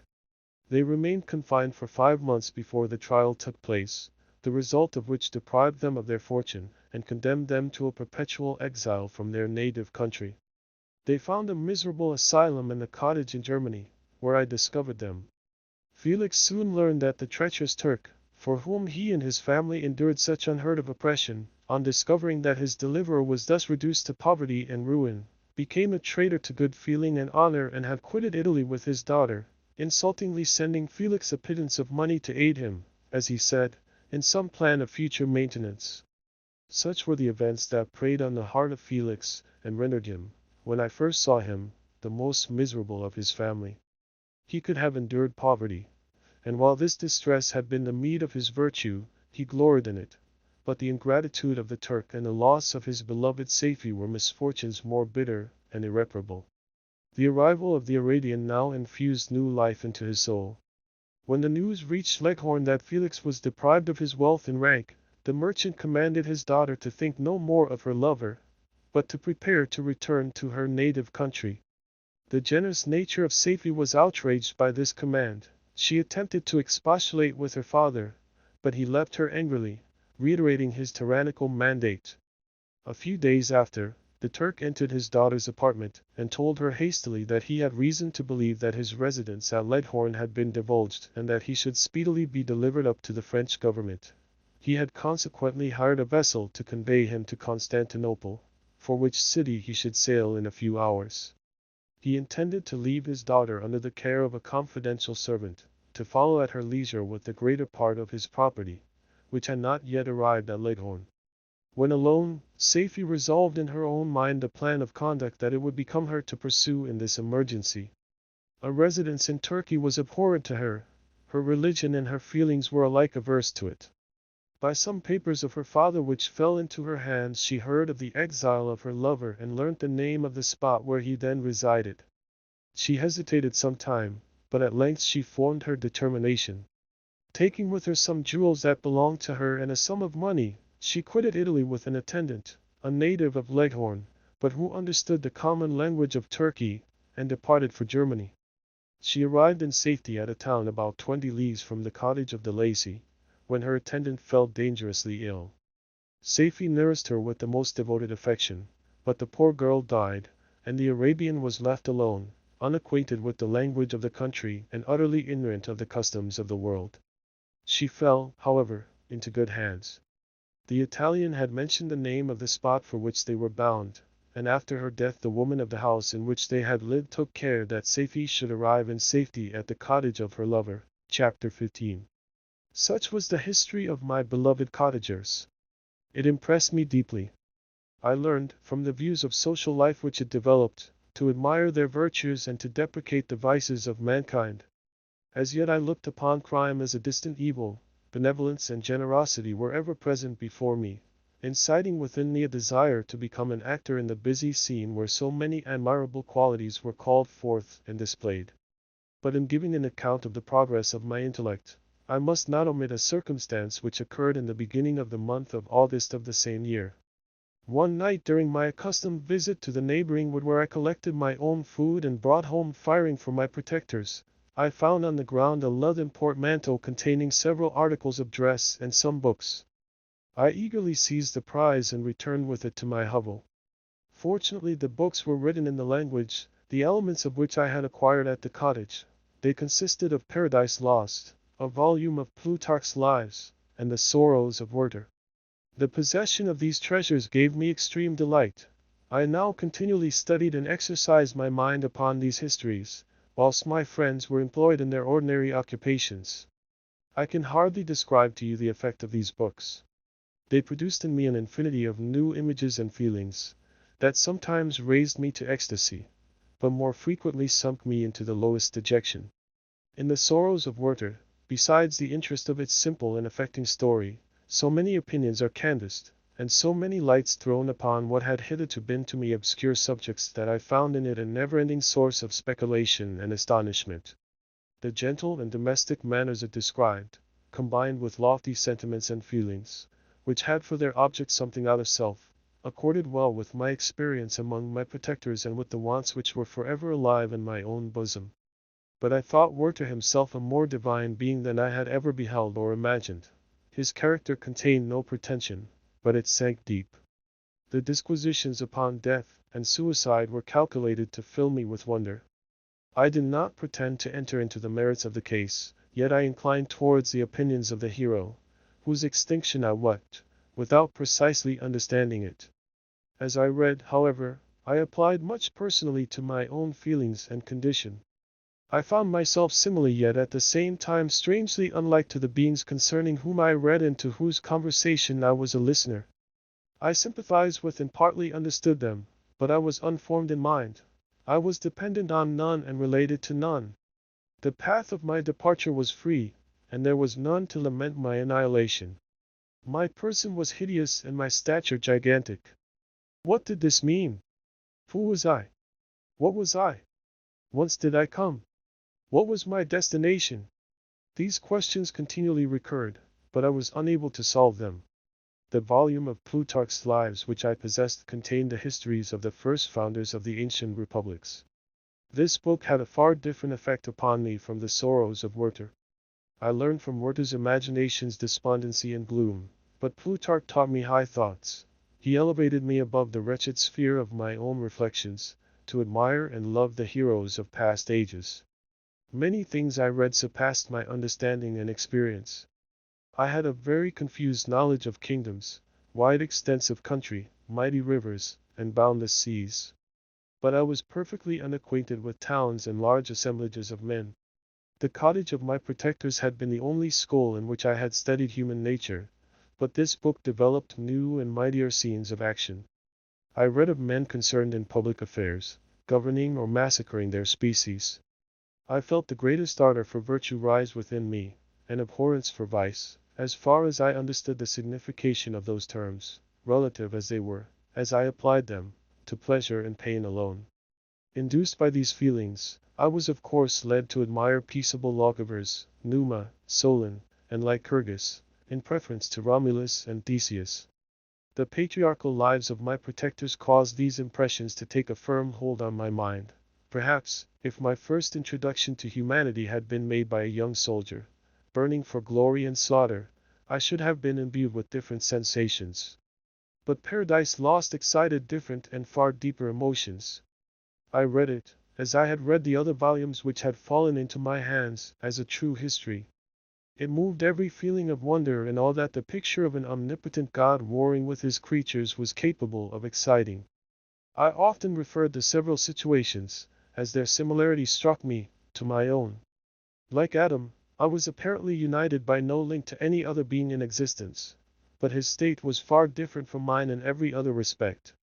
He had come forth from the hands of God a perfect creature, happy and prosperous, guarded by the especial care of his Creator. He was allowed to converse with and acquire knowledge from beings of a superior nature, but I was wretched, helpless, and alone. Many times I considered Satan as the fitter emblem of my condition, for often, like him, when I viewed the bliss of my protectors, the bitter gall of envy rose within me. Another circumstance strengthened and confirmed these feelings. Soon after my arrival in the hovel I discovered some papers in the pocket of the dress which I had taken from your laboratory. At first I had neglected them, but now that I was able to decipher the characters in which they were written, I began to study them with diligence. It was your journal of the 4 months that preceded my creation. You minutely described in these papers every step you took in the progress of your work. This history was mingled with accounts of domestic occurrences. You doubtless recollect these papers. Here they are. Everything is related in them which bears reference to my accursed origin. The whole detail of that series of disgusting circumstances which produced it is set in view. The minutest description of my odious and loathsome person is given, in language which painted your own horrors and rendered mine indelible. I sickened as I read. Hateful day when I received life! I exclaimed in agony. Accursed Creator! Why did you form a monster so hideous that even you turned from me in disgust? God, in pity, made man beautiful and alluring, after his own image. But my form is a filthy type of yours, more horrid even from the very resemblance. Satan had his companions, fellow devils, to admire and encourage him, but I am solitary and abhorred. These were the reflections of my hours of despondency and solitude. But when I contemplated the virtues of the cottagers, their amiable and benevolent dispositions, I persuaded myself that when they should become acquainted with my admiration of their virtues they would compassionate me and overlook my personal deformity. Could they turn from their door one, however monstrous, who solicited their compassion and friendship? I resolved, at least, not to despair, but in every way to fit myself for an interview with them which would decide my fate. I postponed this attempt for some months longer, for the importance attached to its success inspired me with a dread lest I should fail. Besides, I found that my understanding improved so much with every day's experience that I was unwilling to commence this undertaking until a few more months should have added to my sagacity. Several changes, in the meantime, took place in the cottage. The presence of safety diffused happiness among its inhabitants, and I also found that a greater degree of plenty reigned there. Felix and Agatha spent more time in amusement and conversation, and were assisted in their labors by servants. They did not appear rich, but they were contented and happy. Their feelings were serene and peaceful, while mine became every day more tumultuous. Increase of knowledge only discovered to me more clearly what a wretched outcast I was. I cherished hope, it is true, but it vanished when I beheld my person reflected in water or my shadow in the moonshine, even as that frail image, and that in constant shade. I endeavored to crush these fears and to fortify myself for the trial which in a few months I resolved to undergo, and sometimes I allowed my thoughts, unchecked by reason, to ramble in the fields of paradise, and dared to fancy amiable and lovely creatures sympathizing with my feelings and cheering my gloom. Their angelic countenances breathed smiles of consolation. But it was all a dream. No Eve soothed my sorrows nor shared my thoughts. I was alone. I remembered Adam's supplication to his Creator. But where was mine? He had abandoned me, and in the bitterness of my heart I cursed him. Autumn passed us. I saw, with surprise and grief, the leaves decay and fall, and nature again assumed the barren and bleak appearance it had worn when I first beheld the woods and the lovely moon. Yet I did not heed the bleakness of the weather. I was better fitted by my conformation for the endurance of cold and heat. But my chief delights were the sight of the flowers, the birds, and all the gay apparel of summer. When those deserted me, I turned with more attention towards the cottagers. Their happiness was not decreased by the absence of summer. They loved and sympathized with one another, and their joys, depending on each other, were not interrupted by the casualties that took place around them. The more I saw of them, the greater became my desire to claim their protection and kindness. My heart yearned to be known and loved by these amiable creatures. To see their sweet looks directed towards me with affection was the utmost limit of my ambition. I dared not think that they would turn them from me with disdain and horror. The poor that stopped at their door were never driven away. I asked, it is true, for greater treasures than a little food or rest, I required kindness and sympathy, but I did not believe myself utterly unworthy of it. The winter advanced, and an entire revolution of the seasons had taken place since I awoke into life. My attention at this time was solely directed towards my plan of introducing myself into the cottage of my protectors. I revolved many projects, but that on which I finally fixed was to enter the dwelling when the blind old man should be alone. I had sagacity enough to discover that the unnatural hideousness of my person was the chief object of horror with those who had formerly beheld me. My voice, although harsh, had nothing terrible in it. I thought, therefore, that if in the absence of his children I could gain the goodwill and mediation of the old de Lacy, I might by his means be tolerated by my younger protectors. One day, when the sun shone on the red leaves that strewed the ground and diffused cheerfulness, although it denied warmth, Safie, Agatha, and Felix departed on a long country walk, and the old man, at his own desire, was left alone in the cottage. When his children had departed, he took up his guitar and played several mournful but sweet airs, more sweet and mournful than I had ever heard him play before. At first his countenance was illuminated with pleasure, but as he continued, thoughtfulness and sadness succeeded. At length, laying aside the instrument, he sat absorbed in reflection. My heart beat quick. This was the hour and moment of trial, which would decide my hopes or realize my fears. The servants were gone to a neighboring fair. All was silent in and around the cottage. It was an excellent opportunity. Yet, when I proceeded to execute my plan, my limbs failed me and I sank to the ground. Again I rose, and exerting all the firmness of which I was master, removed the planks which I had placed before my hovel to conceal my retreat. The fresh air revived me, and with renewed determination I approached the door of their cottage. I knocked. "Who is there?" said the old man. "Come in." I entered. "Pardon this intrusion," said I. "I am a traveler in want of a little rest. You would greatly oblige me if you would allow me to remain a few minutes before the fire." "Enter," said de Lacy, "and I will try in what manner I can to relieve your wants. But, unfortunately, my children are from home, and as I am blind, I am afraid I shall find it difficult to procure food for you." "Do not trouble yourself, my kind host. I have food, it is warmth and rest only that I need." I sat down, and a silence ensued. I knew that every minute was precious to me, yet I remained irresolute in what manner to commence the interview, when the old man addressed me. "By your language, stranger, I suppose you are my countryman. Are you French?" "No, but I was educated by a French family and understand that language only. I am now going to claim the protection of some friends, whom I sincerely love, and of whose favor I have some hopes." "Are they Germans?" "No, they are French. But let us change the subject. I am an unfortunate and deserted creature.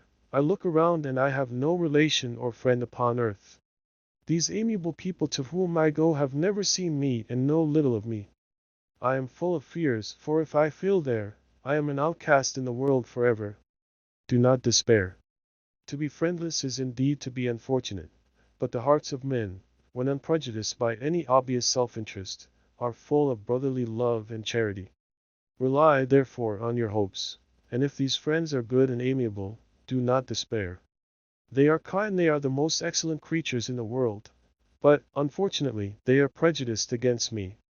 I have good dispositions. My life has been hitherto harmless and in some degree beneficial, but a fatal prejudice clouds their eyes, and where they ought to see a feeling and kind friend, they behold only a detestable monster. That is indeed unfortunate. But if you are really blameless, cannot you undeceive them? I am about to undertake that task, and it is on that account that I feel so many overwhelming terrors. I tenderly love these friends. I have, unknown to them, been for many months in the habits of daily kindness towards them, but they believe that I wish to injure them, and it is that prejudice which I wish to overcome." "Where do these friends reside?" "Near this spot." The old man paused and then continued, "If you will unreservedly confide to me the particulars of your tale, I perhaps may be of use in undeceiving them. I am blind and cannot judge of your countenance, but there is something in your words which persuades me that you are sincere. I am poor and an exile, but it will afford me true pleasure to be in any way serviceable to a human creature." "Excellent man! I thank you and accept your generous offer.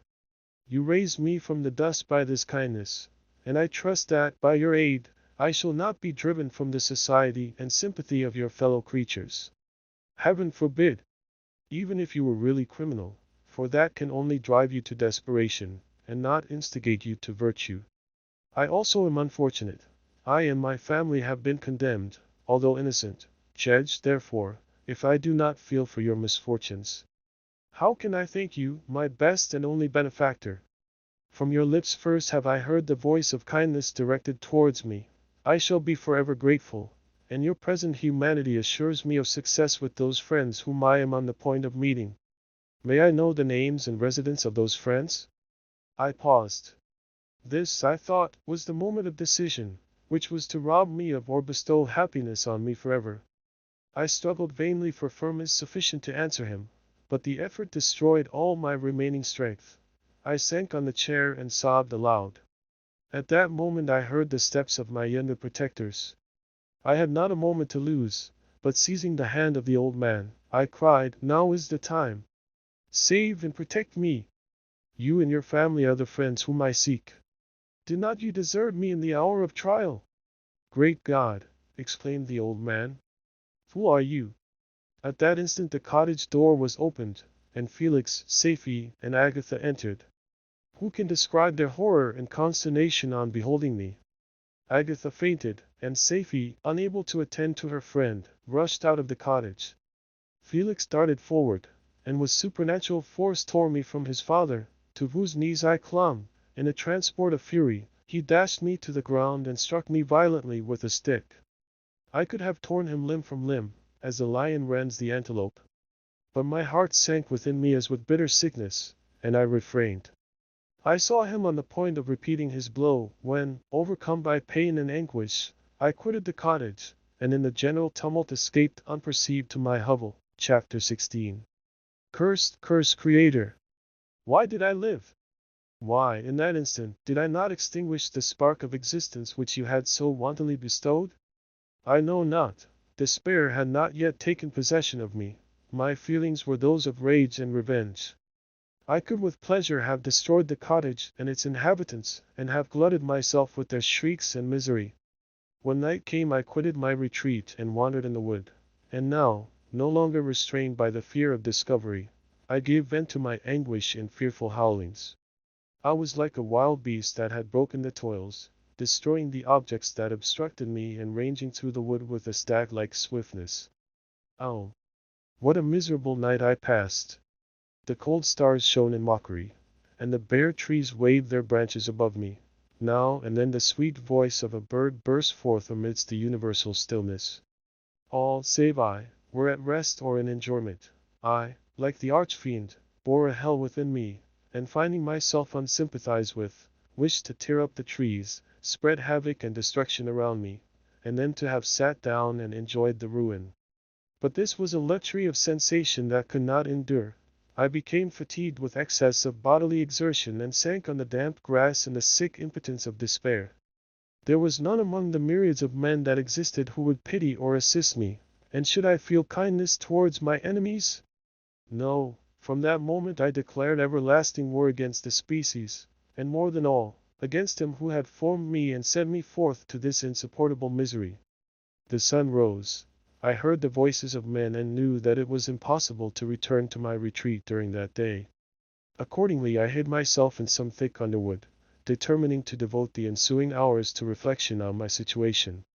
The pleasant sunshine and the pure air of day restored me to some degree of tranquillity, and when I considered what had passed at the cottage, I could not help believing that I had been too hasty in my conclusions. I had certainly acted imprudently. It was apparent that my conversation had interested the father in my behalf, and I was a fool in having exposed my person to the horror of his children. I ought to have familiarized the old de Lacy to me, and by degrees to have discovered myself to the rest of his family, when they should have been prepared for my approach.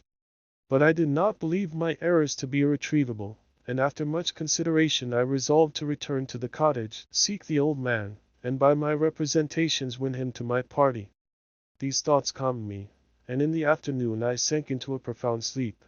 but the fever of my blood did not allow me to be visited by peaceful dreams. The horrible scene of the preceding day was forever acting before my eyes. The females were flying and the enraged Felix tearing me from his father's feet. I awoke exhausted, and finding that it was already night, I crept forth from my hiding place, and went in search of food. When my hunger was appeased, I directed my steps towards the well-known path that conducted to the cottage. All there was at peace. I crept into my hovel and remained in silent expectation of the accustomed hour when the family arose. That hour passed, the sun mounted high in the heavens, but the cottagers did not appear. I trembled violently, apprehending some dreadful misfortune. The inside of the cottage was dark, and I heard no motion. I cannot describe the agony of this suspense. Presently 2 countrymen passed by, but pausing near the cottage, they entered into conversation, using violent gesticulations. But I did not understand what they said, as they spoke the language of the country, which differed from that of my protectors. Soon after, however, Felix approached with another man.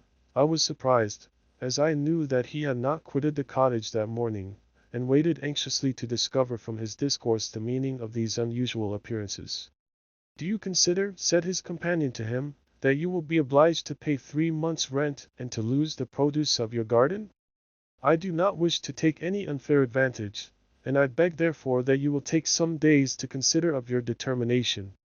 "It is utterly useless," replied Felix. "We can never again inhabit your cottage. The life of my father is in the greatest danger, owing to the dreadful circumstance that I have related. My wife and my sister will never recover from their horror. I entreat you not to reason with me any more. Take possession of your tenement, and let me fly from this place." Felix trembled violently as he said this. He and his companion entered the cottage, in which they remained for a few minutes, and then departed. I never saw any of the family of de Lacy more. I continued for the remainder of the day in my hovel in a state of utter and stupid despair. My protectors had departed and had broken the only link that held me to the world. For the first time the feelings of revenge and hatred filled my bosom, and I did not strive to control them, but allowing myself to be borne away by the stream, I bent my mind towards injury and death. When I thought of my friends, of the mild voice of de Lacy, the gentle eyes of Agatha, and the exquisite beauty of the Arabian, these thoughts vanished and a gush of tears somewhat soothed me. But again when I reflected that they had spurned and deserted me, anger returned, a rage of anger, and unable to injure anything human, I turned my fury towards inanimate objects.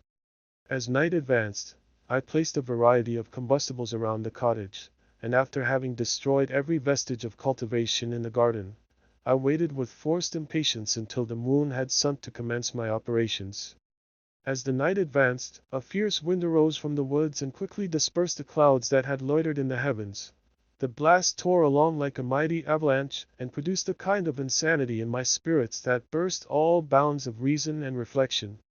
I lighted the dry branch of a tree and danced with fury around the devoted cottage, my eyes still fixed on the western horizon, the edge of which the moon nearly touched. A part of its orb was at length hid, and I waved my brand. It sank, and with a loud scream I fired the straw, and heath, and bushes, which I had collected. The wind fanned the fire, and the cottage was quickly enveloped by the flames, which clung to it and licked it with their forked and destroying tongues. As soon as I was convinced that no assistance could save any part of the habitation, I quitted the scene and sought for refuge in the woods. And now, with the world before me, whither should I bend my steps? I resolved to fly far from the scene of my misfortunes, but to me, hated and despised, every country must be equally horrible. At length the thought of you crossed my mind. I learned from your papers that you were my father, my creator, and to whom could I apply with more fitness than to him who had given me life? Among the lessons that Felix had bestowed upon Safie, geography had not been omitted. I had learned from these the relative situations of the different countries of the earth. You had mentioned Geneva as the name of your native town, and towards this place I resolved to proceed. But how was I to direct myself? I knew that I must travel in a southwesterly direction to reach my destination, but the sun was my only guide. I did not know the names of the towns that I was to pass through, nor could I ask information from a single human being, but I did not despair. From you only could I hope for succor, although towards you I felt no sentiment but that of hatred. Unfeeling, heartless creator, you had endowed me with perceptions and passions, and then cast me abroad an object for the scorn and horror of mankind. But on you only had I any claim for pity and redress, and from you I determined to seek that justice which I vainly attempted to gain from any other being that wore the human form. My travels were long and the sufferings I endured intense. It was late in autumn when I quitted the district where I had so long resided. I traveled only at night, fearful of encountering the visage of a human being. Nature decayed around me, and the sun became heatless. Rain and snow poured around me. Mighty rivers were frozen. The surface of the earth was hard and chill, and bare, and I found no shelter. Or worse, how often did I imprecate curses on the cause of my being? The mildness of my nature had fled, and all within me was turned to gall and bitterness. The nearer I approached to your habitation, the more deeply did I feel the spirit of revenge enkindled in my heart. Snow fell, and the waters were hardened, but I rested not. A few incidents now and then directed me, and I possessed a map of the country, but I often wandered wide from my path. The agony of my feelings allowed me no respite. No incident occurred from which my rage and misery could not extract its food. But a circumstance that happened when I arrived on the confines of Switzerland, when the sun had recovered its warmth and the earth again began to look green, confirmed in an especial manner the bitterness and horror of my feelings. I generally rested during the day and traveled only when I was secured by night from the view of man. One morning, however, finding that my path lay through a deep wood, I ventured to continue my journey after the sun had risen. The day, which was one of the first of spring, cheered even me by the loveliness of its sunshine and the balminess of the air. I felt emotions of gentleness and pleasure, that had long appeared dead, revive within me. Half surprised by the novelty of these sensations, I allowed myself to be borne away by them, and forgetting my solitude and deformity, dared to be happy.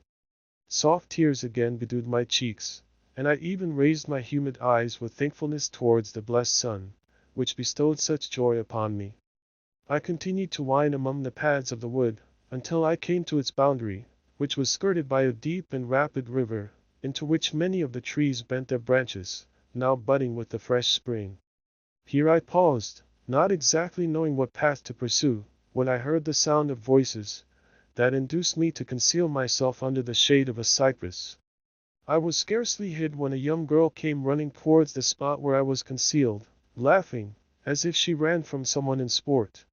She continued her course along the precipitous sides of the river, when suddenly her foot slipped, and she fell into the rapid stream. I rushed from my hiding place, and with extreme labor, from the force of the current, saved her and dragged her to shore.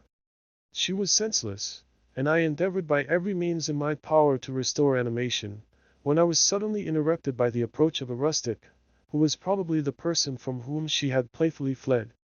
On seeing me, he darted towards me, and tearing the girl from my arms, hastened towards the deeper parts of the wood.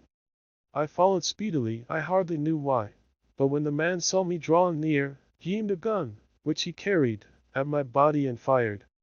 I sank to the ground, and my injurer, with increased swiftness, escaped into the wood. This was then the reward of my benevolence. I had saved a human being from destruction, and as a recompense I now writhed under the miserable pain of a wound which shattered the flesh and bone. The feelings of kindness and gentleness which I had entertained but a few moments before gave place to hellish rage and gnashing of teeth. Inflamed by pain, I vowed eternal hatred and vengeance to all mankind. But the agony of my wound overcame me, my pulses paused, and I fainted. For some weeks I led a miserable life in the woods, endeavoring to cure the wound which I had received. The ball had entered my shoulder, and I knew not whether it had remained there or passed through. At any rate I had no means of extracting it. My sufferings were augmented also by the oppressive sense of the injustice and ingratitude of their infliction. My daily vows rose for revenge, a deep and deadly revenge, such as would alone compensate for the outrages and anguish I had endured. After some weeks my wound healed, and I continued my journey. The labors I endured were no longer to be alleviated by the bright sun or gentle breezes of spring, All joy was but a mockery which insulted my desolate state, and made me feel more painfully that I was not made for the enjoyment of pleasure. But my toils now drew near a close, and in 2 months from this time I reached the environs of Geneva. It was evening when I arrived, and I retired to a hiding place among the fields that surround it to meditate in what manner I should apply to you. I was oppressed by fatigue and hunger and far too unhappy to enjoy the gentle breezes of evening, or the prospect of the sun setting behind the stupendous mountains of Jura. At this time a slight sleep relieved me from the pain of reflection, which was disturbed by the approach of a beautiful child, who came running into the recess I had chosen, with all the sportiveness of infancy. Suddenly, as I gazed on him, an idea seized me that this little creature was unprejudiced, and had lived too short a time to have imbibed the horror of deformity. If, therefore, I could seize him and educate him as my companion and friend, I should not be so desolate in this peopled earth. Urged by this impulse, I seized on the boy as he passed, and drew him towards me. As soon as he beheld my form, he placed his hands before his eyes and uttered a shrill scream. I drew his hand forcibly from his face and said, "Child, what is the meaning of this? I do not intend to hurt you. Listen to me." He struggled violently. "Let me go," he cried. "Monster! Ugly wretch! You wish to eat me and tear me to pieces. You are an ogre. Let me go, or I will tell my papa. Boy, you will never see your father again. You must come with me. Hideous monster! Let me go. My papa is as syndic as M. Frankenstein, he will punish you. You dare not keep me. Frankenstein. You belong then to my enemy, to him towards whom I have sworn eternal revenge. You shall be my first victim." The child still struggled and loaded me with epithets which carried despair to my heart. I grasped his throat to silence him, and in a moment he lay dead at my feet. I gazed on my victim, and my heart swelled with exultation and hellish triumph. Clapping my hands, I exclaimed, "I too can create desolation. My enemy is not invulnerable. This death will carry despair to him, and 1,000 other miseries shall torment and destroy him." As I fixed my eyes on the child, I saw something glittering on his breast. I took it. It was a portrait of a most lovely woman. In spite of my malignity, it softened and attracted me.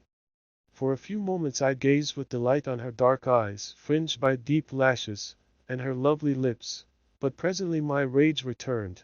I remembered that I was forever deprived of the delights that such beautiful creatures could bestow, and that she whose resemblance I contemplated would, in regarding me, have changed that air of divine benignity to one expressive of disgust and affright. Can you wonder that such thoughts transported me with rage? I only wonder that at that moment, instead of venting my sensations in exclamations and agony, I did not rush among mankind and perish in the attempt to destroy them. While I was overcome by these feelings, I left the spot where I had committed the murder, and seeking a more secluded hiding place, I entered a barn which had appeared to me to be empty. A woman was sleeping on some straw. She was young, not indeed so beautiful as her whose portrait I held, but of an agreeable aspect and blooming in the loveliness of youth and health. Here, I thought, is one of those whose joy-imparting smiles are bestowed on all but me. And then I'd bend over her and whispered, "Awake, fairest, thy lover is near, he who would give his life but to obtain one look of affection from thine eyes. My beloved, awake!" The sleeper stirred. A thrill of terror ran through me. Should she indeed awake, and see me, and curse me, and denounce the murderer? Thus would she assuredly act if her darkened eyes opened, and she beheld me. The thought was madness. It stirred the fiend within me, not I. But she shall suffer. The murder I have committed because I am forever robbed of all that she could give me, she shall atone. The crime had its source in her. Be hers the punishment. Thanks to the lessons of Felix and the sanguinary laws of man, I had learned now to work mischief. I bent over her, and placed the portrait securely in one of the folds of her dress. She moved again, and I fled. For some days I hunted the spot where these scenes had taken place, sometimes wishing to see you, sometimes resolved to quit the world and its miseries forever. At length I wandered towards these mountains, and have ranged through their immense recesses, consumed by a burning passion which you alone can gratify. We may not part until you have promised to comply with my requisition. I am alone and miserable. Man will not associate with me, but one as deformed and horrible as myself would not deny herself to me. My companion must be of the same species and have the same defects. This being you must create. Chapter 17. The being finished speaking and fixed his looks upon me in the expectation of a reply. But I was bewildered, perplexed, and unable to arrange my ideas sufficiently to understand the full extent of his proposition. He continued, "You must create a female for me with whom I can live in the interchange of those sympathies necessary for my being. This you alone can do, and I demand it of you as a right which you must not refuse to concede." The latter part of his tale had kindled anew in me the anger that had died away while he narrated his peaceful life among the cottagers, and as he said this I could no longer suppress the rage that burned within me. "I do refuse it," I replied, "and no torture shall ever extort the consent from me. You may render me the most miserable of men, but you shall never make me base in my own eyes. Shall I create another like yourself, whose joint wickedness might desolate the world? Begone! I have answered you. You may torture me, but I will never consent." "You are in the wrong," replied the fiend, "and instead of threatening, I am content to reason with you. I am malicious because I am miserable. Am I not shunned and hated by all mankind? You, my creator, would tear me to pieces in triumph, remember that, and tell me why I should pity man more than he pities me. You would not call it murder if you could precipitate me into one of those ice rifts and destroy my frame, the work of your own hands. Shall I respect man when he condemns me? Let him live with me in the interchange of kindness, and instead of injury I would bestow every benefit upon him with tears of gratitude at his acceptance. But that cannot be. The human senses are insurmountable barriers to our union. Yet mine shall not be the submission of abject slavery. I will revenge my injuries. If I cannot inspire love, I will cause fear, and chiefly towards you my arch-enemy, because my Creator, do I swear inextinguishable hatred. Have a care. I will work at your destruction, nor finish until I desolate your heart, so that you shall curse the hour of your birth." A fiendish rage animated him as he said this. His face was wrinkled into contortions too horrible for human eyes to behold. But presently he calmed himself and proceeded. "I intended to reason. This passion is detrimental to me, for you do not reflect that you are the cause of its excess. If any being felt emotions of benevolence towards me, I should return them 100 and 100-fold. For that one creature's sake I would make peace with the whole kind. But I now indulge in dreams of bliss that cannot be realized. What I ask of you is reasonable and moderate. I demand a creature of another sex, but as hideous as myself. The gratification is small, but it is all that I can receive, and it shall content me. It is true, we shall be monsters, cut off from all the world, but on that account we shall be more attached to one another. Our lives will not be happy, but they will be harmless and free from the misery I now feel. Pray, my Creator, make me happy. Let me feel gratitude towards you for one benefit. Let me see that I excite the sympathy of some existing thing. Do not deny me my request." I was moved. I shuddered when I thought of the possible consequences of my consent, but I felt that there was some justice in his argument. His tale and the feelings he now expressed proved him to be a creature of fine sensations, and did I not as his maker owe him all the portion of happiness that it was in my power to bestow? He saw my change of feeling and continued, "If you consent, neither you nor any other human being shall ever see us again. I will go to the vast wilds of South America. My food is not that of man. I do not destroy the lamb and the kid to glub my appetite. Acorns and berries afford me sufficient nourishment. My companion will be of the same nature as myself, and will be content with the same fare. We shall make our bed of dried leaves. The sun will shine on us as on man and will ripen our food. The picture I present to you is peaceful and human, and you must feel that you could deny it only in the wantonness of power and cruelty. Pitiless as you have been towards me, I now see compassion in your eyes. Let me seize the favorable moment, and persuade you to promise what I so ardently desire." "You propose," replied I, "to fly from the habitations of man, to dwell in those wilds where the beasts of the field will be your only companions. How can you, who long for the love and sympathy of man, persevere in this exile? You will return and again seek their kindness, and you will meet with their detestation. Your evil passions will be renewed, and you will then have a companion to aid you in the task of destruction. This may not be. Cease to argue the point, for I cannot consent. How inconstant are your feelings! But a moment ago you were moved by my representations, and why do you again harden yourself to my complaints? I swear to you, by the earth which I inhabit, and by you that made me, that with the companion you bestow, I will quit the neighborhood of man and dwell, as it may chance, in the most savage of places. My evil passions will have fled, for I shall meet with sympathy. My life will flow quietly away, and in my dying moments I shall not curse my Maker. His words had a strange effect upon me. I compassionated him and sometimes felt a wish to console him. But when I looked upon him, when I saw the filthy mass that moved and talked, my heart sickened and my feelings were altered to those of horror and hatred. I tried to stifle these sensations. I thought that as I could not sympathize with him, I had no right to withhold from him the small portion of happiness which was yet in my power to bestow. You swear, I said, to be harmless. But have you not already shown a degree of malice that should reasonably make me distrust you? May not even this be a feint that will increase your triumph by affording a wider scope for your revenge? How is this? I must not be trifled with, and I demand an answer. If I have no ties and no affections, hatred and vice must be my portion. The love of another will destroy the cause of my crimes, and I shall become a thing of whose existence everyone will be ignorant. My vices are the children of a forced solitude that I abhor, and my virtues will necessarily arise when I live in communion with an equal. I shall feel the affections of a sensitive being and become linked to the chain of existence and events from which I am now excluded. I paused some time to reflect on all he had related and the various arguments which he had employed. I thought of the promise of virtues which he had displayed on the opening of his existence, and the subsequent blight of all kindly feeling by the loathing and scorn which his protectors had manifested towards him.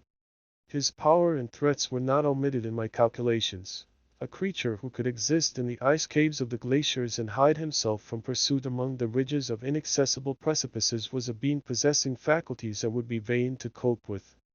After a long pause of reflection I concluded that the justice due both to him and my fellow creatures demanded of me that I should comply with his request.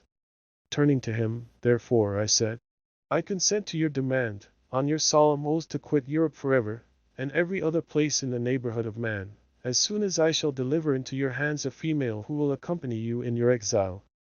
I swear, he cried, by the sun, and by the blue sky of heaven, and by the fire of love that burns my heart, that if you grant my prayer, while they exist you shall never behold me again. Depart to your home and commence your labors. I shall watch their progress with unutterable anxiety, and fear not but that when you are ready I shall appear. Saying this, he suddenly quitted me, fearful, perhaps, of any change in my sentiments. I saw him descend the mountain with greater speed than the flight of an eagle, and quickly lost among the undulations of the sea of ice. His tale had occupied the whole day, and the sun was upon the verge of the horizon when he departed. I knew that I ought to hasten my descent towards the valley, as I should soon be encompassed in darkness, but my heart was heavy, and my steps slow. The labor of winding among the little paths of the mountain and fixing my feet firmly as I advanced perplexed me, occupied as I was by the emotions which the occurrences of the day had produced. Night was far advanced when I came to the halfway resting place, and seated myself beside the fountain. The stars shone at intervals as the clouds passed from over them. The dark pines rose before me, and every here and there broken tree lay on the ground. It was a scene of wonderful solemnity, and stirred strange thoughts within me. I wept bitterly, and clasping my hands in agony I exclaimed, Ay, stars and clouds and winds, ye are all about to mock me. If ye really pity me, crush sensation and memory, let me become as naught, but if not, depart, depart, and leave me in darkness. These were wild and miserable thoughts. But I cannot describe to you how the eternal twinkling of the stars weighed upon me, and how I listened to every blast of wind as if it were a dull, ugly siroc on its way to consume me. Morning dawned before I arrived at the village of Chamonix. I took no rest, but returned immediately to Geneva. Even in my own heart I could give no expression to my sensations. They weighed on me with a mountain's weight, and their excess destroyed my agony beneath them. Thus I returned home, and entering the house, presented myself to the family.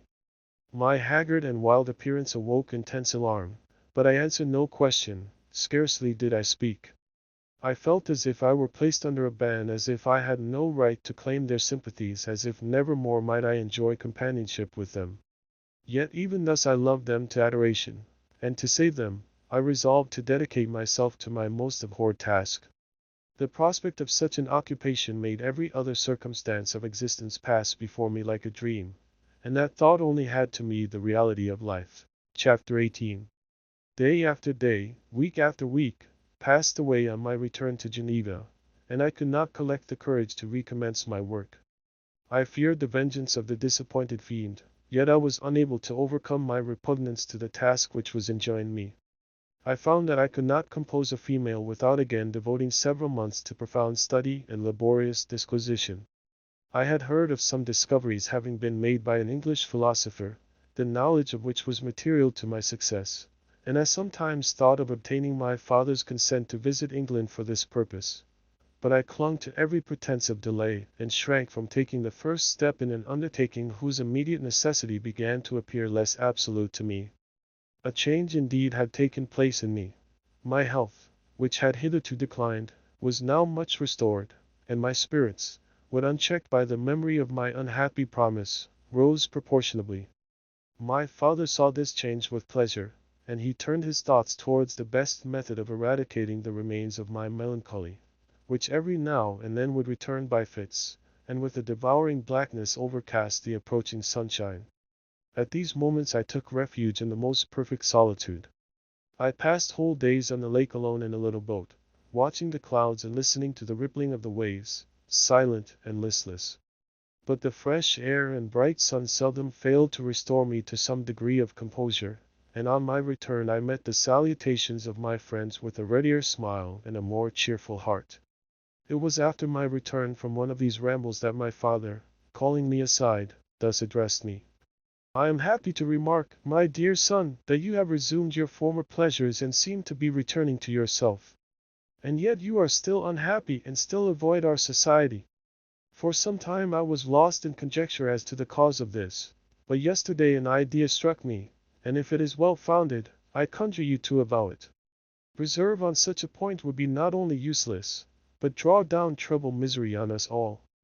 I trembled violently at his exordium, and my father continued, I confess, my son, that I have always looked forward to your marriage with our dear Elizabeth as the tie of our domestic comfort, and the stay of my declining years. You were attached to each other from your earliest infancy. You studied together, and appeared, in dispositions and tastes, entirely suited to one another. But so blind is the experience of man that what I conceived to be the best assistance to my plan may have entirely destroyed it. You, perhaps, regard her as your sister, without any wish that she might become your wife.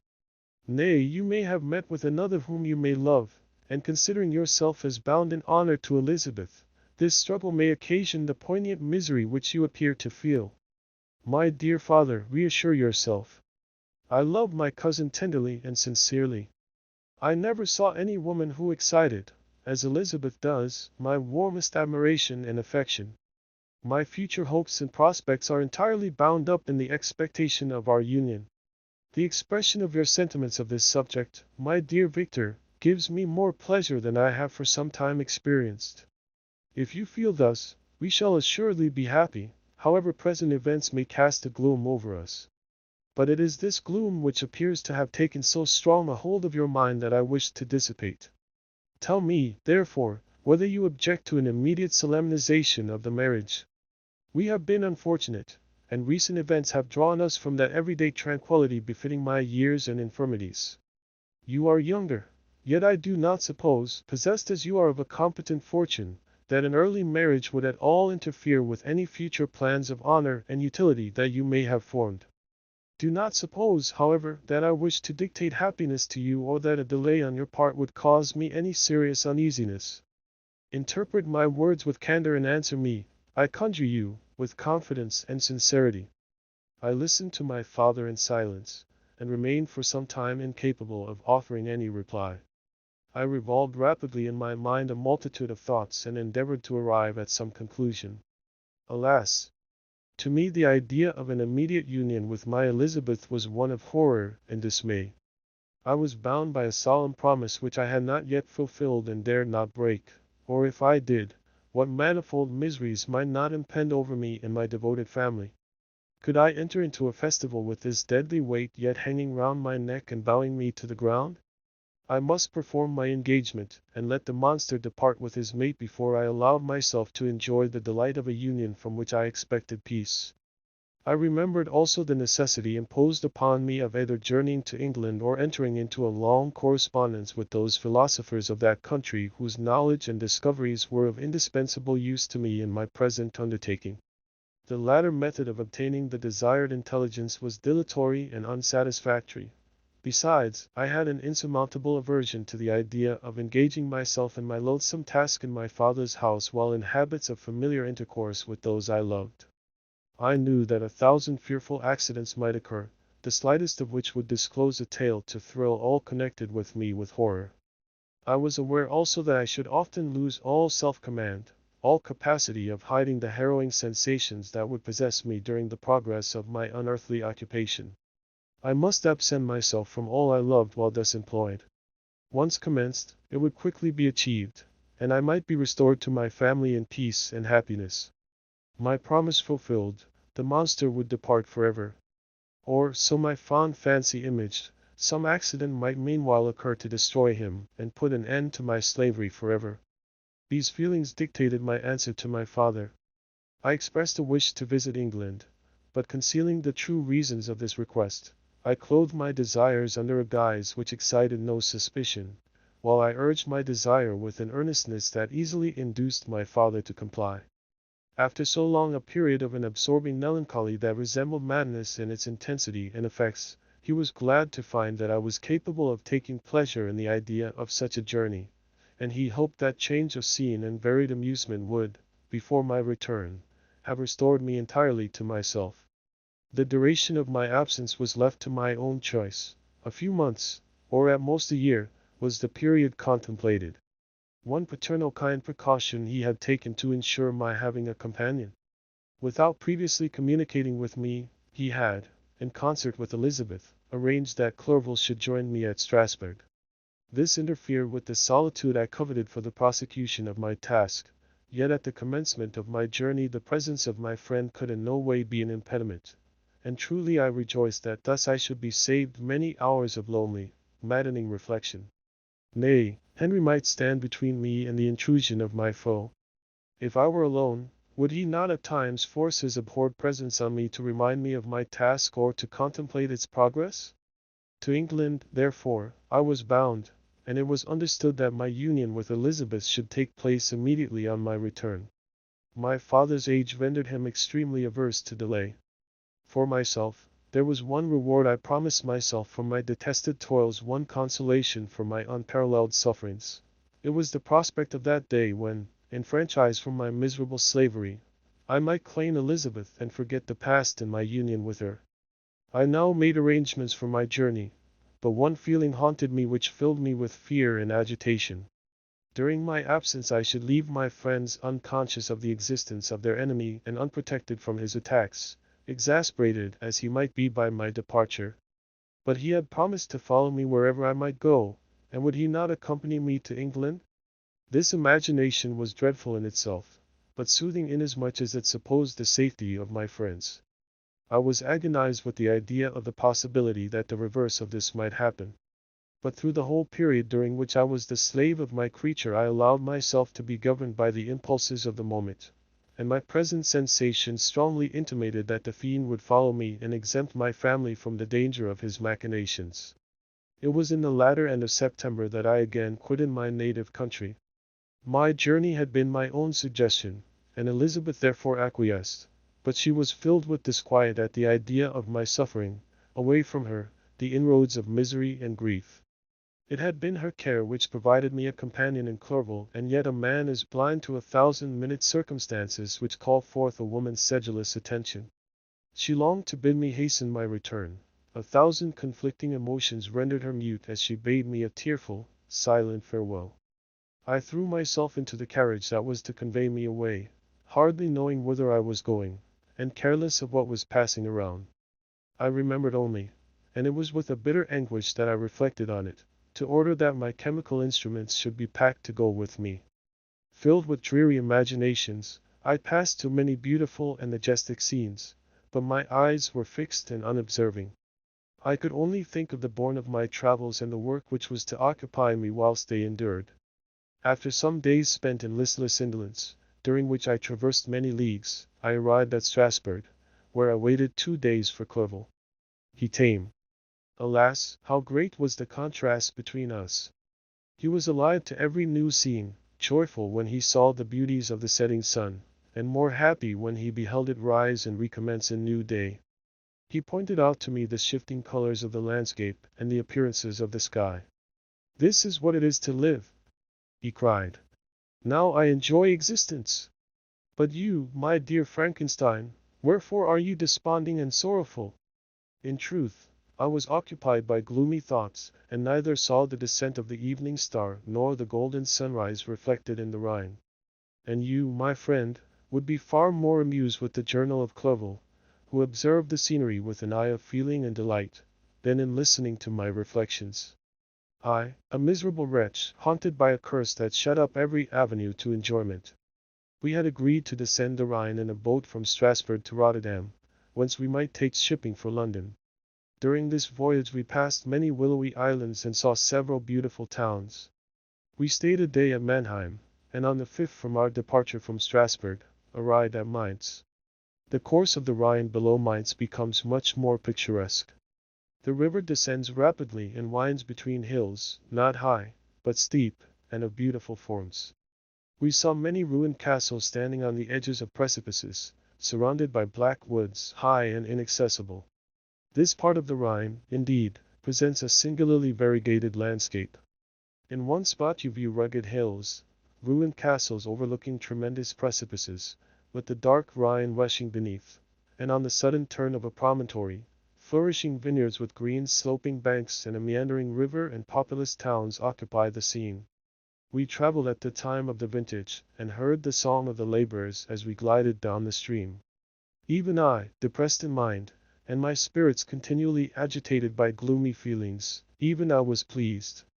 I lay at the bottom of the boat, and as I gazed on the cloudless blue sky, I seemed to drink in a tranquillity to which I had long been a stranger.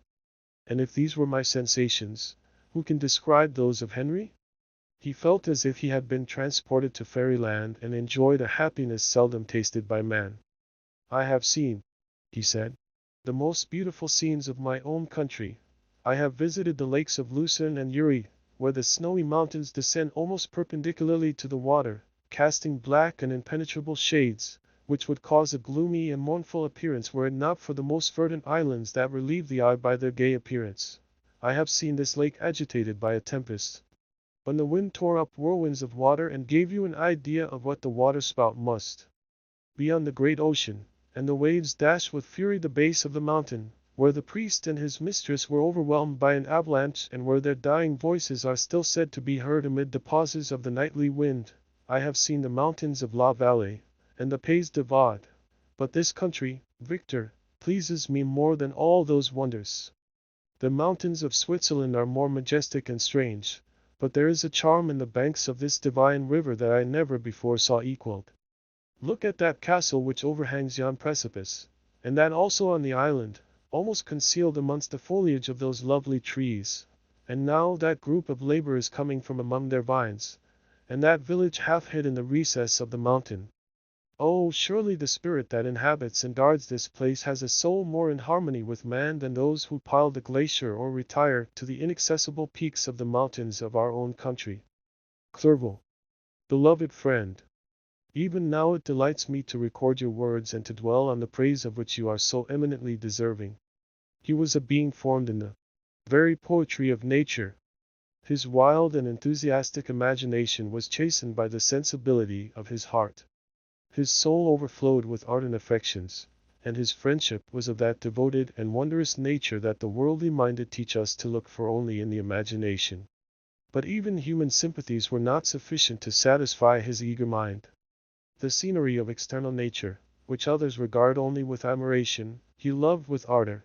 The sounding cataract haunted him like a passion, the tall rock, the mountain, and the deep and gloomy wood, their colors and their forms, were then to him an appetite, a feeling, and a love, that had no need of a remoter charm, by thought supplied, or any interest unborrowed from the eye.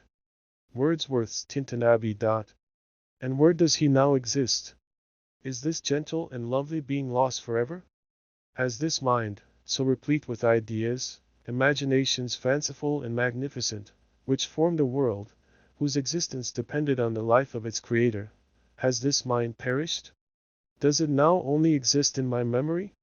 No, it is not thus. Your form so divinely wrought, and beaming with beauty, has decayed, but your spirit still visits and consoles your unhappy friend.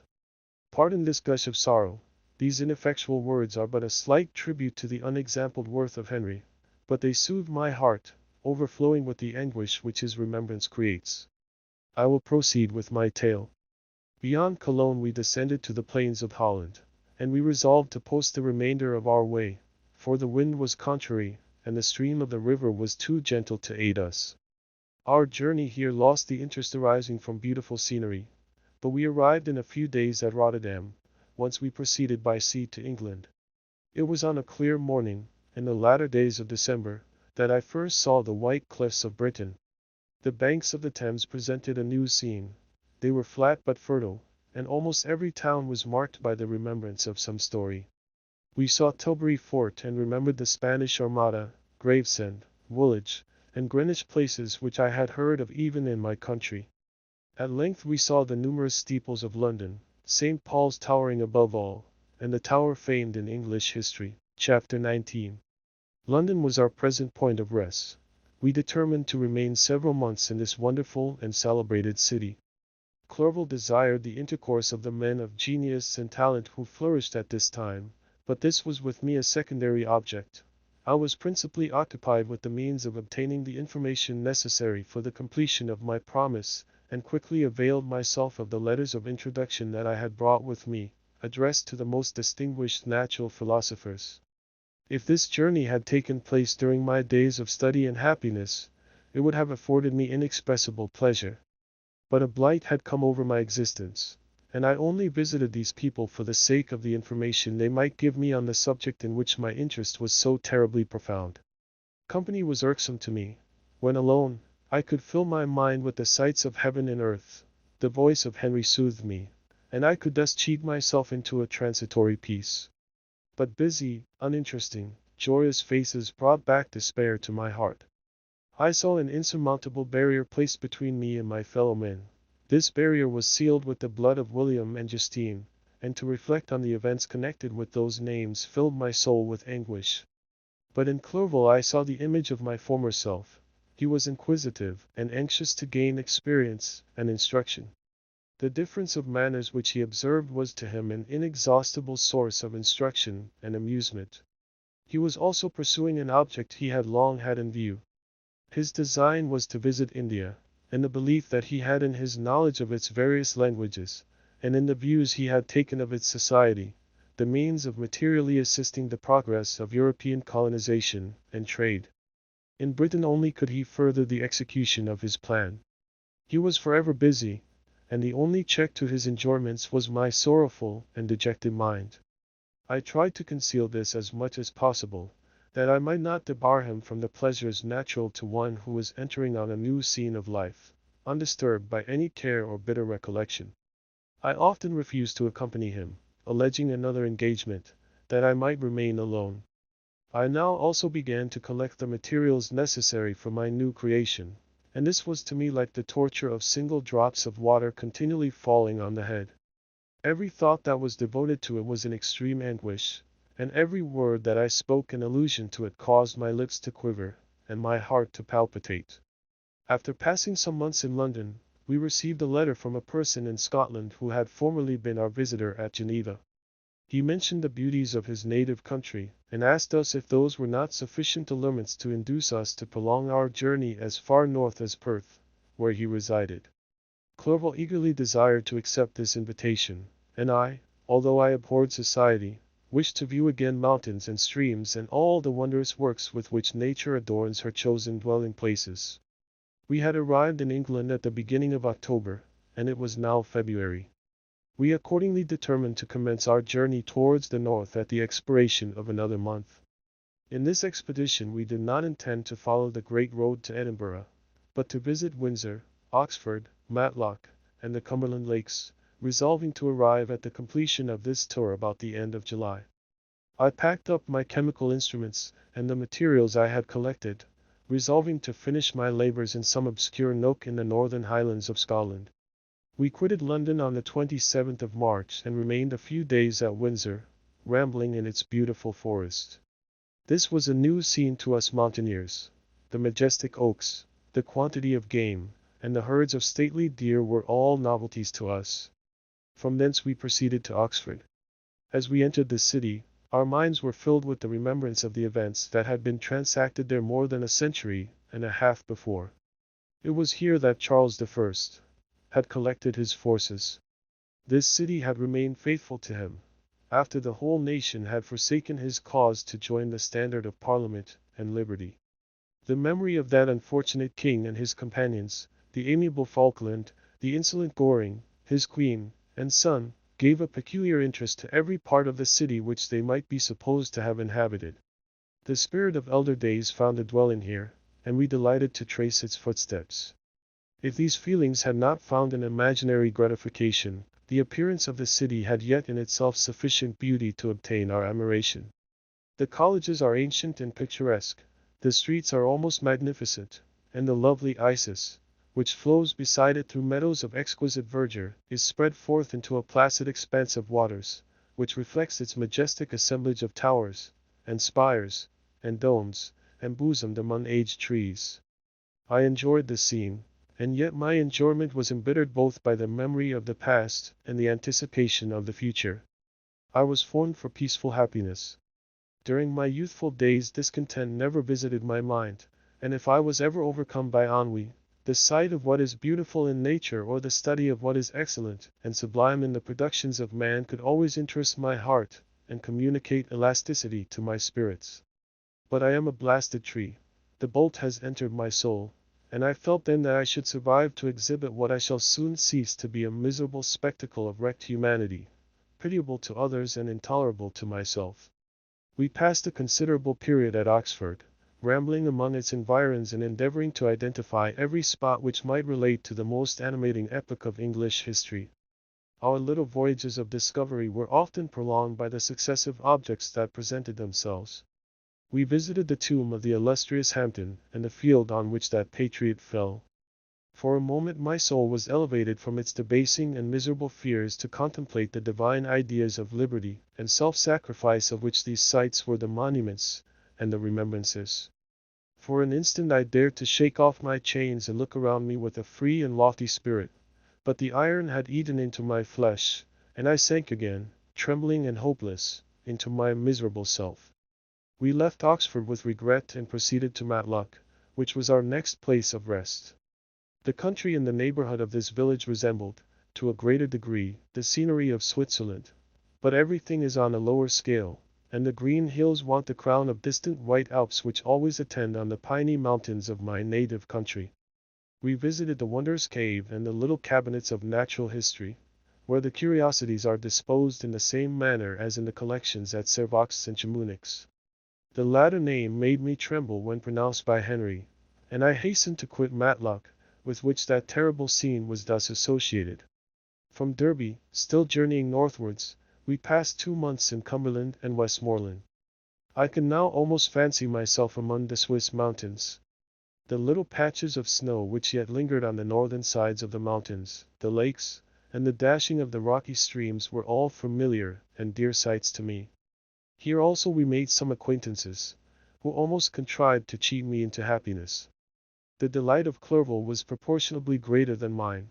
His mind expanded in the company of men of talent, and he found in his own nature greater capacities and resources than he could have imagined himself to have possessed while he associated with his inferiors. "I could pass my life here," said he to me, and among these mountains I should scarcely regret Switzerland and the Rhine. But he found that a traveler's life is one that includes much pain amidst its enjoyments. His feelings are forever on the stretch, and when he begins to sink into repose, he finds himself obliged to quit that on which he rests in pleasure for something new, which again engages his attention, and which also he forsakes for other novelties. We had scarcely visited the various lakes of Cumberland and Westmoreland and conceived an affection for some of the inhabitants, when the period of our appointment with our Scotch friend approached, and we left them to travel on. For my own part one was not sorry. I had now neglected my promise for some time, and I feared the effects of the demon's disappointment. He might remain in Switzerland and wreak his vengeance on my relatives. This idea pursued me and tormented me at every moment from which I might otherwise have snatched repose and peace. I waited for my letters with feverish impatience. If they were delayed I was miserable and overcome by 1,000 fears, and when they arrived and I saw the superscription of Elizabeth or my father, I hardly dared to read and ascertain my fate. Sometimes I thought that the fiend followed me and might expedite my remissness by murdering my companion.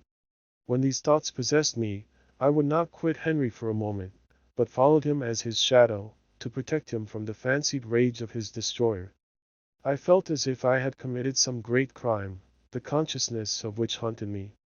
I was guiltless, but I had indeed drawn down a horrible curse upon my head, as mortal as that of crime. I visited Edinburgh with languid eyes and mind, and yet that city might have interested the most unfortunate being. Clerval did not like it so well as Oxford, for the antiquity of the latter city was more pleasing to him. But the beauty and regularity of the new town of Edinburgh, its romantic castle and its environs, the most delightful in the world, Arthur's Seat, St. Bernard's Well, and the Penland Hills, compensated him for the change and filled him with cheerfulness and admiration. But I was impatient to arrive at the termination of my journey. We left Edinburgh in a week, passing through Cupar, St. Andrews, and along the banks of the Tay, to Perth, where our friend expected us. But I was in no mood to laugh and talk with strangers or enter into their feelings or plans with the good humor expected from a guest, and accordingly I told Clerval that I wished to make the tour of Scotland alone. "Do you," said I, "enjoy yourself, and let this be our rendezvous. I may be absent a month or two, but do not interfere with my motions I entreat you. Leave me to peace and solitude for a short time, and when I return, I hope it will be with a lighter heart, more congenial to your own temper." Henry wished to dissuade me, but seeing me bent on this plan, ceased to remonstrate. He entreated me to write often. "I had rather be with you," he said, "in your solitary rambles, than with these Scotch people, whom I do not know. Hasten, then, my dear friend, to return, that I may again feel myself somewhat at home, which I cannot do in your absence."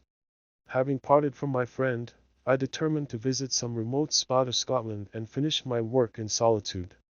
I did not doubt but that the monster followed me and would discover himself to me when I should have finished, that he might receive his companion. With this resolution I traversed the northern highlands and fixed on one of the remotest of the Orkneys as the scene of my labors. It was a place fitted for such a work, being hardly more than a rock whose high sides were continually beaten upon by the waves. The soil was barren, scarcely affording pasture for a few miserable cows, and oatmeal for its inhabitants, which consisted of 5 persons, whose gaunt and scraggy limbs gave tokens of their miserable fare. Vegetables and bread, when they indulged in such luxuries, and even fresh water, was to be procured from the mainland, which was about 5 miles distant. On the whole island there were but 3 miserable huts, and one of these was vacant when I arrived. This I hired. It contained but 2 rooms, and these exhibited all the squalidness of the most miserable penury. The thatch had fallen in, the walls were unplastered, and the door was off its hinges.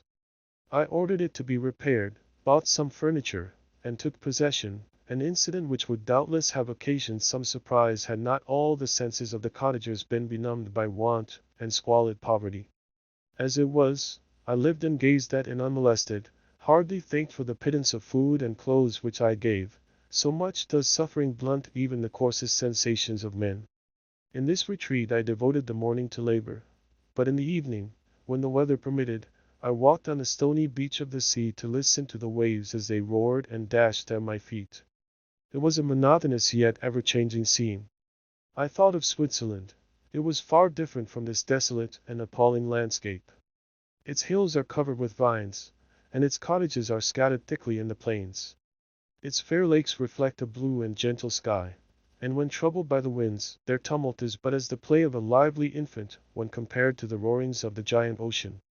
In this manner I distributed my occupations when I first arrived, but as I proceeded in my labor, it became every day more horrible and irksome to me. Sometimes I could not prevail on myself to enter my laboratory for several days, and at other times I toiled day and night in order to complete my work. It was, indeed, a filthy process in which I was engaged. During my first experiment, a kind of enthusiastic frenzy had blinded me to the horror of my employment. My mind was intently fixed on the consummation of my labor, and my eyes were shut to the horror of my proceedings. But now I went to it in cold blood, and my heart often sickened at the work of my hands. Thus situated, employed in the most detestable occupation, immersed in a solitude where nothing could for an instant call my attention from the actual scene in which I was engaged, my spirits became unequal. I grew restless and nervous. Every moment I feared to meet my persecutor. Sometimes I sat with my eyes fixed on the ground, fearing to raise them lest they should encounter the object which I so much dreaded to behold. I feared to wander from the sight of my fellow creatures lest when alone he should come to claim his companion. In the meantime I worked on, and my labor was already considerably advanced. I looked towards its completion with a tremulous and eager hope, which I dared not trust myself to question, but which was intermixed with obscure forebodings of evil that made my heart sicken in my bosom. Chapter 20. I sat one evening in my laboratory. The sun had set, and the moon was just rising from the sea. I had not sufficient light for my employment, and I remained idle, in a pause of consideration of whether I should leave my labor for the night or hasten its conclusion by an unremitting attention to it. As I sat, a train of reflection occurred to me which led me to consider the effects of what I was now doing. 3 years before, I was engaged in the same manner, and had created a fiend whose unparalleled barbarity had desolated my heart, and filled it forever with the bitterest remorse. I was now about to form another being of whose dispositions I was alike ignorant. She might become 10,000 times more malignant than her mate and delight, for its own sake, in murder and wretchedness. He had sworn to quit the neighborhood of man and hide himself in deserts, but she had not, and she, who in all probability was to become a thinking and reasoning animal, might refuse to comply with a compact made before her creation. They might even hate each other. The creature who already lived loathed his own deformity, and might he not conceive a greater abhorrence for it when it came before his eyes in the female form?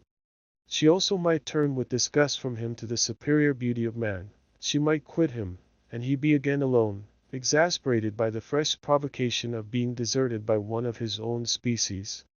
Even if they were to leave Europe and inhabit the deserts of the New World, yet one of the first results of those sympathies for which the demon thirsted would be children, and a race of devils would be propagated upon the earth who might make the very existence of the species of man a condition precarious and full of terror. Had I right, for my own benefit, to inflict this curse upon everlasting generations? I had before been moved by the sophisms of the being I had created. I had been struck senseless by his fiendish threats. But now, for the first time, the wickedness of my promise burst upon me. I shuddered to think that future ages might curse me as their pest, whose selfishness had not hesitated to buy its own peace at the price, perhaps, of the existence of the whole human race. I trembled and my heart failed within me, when, on looking up, I saw by the light of the moon the demon at the casement. A ghastly grin wrinkled his lips as he gazed on me, where I sat fulfilling the task which he had allotted to me. Yes, he had followed me in my travels. He had loitered in forests, hid himself in caves, or taken refuge in wide and desert heaths, and he now came to mark my progress and claim the fulfillment of my promise. As I looked on him, his countenance expressed the utmost extent of malice and treachery. I thought with a sensation of madness on my promise of creating another like to him, and trembling with passion, tore to pieces the thing on which I was engaged. The wretch saw me destroy the creature on whose future existence he depended for happiness, and with a howl of devilish despair and revenge, withdrew. I left the room, and locking the door, made a solemn vow in my own heart never to resume my labors. And then, with trembling steps, I sought my own apartment. I was alone. None were near me to dissipate the gloom, and relieve me from the sickening oppression of the most terrible reveries. Several hours passed, and I remained near my window gazing on the sea. It was almost motionless, for the winds were hushed, and all nature reposed under the eye of the quiet moon. A few fishing vessels alone specked the water, and now and then the gentle breeze wafted the sound of voices as the fishermen called to one another. I felt the silence, although I was hardly conscious of its extreme profundity, until my ear was suddenly arrested by the paddling of oars near the shore, and a person landed close to my house. In a few minutes after, I heard the creaking of my door, as if someone endeavored to open it softly. I trembled from head to foot. I felt a presentiment of who it was and wished to rouse one of the peasants who dwelt in a cottage not far from mine. But I was overcome by the sensation of helplessness, so often felt in frightful dreams, when you in vain endeavor to fly from an impending danger, and was rooted to the spot. Presently I heard the sound of footsteps along the passage. The door opened, and the wretch whom I dreaded appeared. Shutting the door, he approached me and said in a smothered voice, "You have destroyed the work which you began. What is it that you intend? Do you dare to break your promise? I have endured toil and misery. I left Switzerland with you. I crept along the shores of the Rhine, among its willow islands and over the summits of its hills. I have dwelt many months in the heaths of England and among the deserts of Scotland. I have endured incalculable fatigue, and cold, and hunger. Do you dare destroy my hopes? Begone! I do break my promise. Never will I create another like yourself, equal in deformity and wickedness. Slave, I before reasoned with you, but you have proved yourself unworthy of my condescension. Remember that I have power. You believe yourself miserable, but I can make you so wretched that the light of day will be hateful to you. You are my creator, but I am your master. Obey. The hour of my irresolution is past, and the period of your power is arrived. Your threats cannot move me to do an act of wickedness, but they confirm me in a determination of not creating you a companion in vice. Shall I, in cold blood, set loose upon the earth a demon whose delight is in death and wretchedness? Begone! I am firm, and your words will only exasperate my rage. The monster saw my determination in my face, and gnashed his teeth in the impotence of anger. Shall each man, cried he, find a wife for his bosom, and each beast have his mate, and I be alone? I had feelings of affection, and they were requited by detestation and scorn. Man!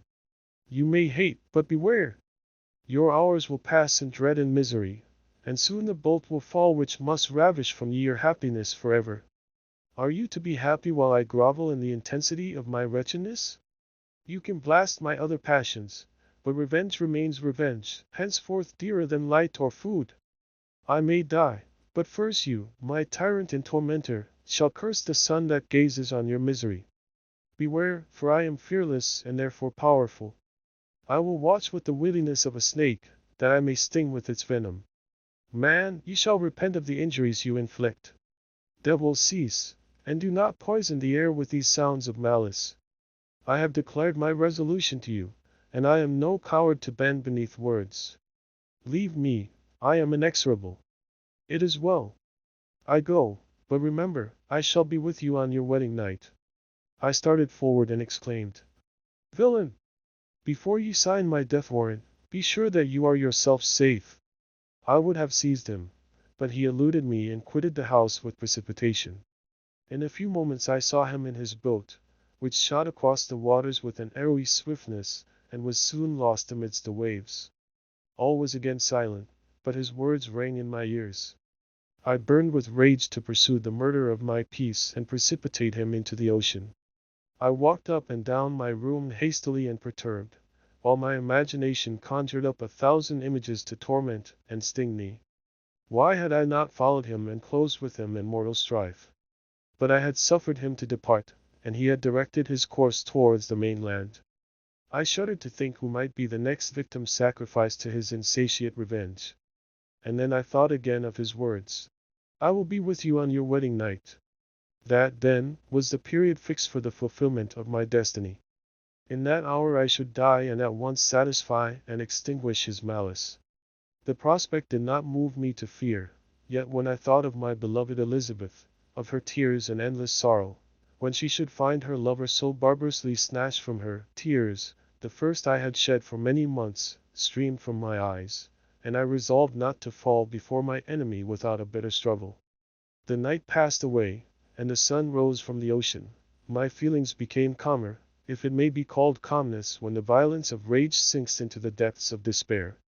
I left the house, the horrid scene of the last night's contention, and walked on the beach of the sea, which I almost regarded as an insuperable barrier between me and my fellow creatures. Nay, a wish that such should prove the fact stole across me. I desired that I might pass my life on that barren rock wearily, it is true, but uninterrupted by any sudden shock of misery.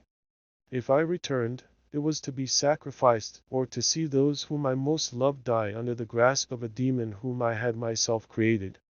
I walked about the isle like a restless spectre, separated from all it loved and miserable in the separation. When it became noon, and the sun rose higher, I lay down on the grass and was overpowered by a deep sleep. I had been awake the whole of the preceding night, my nerves were agitated, and my eyes inflamed by watching and misery. The sleep into which I now sank refreshed me, and when I awoke, I again felt as if I belonged to a race of human beings like myself, and I began to reflect upon what had passed with greater composure. Yet still the words of the fiend rang in my ears like a death knell.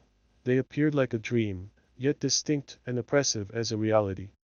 The sun had far descended, and I still sat on the shore, satisfying my appetite, which had become ravenous, with an oaten cake, when I saw a fishing boat land close to me, and one of the men brought me a packet. It contained letters from Geneva, and one from Clerval entreating me to join him. He said that he was wearing away his time fruitlessly where he was, that letters from the friends he had formed in London desired his return to complete the negotiation they had entered into for his Indian enterprise. He could not any longer delay his departure, but as his journey to London might be followed, even sooner than he now conjectured, by his longer voyage, he entreated me to bestow as much of my society on him as I could spare.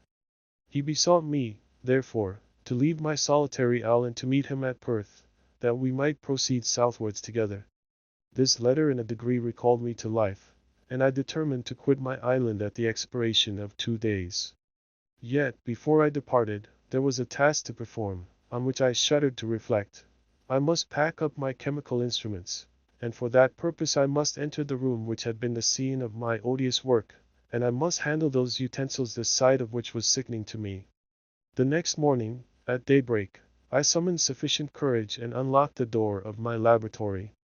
The remains of the half-finished creature, whom I had destroyed, lay scattered on the floor, and I almost felt as if I had mangled the living flesh of a human being. I paused to collect myself, and then entered the chamber. With trembling hand I conveyed the instruments out of the room, but I reflected that I ought not to leave the relics of my work to excite the horror and suspicion of the peasants, and I accordingly put them into a basket, with a great quantity of stones, and laying them up, determined to throw them into the sea that very night, and in the meantime I sat upon the beach, employed in cleaning and arranging my chemical apparatus. Nothing could be more complete than the alteration that had taken place in my feelings since the night of the appearance of the demon. I had before regarded my promise with a gloomy despair as a thing that, with whatever consequences, must be fulfilled. But I now felt as if a film had been taken from before my eyes and that I for the first time saw clearly. The idea of renewing my labors did not for one instant occur to me. The threat I had heard weighed on my thoughts, but I did not reflect that a voluntary act of mine could avert it. I had resolved in my own mind that to create another like the fiend I had first made would be an act of the basest and most atrocious selfishness, and I banished from my mind every thought that could lead to a different conclusion. Between 2 and 3 in the morning the moon rose, and I then, putting my basket aboard a little skiff, sailed out about 4 miles from the shore. The scene was perfectly solitary. A few boats were returning towards land, but I sailed away from them. I felt as if I was about the commission of a dreadful crime and avoided with shuddering anxiety any encounter with my fellow creatures. At one time the moon, which had before been clear, was suddenly overspread by a thick cloud, and I took advantage of the moment of darkness and cast my basket into the sea.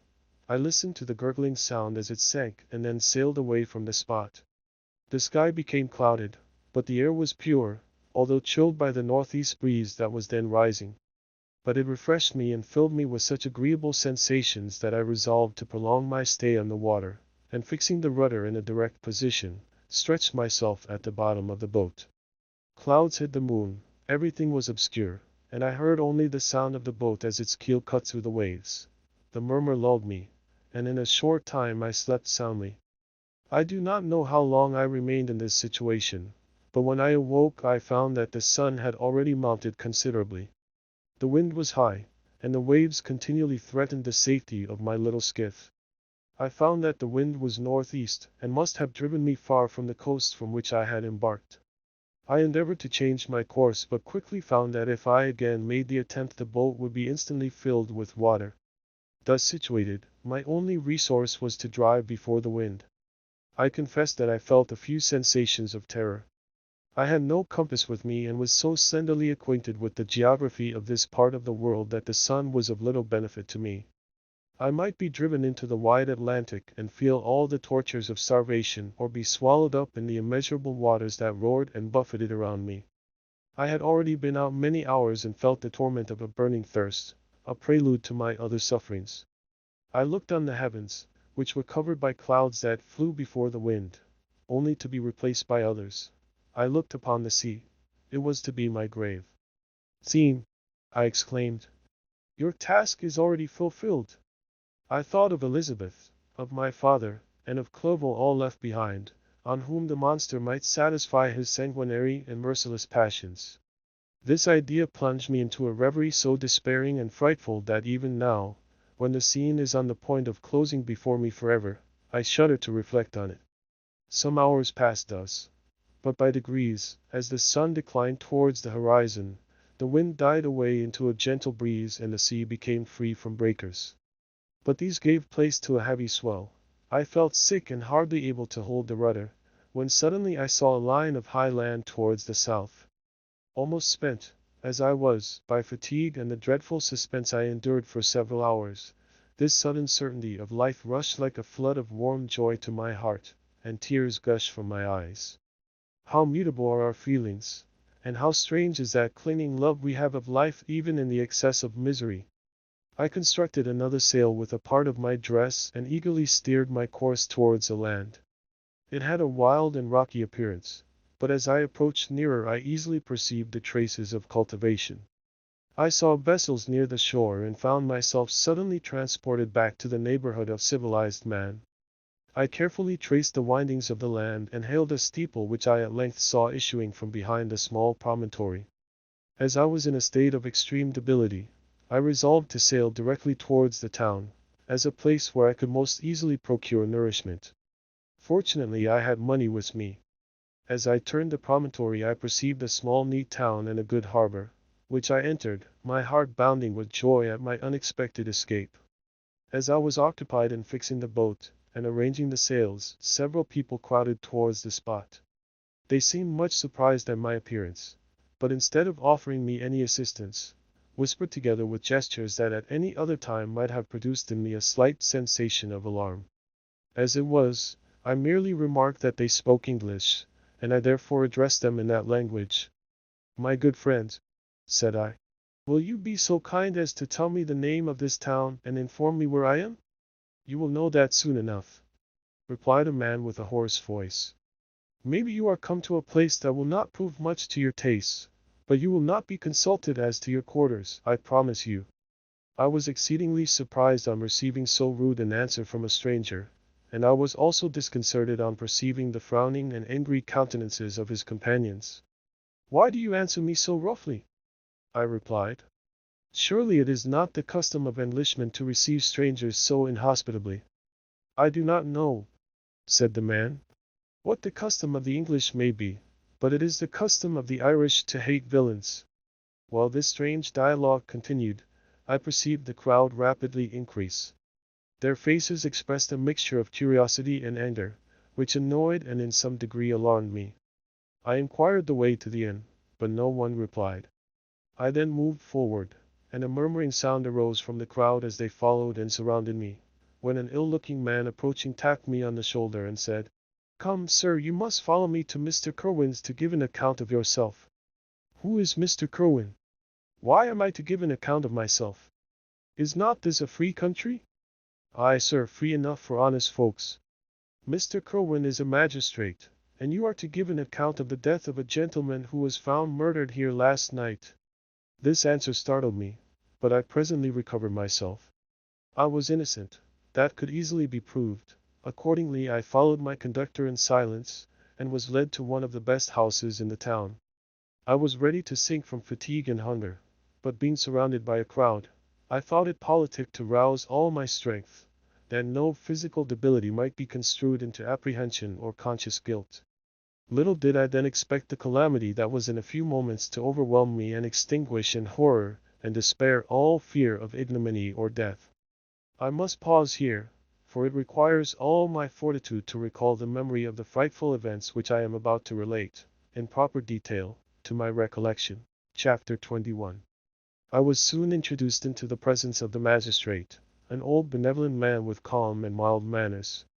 He looked upon me, however, with some degree of severity, and then, turning towards my conductors, he asked who appeared as witnesses on this occasion. About half a dozen men came forward, and one being selected by the magistrate, he deposed that he had been out fishing the night before with his son and brother-in-law, Daniel Nugent, when, about 10 o'clock, they observed a strong northerly blast rising, and they accordingly put in for port. It was a very dark night, as the moon had not yet risen. They did not land at the harbor, but, as they had been accustomed, at a creek about 2 miles below. He walked on first, carrying a part of the fishing tackle, and his companions followed him at some distance. As he was proceeding along the sands, he struck his foot against something and fell at his length on the ground. His companions came up to assist him, and by the light of their lantern they found that he had fallen on the body of a man, who was to all appearance dead. Their first supposition was that it was the corpse of some person who had been drowned and was thrown on shore by the waves. But on examination they found that the clothes were not wet, and even that the body was not then cold. They instantly carried it to the cottage of an old woman near the spot and endeavored, but in vain, to restore it to life. It appeared to be a handsome young man, about 25 years of age. He had apparently been strangled, for there was no sign of any violence except the black mark of fingers on his neck. The first part of this deposition did not in the least interest me, but when the mark of the fingers was mentioned I remembered the murder of my brother and felt myself extremely agitated.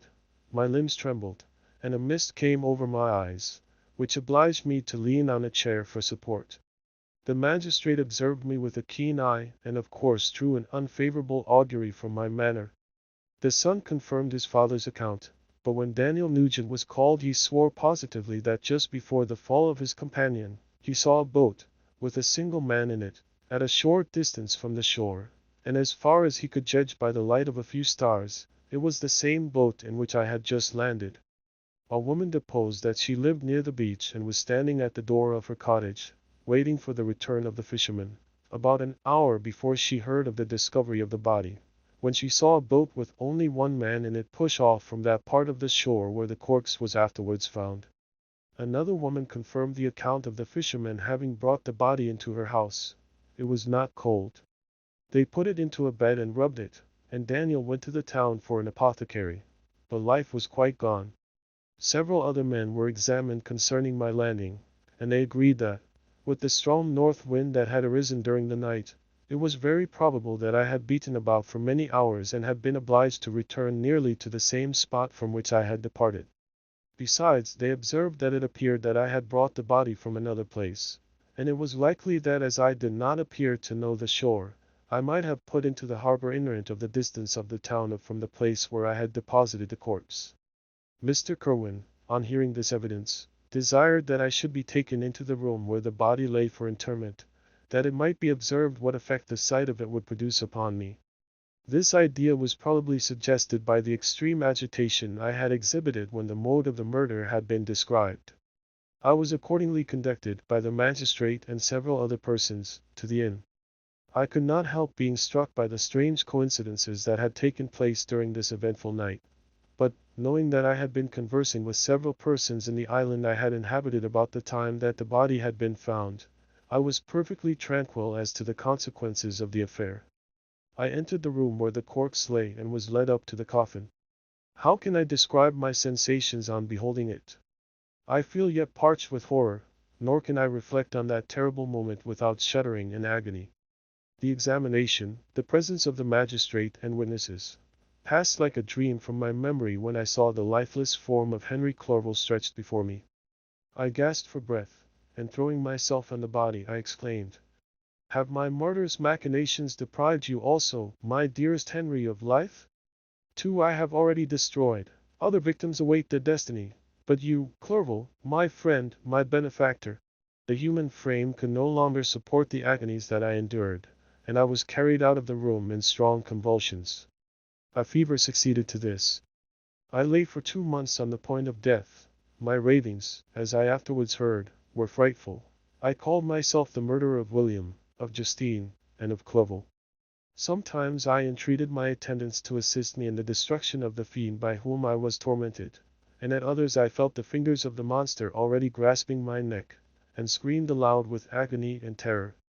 Fortunately, as I spoke my native language, Mr. Kerwin alone understood me, but my gestures and bitter cries were sufficient to affright the other witnesses. Why did I not die? More miserable than man ever was before, why did I not sink into forgetfulness and rest? Death snatches away many blooming children, the only hopes of their doting parents. How many brides and youthful lovers have been one day in the bloom of health and hope, and the next a prey for worms and the decay of the tomb? Of what materials was I made that I could thus resist so many shocks, which, like the turning of the wheel, continually renewed the torture? But I was doomed to live, and in 2 months found myself as awaking from a dream, in a prison, stretched on a wretched bed, surrounded by jailers, turnkeys, bolts, and all the miserable apparatus of a dungeon. It was morning, I remember, when I thus awoke to understanding. I had forgotten the particulars of what had happened and only felt as if some great misfortune had suddenly overwhelmed me. But when I looked around and saw the barred windows and the squalidness of the room in which I was, all flashed across my memory, and I groaned bitterly. This sound disturbed an old woman who was sleeping in a chair beside me. She was a hired nurse, the wife of one of the turnkeys, and her countenance expressed all those bad qualities which often characterize that class. The lines of her face were hard and rude, like that of persons accustomed to see without sympathizing in sights of misery. Her tone expressed her entire indifference. She addressed me in English, and the voice struck me as one that I had heard during my sufferings. "Are you better now, sir?" said she. I replied in the same language, with a feeble voice. "I believe I am, but if it be all true, if indeed I did not dream, I am sorry that I am still alive to feel this misery and horror." "For that matter," replied the old woman, "if you mean about the gentleman you murdered, I believe that it were better for you if you were dead, for I fancy it will go hard with you. However, that's none of my business. I am sent to nurse you and get you well. I do my duty with a safe conscience. It were well if everybody did the same." I turned with loathing from the woman who could utter so unfeeling a speech to a person just saved, on the very edge of death. But I felt languid and unable to reflect on all that had passed. The whole series of my life appeared to me as a dream.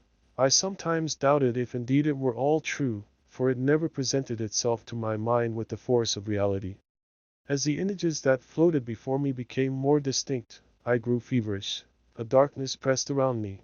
No one was near me who soothed me with the gentle voice of love.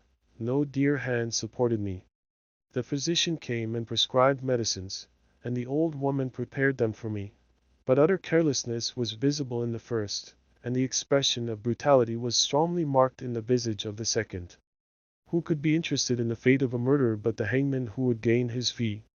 These were my first reflections, but I soon learned that Mr. Kerwin had shown me extreme kindness. He had caused the best room in the prison to be prepared for me. Wretched indeed was the best, and it was he who had provided a physician and a nurse. It is true, he seldom came to see me, for although he ardently desired to relieve the sufferings of every human creature, he did not wish to be present at the agonies and miserable ravings of a murderer. He came, therefore, sometimes to see that I was not neglected, but his visits were short and with long intervals. One day, while I was gradually recovering, I was seated in a chair, my eyes half open and my cheeks livid like those in death. I was overcome by gloom and misery, and often reflected I had better seek death than desire to remain in a world which to me was replete with wretchedness. At one time I considered whether I should not declare myself guilty, and suffer the penalty of the law, less innocent than poor Justine had been. Such were my thoughts when the door of my apartment was opened and Mr. Kerwin entered. His countenance expressed sympathy and compassion. He drew a chair close to mine and addressed me in French. "I fear that this place is very shocking to you. Can I do anything to make you more comfortable?" "I thank you, but all that you mention is nothing to me. On the whole earth there is no comfort which I am capable of receiving. I know that the sympathy of a stranger can be but of little relief to one borne down as you are by so strange a misfortune. But you will, I hope, soon quit this melancholy abode, for doubtless evidence can easily be brought to free you from the criminal charge. That is my least concern. I am, by a course of strange events, become the most miserable of mortals. Persecuted and tortured as I am and have been, can death be any evil to me? Nothing indeed could be more unfortunate and agonizing than the strange chances that have lately occurred. You were thrown, by some surprising accident, on this shore, renowned for its hospitality, seized immediately, and charged with murder. The first sight that was presented to your eyes was the body of your friend, murdered in so unaccountable a manner and placed, as it were, by some fiend across your path."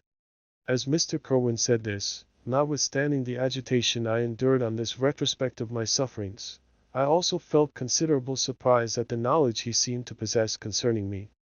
I suppose some astonishment was exhibited in my countenance, for Mr. Kerwin hastened to say, "Immediately upon your being taken ill, all the papers that were on your person were brought me, and I examined them that I might discover some trace by which I could send to your relations an account of your misfortune and illness. I found several letters, and among others one which I discovered from its commencement to be from your father. I instantly wrote to Geneva. Nearly 2 months have elapsed since the departure of my letter. But you are ill, even now you tremble, you are unfit for agitation of any kind. This suspense is 1,000 times worse than the most horrible event. Tell me what new scene of death has been acted, and whose murder I am now to lament." "Your family is perfectly well," said Mr. Kerwin with gentleness. "And someone, a friend, is come to visit you." I know not by what chain of thought the idea presented itself, but it instantly darted into my mind that the murderer had come to mock at my misery and taunt me with the death of Clerval, as a new incitement for me to comply with his hellish desires. I put my hand before my eyes, and cried out in agony, "Aye! Take him away!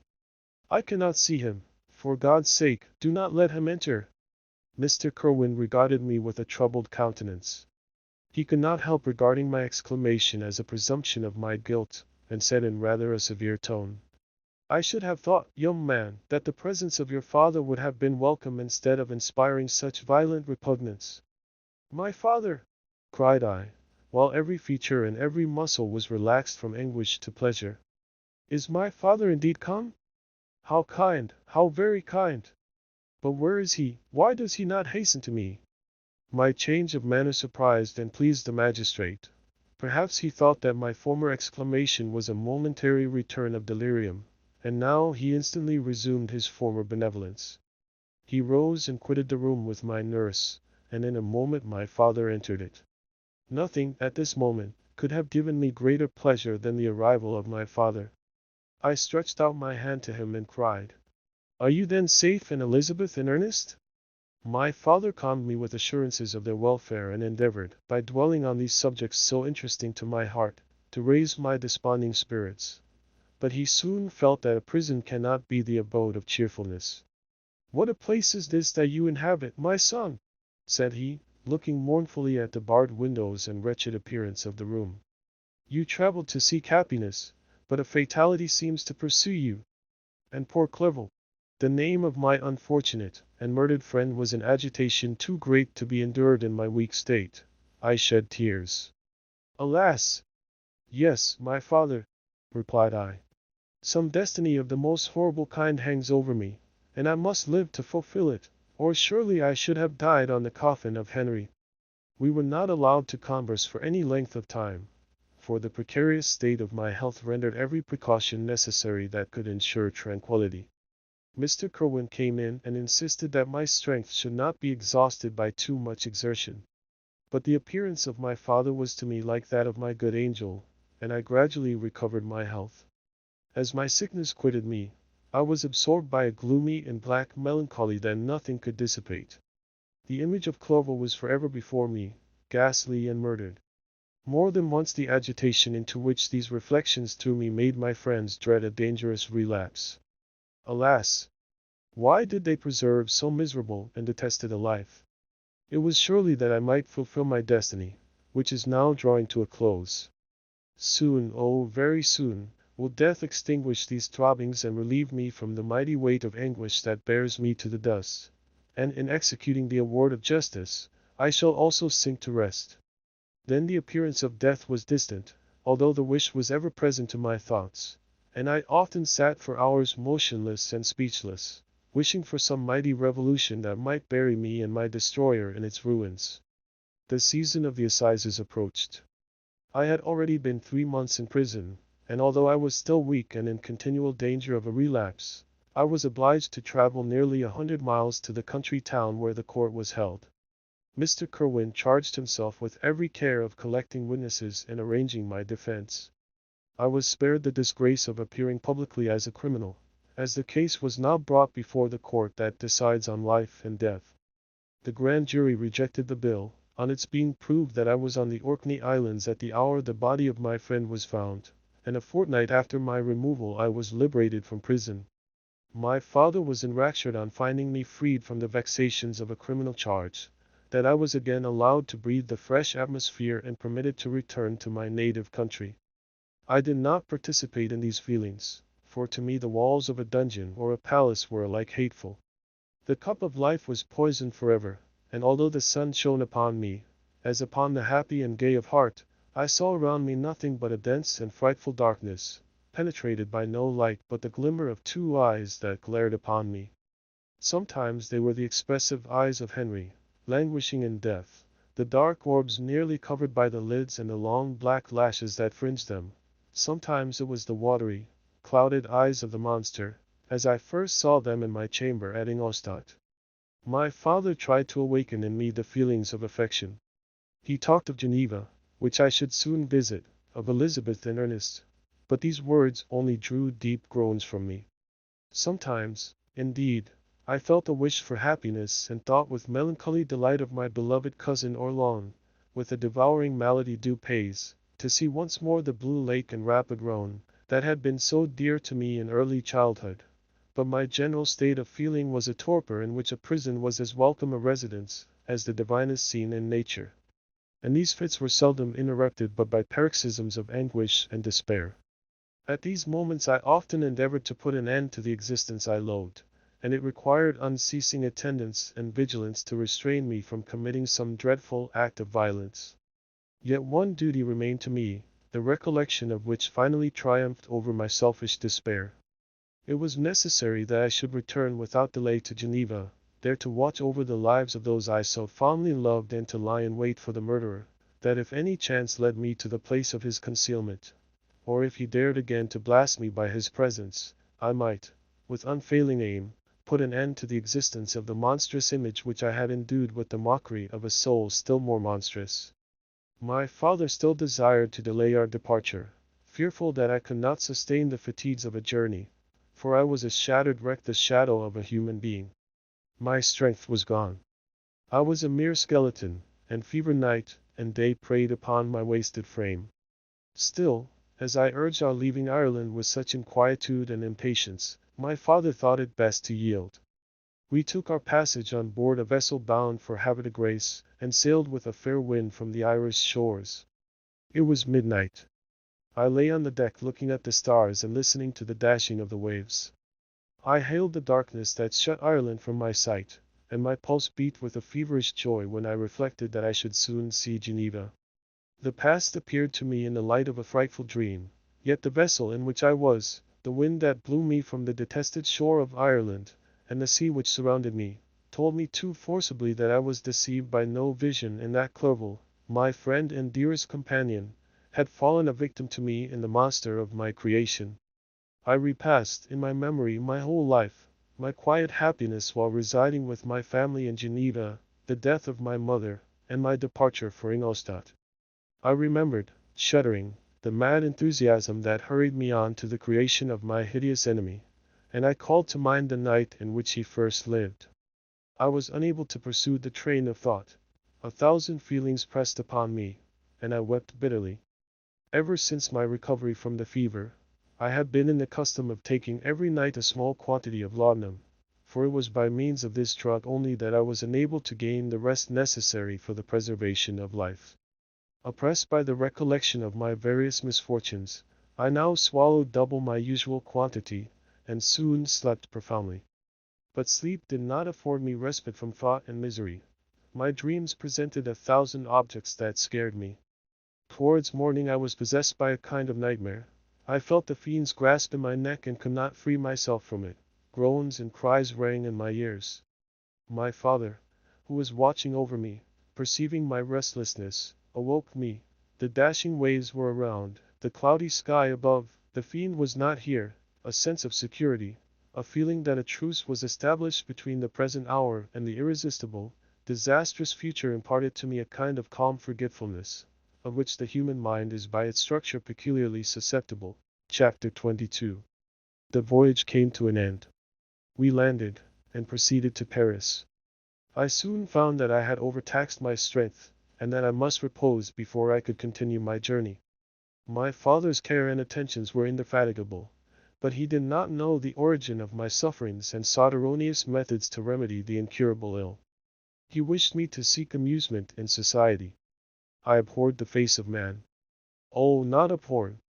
They were my brethren, my fellow beings, and I felt attracted even to the most repulsive among them, as to creatures of an angelic nature and celestial mechanism. But I felt that I had no right to share their intercourse. I had unchained an enemy among them whose joy it was to shed their blood and to revel in their groans. How they would, each and all, abhor me and hunt me from the world, did they know my unhallowed acts and the crimes which had their source in me. My father yielded at length to my desire to avoid society, and strove by various arguments to banish my despair. Sometimes he thought that I felt deeply the degradation of being obliged to answer a charge of murder, and he endeavored to prove to me the futility of pride. Alas!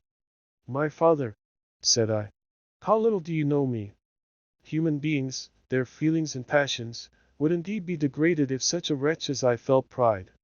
Justine, poor unhappy Justine, was as innocent as I, and she suffered the same charge. She died for it, and I am the cause of this. I murdered her.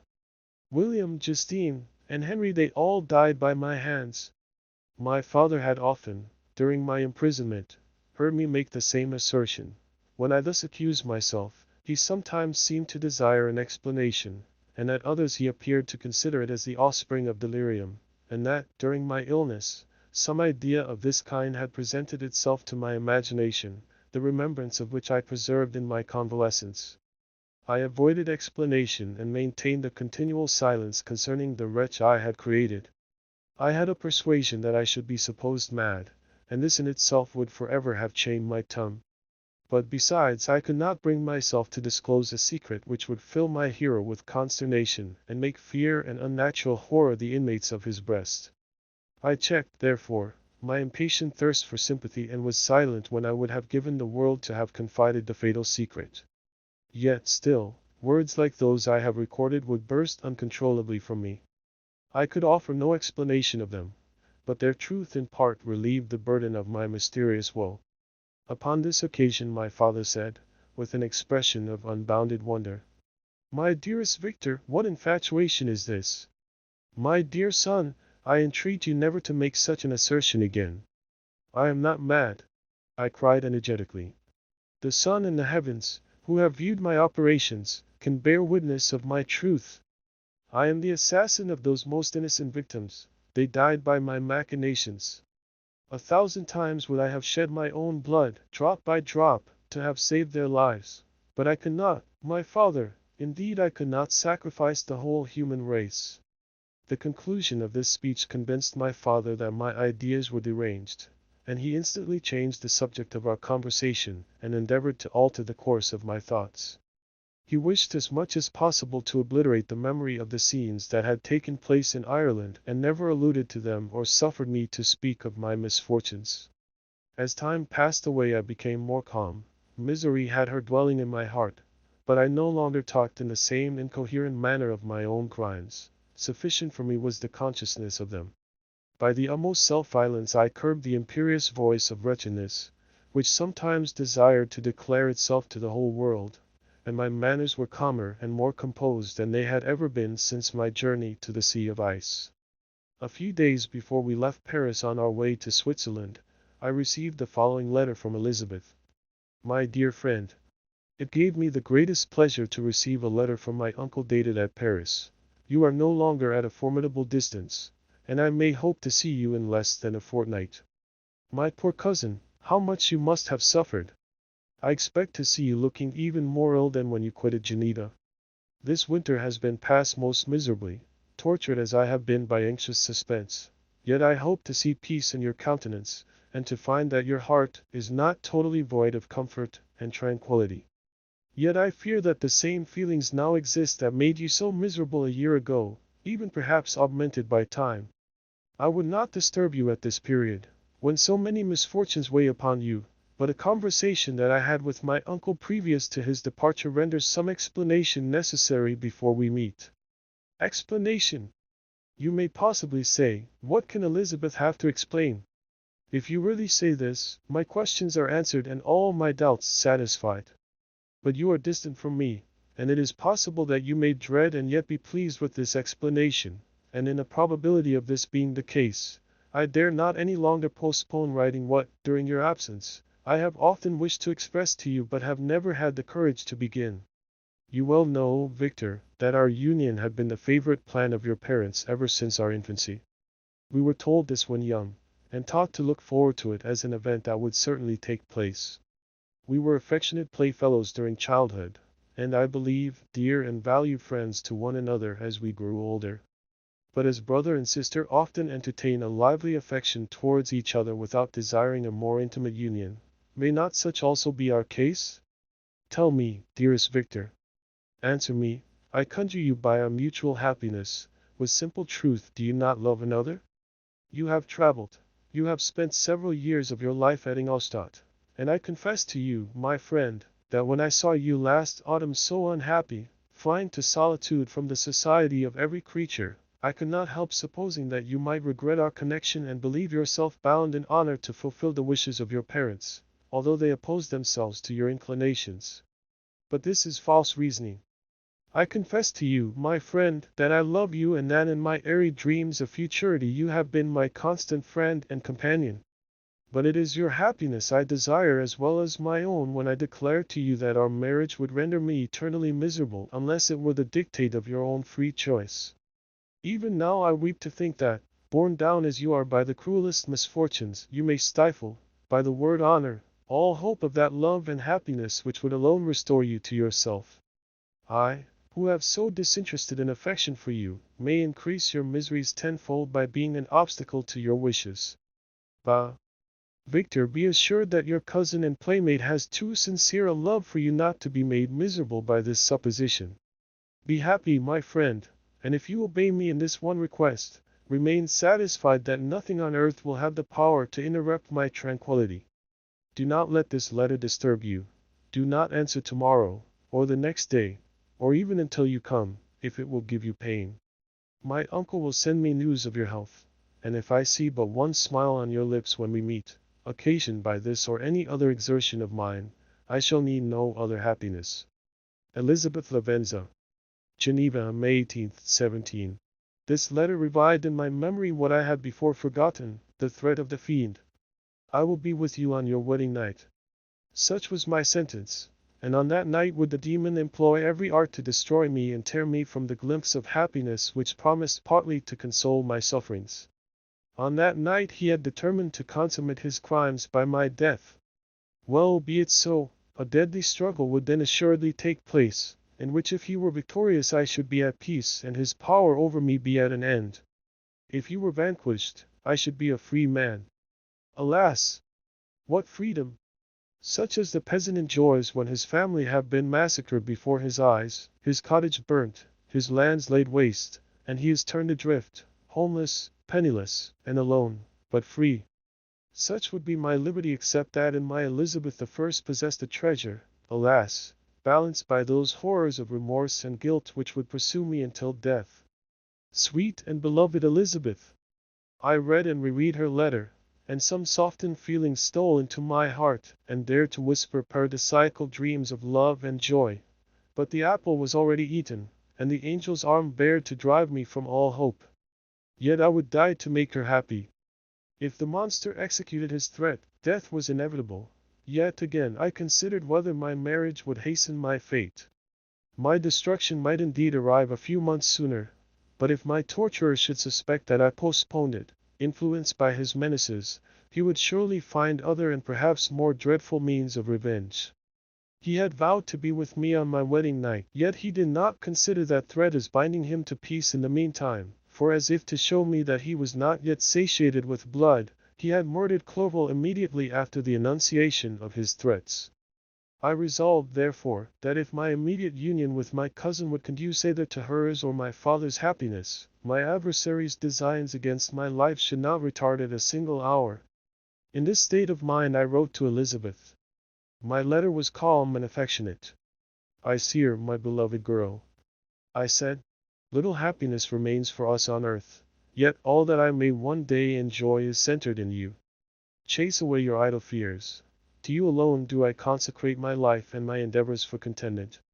I have one secret, Elizabeth, a dreadful one. When revealed to you, it will chill your frame with horror, and then, far from being surprised at my misery, you will only wonder that I survive what I have endured. I will confide this tale of misery and terror to you the day after our marriage shall take place, for, my sweet cousin, there must be perfect confidence between us. But until then, I conjure you, do not mention or allude to it. This I most earnestly entreat, and I know you will comply. In about a week after the arrival of Elizabeth's letter we returned to Geneva. The sweet girl welcomed me with warm affection, yet tears were in her eyes as she beheld my emaciated frame and feverish cheeks. I saw a change in her also. She was thinner and had lost much of that heavenly vivacity that had before charmed me. But her gentleness and soft looks of compassion made her a more fit companion for one blasted and miserable as I was. The tranquillity which I now enjoyed did not endure. Memory brought madness with it, and when I thought of what had passed, a real insanity possessed me. Sometimes I was furious and burnt with rage, sometimes low and despondent. I neither spoke nor looked at anyone, but sat motionless, bewildered by the multitude of miseries that overcame me. Elizabeth alone had the power to draw me from these fits. Her gentle voice would soothe me when transported by passion and inspire me with human feelings when sunk in torpor. She wept with me and for me. When reason returned, she would remonstrate and endeavor to inspire me with resignation. Ah! It is well for the unfortunate to be resigned, but for the guilty there is no peace. The agonies of remorse poison the luxury there is otherwise sometimes found in indulging the excess of grief. Soon after my arrival my father spoke of my immediate marriage with Elizabeth. I remained silent. Have you, then, some other attachment? None on earth. I love Elizabeth and look forward to our union with delight. Let the day therefore be fixed, and on it I will consecrate myself, in life or death, to the happiness of my cousin. My dear Victor, do not speak thus. Heavy misfortunes have befallen us, but let us only cling closer to what remains and transfer our love for those whom we have lost to those who yet live.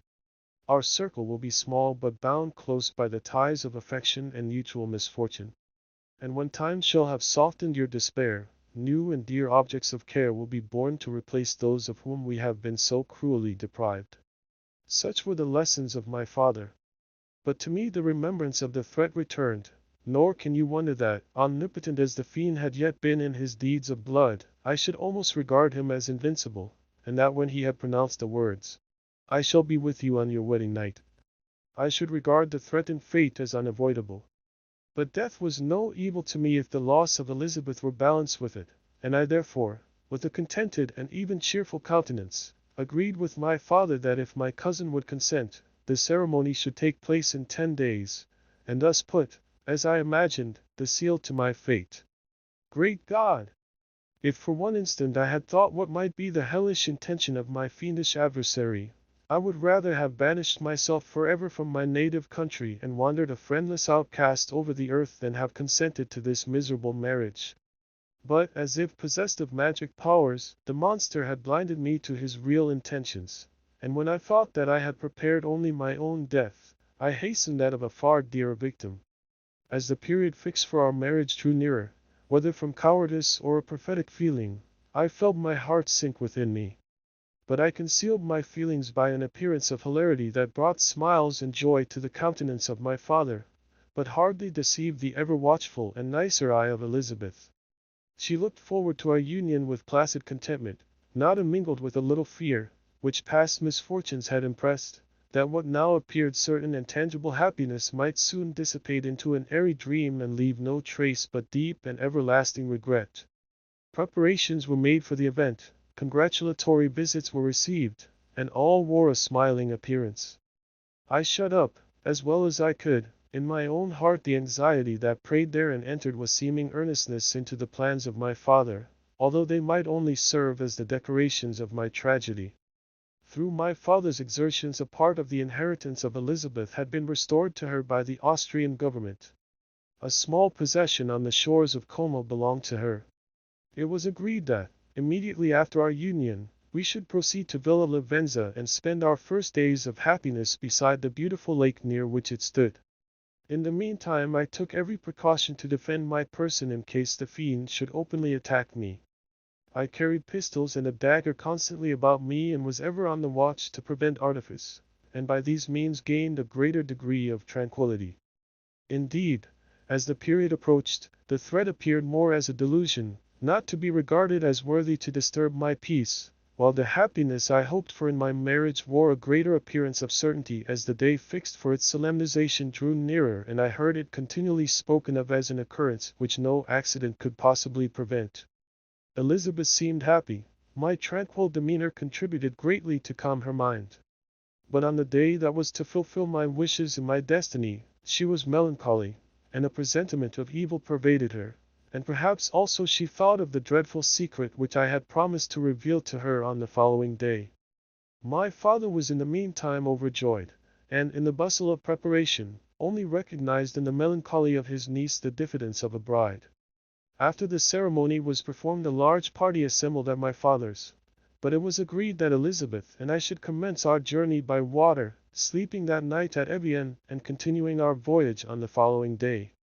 The day was fair, the wind favorable, all smiled on our nuptial embarkation. Those were the last moments of my life during which I enjoyed the feeling of happiness. We passed rapidly along. The sun was hot, but we were sheltered from its rays by a kind of canopy while we enjoyed the beauty of the scene, sometimes on one side of the lake, where we saw Mont Saleve, the pleasant banks of Montélimar, and at a distance, surmounting all, the beautiful Mont Blanc, and the assemblage of snowy mountains that in vain endeavored to emulate her, sometimes coasting the opposite banks. We saw the mighty Jura opposing its dark side to the ambition that would quit its native country, and an almost insurmountable barrier to the invader who should wish to enslave it. I took the hand of Elizabeth. "You are sorrowful, my love. Ah! If you knew what I have suffered and what I may yet endure, you would endeavor to let me taste the quiet and freedom from despair that this one day at least permits me to enjoy."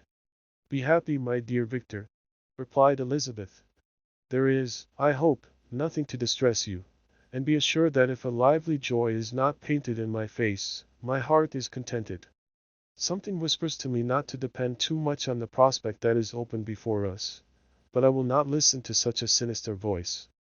Observe how fast we move along and how the clouds, which sometimes obscure and sometimes rise above the dome of Mont Blanc, render the scene of beauty still more interesting. Look also at the innumerable fish that are swimming in the clear waters, where we can distinguish every pebble that lies at the bottom. What a divine day! How happy and serene all nature appears! Thus Elizabeth endeavored to divert her thoughts and mind from all reflection upon melancholy subjects. But her temper was fluctuating. Joy for a few instants shone in her eyes, but it continually gave place to distraction and reverie. The sun sank lower in the heavens. We passed the river Drance and observed its path through the chasms of the higher and the glens of the lower hills. The Alps here come closer to the lake, and we approached the amphitheater of mountains which forms its eastern boundary. The spire of Evian shone under the woods that surrounded it, and the range of mountain above mountain by which it was overhung. The wind, which had hitherto carried us along with amazing rapidity, sank at sunset to a light breeze. The soft air just ruffled the water and caused a pleasant motion among the trees as we approached the shore, from which it wafted the most delightful scent of flowers and hay. The sun sank beneath the horizon as we landed, and as I touched the shore I felt those cares and fears revive which soon were to clasp me and cling to me forever. Chapter 23. It was 8 o'clock when we landed.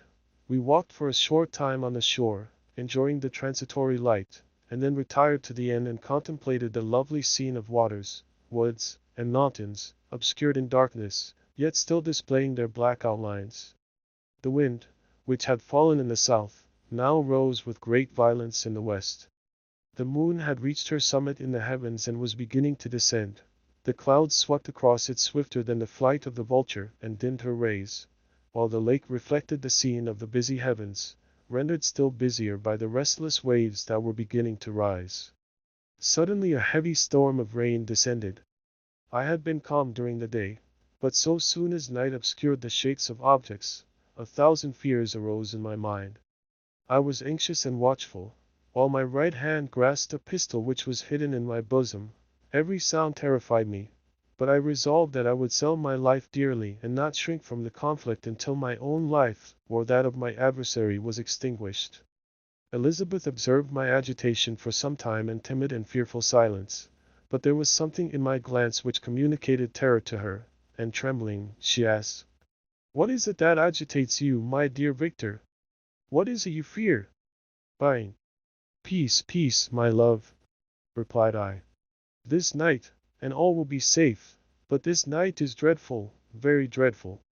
I passed an hour in this state of mind, when suddenly I reflected how fearful the combat which I momentarily expected would be to my wife, and I earnestly entreated her to retire, resolving not to join her until I had obtained some knowledge as to the situation of my enemy. She left me, and I continued some time walking up and down the passages of the house and inspecting every corner that might afford a retreat to my adversary. But I discovered no trace of him, and was beginning to conjecture that some fortunate chance had intervened to prevent the execution of his menaces, when suddenly I heard a shrill and dreadful scream. It came from the room into which Elizabeth had retired. As I heard it, the whole truth rushed into my mind, my arms dropped, the motion of every muscle and fiber was suspended. I could feel the blood trickling in my veins and tingling in the extremities of my limbs. This state lasted but for an instant. The scream was repeated, and I rushed into the room. Great God! Why did I not then expire? Why am I here to relate the destruction of the best hope and the purest creature on earth? She was there, lifeless and inanimate, thrown across the bed, her head hanging down and her pale and distorted features half covered by her hair. Everywhere I turn I see the same figure, her bloodless arms and relaxed form flung by the murderer on its bridal bier. Could I behold this and live? Alas! Life is obstinate, and clings closest where it is most hated. For a moment only did I lose recollection. I fell senseless on the ground. When I recovered I found myself surrounded by the people of the inn. Their countenances expressed a breathless terror, but the horror of others appeared only as a mockery, a shadow of the feelings that oppressed me. I escaped from them to the room where lay the body of Elizabeth, my love, my wife, so lately living, so dear, so worthy. She had been moved from the posture in which I had first beheld her, and now, as she lay, her head upon her arm and a handkerchief thrown across her face and neck, I might have supposed her asleep. I rushed towards her and embraced her with ardor, but the deadly languor and coldness of the limbs told me that what I now held in my arms had ceased to be the Elizabeth whom I had loved and cherished. The murderous mark of the fiend's grasp was on her neck, and the breath had ceased to issue from her lips. While I still hung over her in the agony of despair, I happened to look up. The windows of the room had before been darkened, and I felt a kind of panic on seeing the pale yellow light of the moon illuminate the chamber. The shutters had been thrown back, and with a sensation of horror not to be described, I saw at the open window a figure the most hideous and abhorred. A grin was on the face of the monster. He seemed to jeer, as with his fiendish finger he pointed towards the corpse of my wife. I rushed towards the window, and drawing a pistol from my bosom fired, but he eluded me, leaped from his station, and running with the swiftness of lightning, plunged into the lake. The report of the pistol brought a crowd into the room. I pointed to the spot where he had disappeared, and we followed the track with boats. Nets were cast, but in vain. After passing several hours, we returned hopeless, most of my companions believing it to have been a form conjured up by my fancy. After having landed, they proceeded to search the country, parties going in different directions among the woods and vines. I attempted to accompany them and proceeded a short distance from the house, but my head whirled round, my steps were like those of a drunken man. I fell at last in a state of utter exhaustion, a film covered my eyes, and my skin was parched with the heat of fever. In this state I was carried back and placed on a bed, hardly conscious of what had happened. My eyes wandered round the room as if to seek something that I had lost. After an interval I rose, and as if by instinct, crawled into the room where the corpse of my beloved lay. There were women weeping around. I hung over it, and joined my sad tears to theirs. All this time no distinct idea presented itself to my mind, but my thoughts rambled to various subjects, reflecting confusedly on my misfortunes and their cause. I was bewildered, in a cloud of wonder and horror.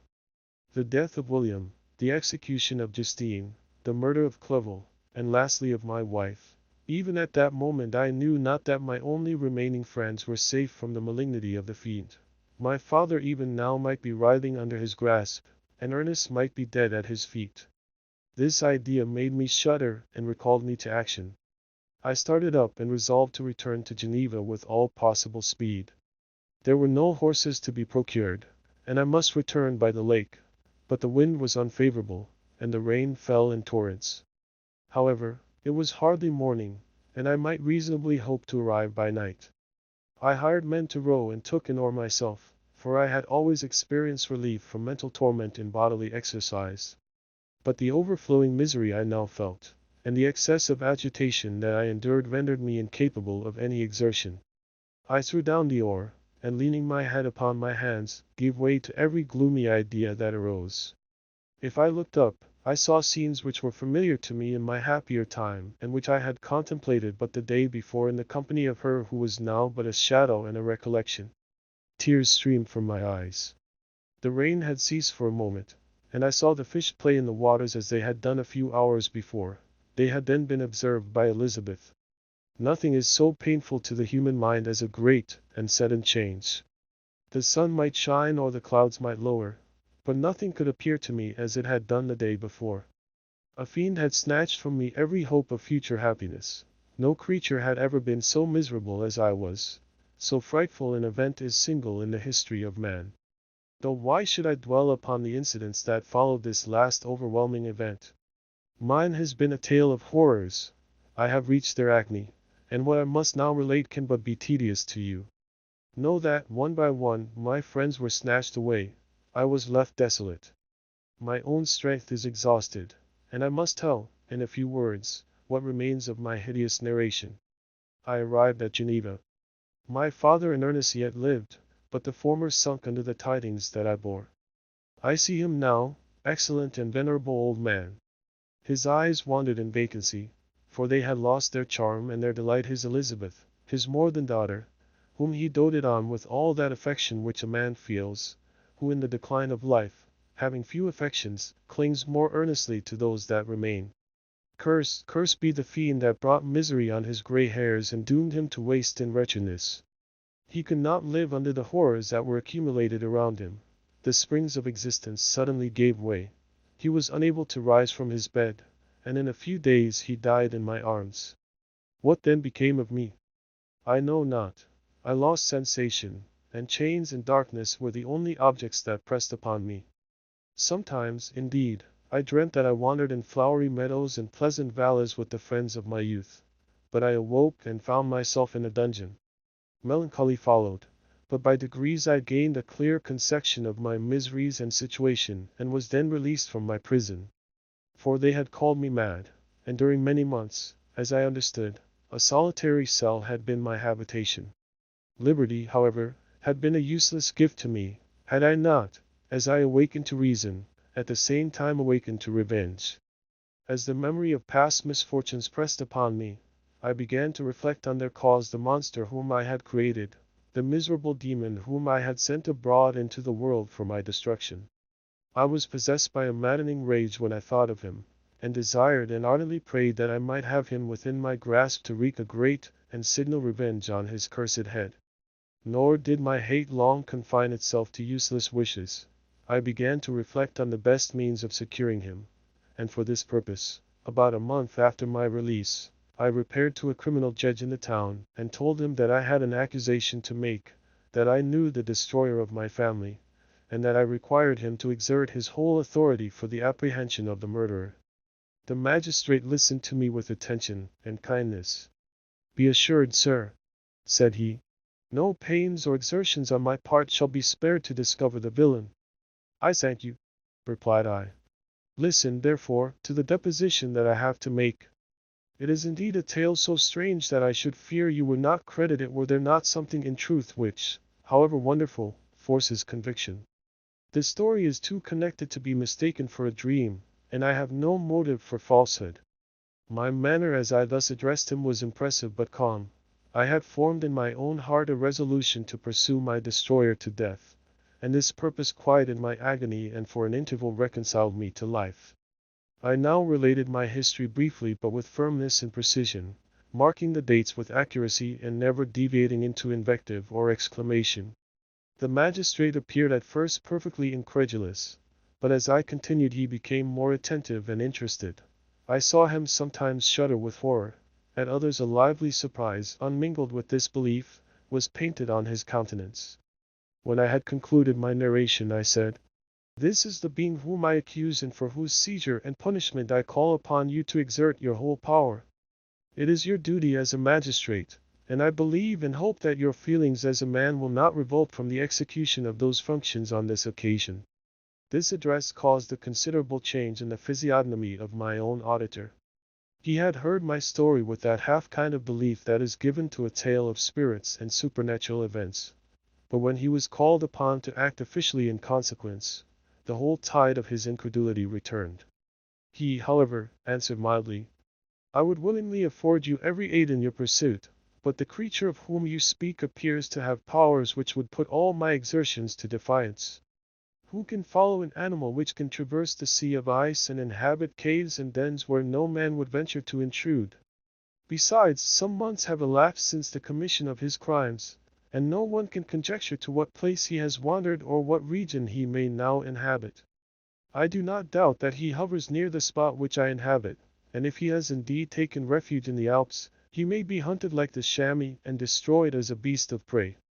But I perceive your thoughts. You do not credit my narrative and do not intend to pursue my enemy with the punishment which is his desert." As I spoke, rage sparkled in my eyes. The magistrate was intimidated. "You are mistaken," said he. "I will exert myself, and if it is in my power to seize the monster, be assured that he shall suffer punishment proportionate to his crimes. But I fear, from what you have yourself described to be his properties, that this will prove impracticable, and thus, while every proper measure is pursued, you should make up your mind to disappointment. That cannot be, but all that I can say will be of little avail. My revenge is of no moment to you. Yet, while I allow it to be a vice, I confess that it is the devouring and only passion of my soul. My rage is unspeakable when I reflect that the murderer, whom I have turned loose upon society, still exists. You refuse my just demand. I have but one resource, and I devote myself, either in my life or death, to his destruction. I trembled with excessive agitation as I said this. There was a frenzy in my manner, and something, I doubt not, of that haughty fierceness which the martyrs of old are said to have possessed. But to a genuine magistrate, whose mind was occupied by far other ideas than those of devotion and heroism, this elevation of mind had much the appearance of madness. He endeavored to soothe me as a nurse does a child, and reverted to my tale as the effects of delirium. Mad! I cried. How ignorant art thou in thy pride of wisdom! Cease, you know not what it is you say. I broke from the house angry and disturbed, and retired to meditate on some other mode of action. Chapter 24. My present situation was one in which all voluntary thought was swallowed up and lost. I was hurried away by fury. Revenge alone endowed me with strength and composure. It molded my feelings and allowed me to be calculating and calm at periods when otherwise delirium or death would have been my portion. My first resolution was to quit Geneva forever. My country, which, when I was happy and beloved, was dear to me, now, in my adversity, became hateful. I provided myself with a sum of money, together with a few jewels which had belonged to my mother, and departed. And now my wanderings began, which are to cease but with life. I have traversed a vast portion of the earth, and have endured all the hardships which travelers in deserts and barbarous countries are wont to meet. How I have lived I hardly know. Many times have I stretched my failing limbs upon the sandy plain and prayed for death. But revenge kept me alive. I dared not die and leave my adversary in being. When I quitted Geneva, my first labor was to gain some clue by which I might trace the steps of my fiendish enemy. But my plan was unsettled, and I wandered many hours round the confines of the town, uncertain what path I should pursue. As night approached, I found myself at the entrance of the cemetery where William, Elizabeth, and my father reposed. I entered it, and approached the tomb which marked their graves. Everything was silent except the leaves of the trees, which were gently agitated by the wind. The night was nearly dark, and the scene would have been solemn and affecting even to an uninterested observer. The spirits of the departed seemed to flit around and to cast a shadow, which was felt but not seen, around the head of the mourner. The deep grief which this scene had at first excited quickly gave way to rage and despair. They were dead, and I lived. Their murderer also lived, and to destroy him I must drag out my weary existence. I knelt on the grass and kissed the earth, and with quivering lips exclaimed, "By the sacred earth on which I kneel, by the shades that wander near me, by the deep and eternal grief that I feel, I swear, and by thee, O night, and the spirits that preside over thee, to pursue the demon who caused this misery, until he or I shall perish in mortal conflict. For this purpose I will preserve my life.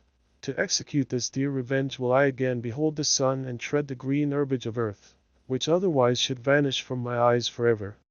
And I call on you, spirits of the dead, and on you, wandering ministers of vengeance, to aid and conduct me in my work. Let the cursed and hellish monster drink deep of agony.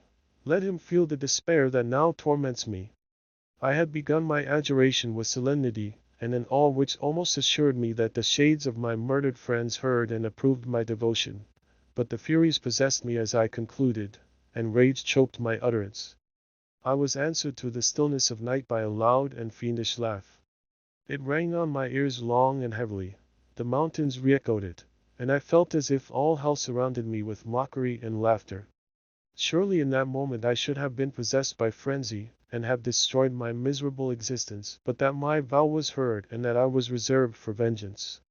The laughter died away, when a well-known and abhorred voice, apparently close to my ear, addressed me in an audible whisper. "I am satisfied, miserable wretch! You have determined to live, and I am satisfied." I darted towards the spot from which the sound proceeded, but the devil eluded my grasp. Suddenly the broad disk of the moon arose and shone full upon his ghastly and distorted shape as he fled with more than mortal speed. I pursued him, and for many months this has been my task. Guided by a slight clue, I followed the windings of the Rhone, but vainly. The blue Mediterranean appeared, and by a strange chance, I saw the fiend enter by night and hide himself in a vessel bound for the Black Sea. I took my passage in the same ship, but he escaped, I know not how. Amidst the wilds of Tartary and Russia, although he still evaded me, I have ever followed in his track. Sometimes the peasants, scared by this horrid apparition, informed me of his path. Sometimes he himself, who feared that if I lost all trace of him I should despair and die, left some mark to guide me. The snows descended on my head, and I saw the print of his huge step on the white plain. To you first entering on life, to whom care is new and agony unknown, how can you understand what I have felt and still feel? Cold, want, and fatigue were the least pains which I was destined to endure. I was cursed by some devil and carried about with me my eternal hell. Yet still a spirit of good followed and directed my steps, and when I most murmured would suddenly extricate me from seemingly insurmountable difficulties. Sometimes, when nature, overcome by hunger, sank under the exhaustion, a repast was prepared for me in the desert that restored and inspirited me. The fare was, indeed, coarse, such as the peasants of the country ate, but I will not doubt that it was set there by the spirits that I had invoked to aid me. Often, when all was dry, the heavens cloudless, and I was parched by thirst, a slight cloud would bedim the sky, shed the few drops that revived me, and vanish. I followed, when I could, the courses of the rivers, but the demon generally avoided these, as it was here that the population of the country chiefly collected. In other places human beings were seldom seen, and I generally subsisted on the wild animals that crossed my path. I had money with me and gained the friendship of the villagers by distributing it, or I brought with me some food that I had killed, which, after taking a small part, I always presented to those who had provided me with fire and utensils for cooking. My life, as it passed thus, was indeed hateful to me, and it was during sleep alone that I could taste joy. O blessed sleep! Often, when most miserable, I sank to repose, and my dreams lulled me even to rapture. The spirits that guarded me had provided these moments, or rather hours, of happiness that I might retain strength to fulfill my pilgrimage. Deprived of this respite, I should have sunk under my hardships. During the day I was sustained and inspirited by the hope of night, for in sleep I saw my friends, my wife, and my beloved country. Again I saw the benevolent countenance of my father, heard the silver tones of my Elizabeth's voice, and beheld Clerval enjoying health and youth. Often, when wearied by a toilsome march, I persuaded myself that I was dreaming until night should come and that I should then enjoy reality in the arms of my dearest friends. What agonizing fondness did I feel for them! How did I cling to their dear forms, as sometimes they haunted even my waking hours, and persuade myself that they still lived! At such moments vengeance, that burned within me, died in my heart, and I pursued my path towards the destruction of the demon more as a task enjoined by heaven, as the mechanical impulse of some power of which I was unconscious, than as the ardent desire of my soul. What his feelings were whom I pursued I cannot know. Sometimes, indeed, he left marks in writing on the barks of the trees or cut in stone that guided me and instigated my fury. My reign is not yet over. These words were legible in one of these inscriptions. You live, and my power is complete. Follow me. I seek the everlasting ices of the north, where you will feel the misery of cold and frost, to which I am impassive.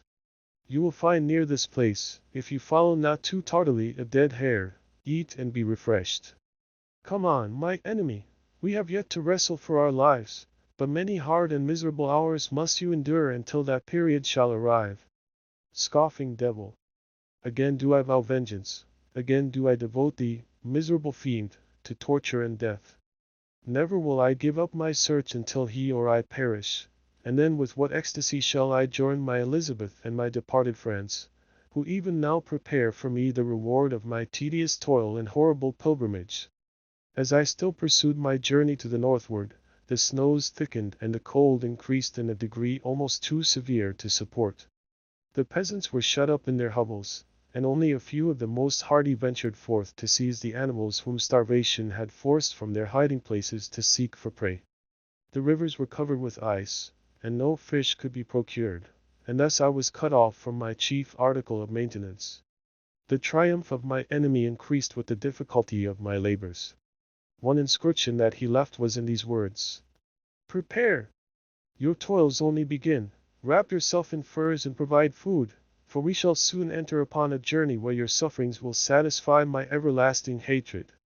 My courage and perseverance were invigorated by these scoffing words.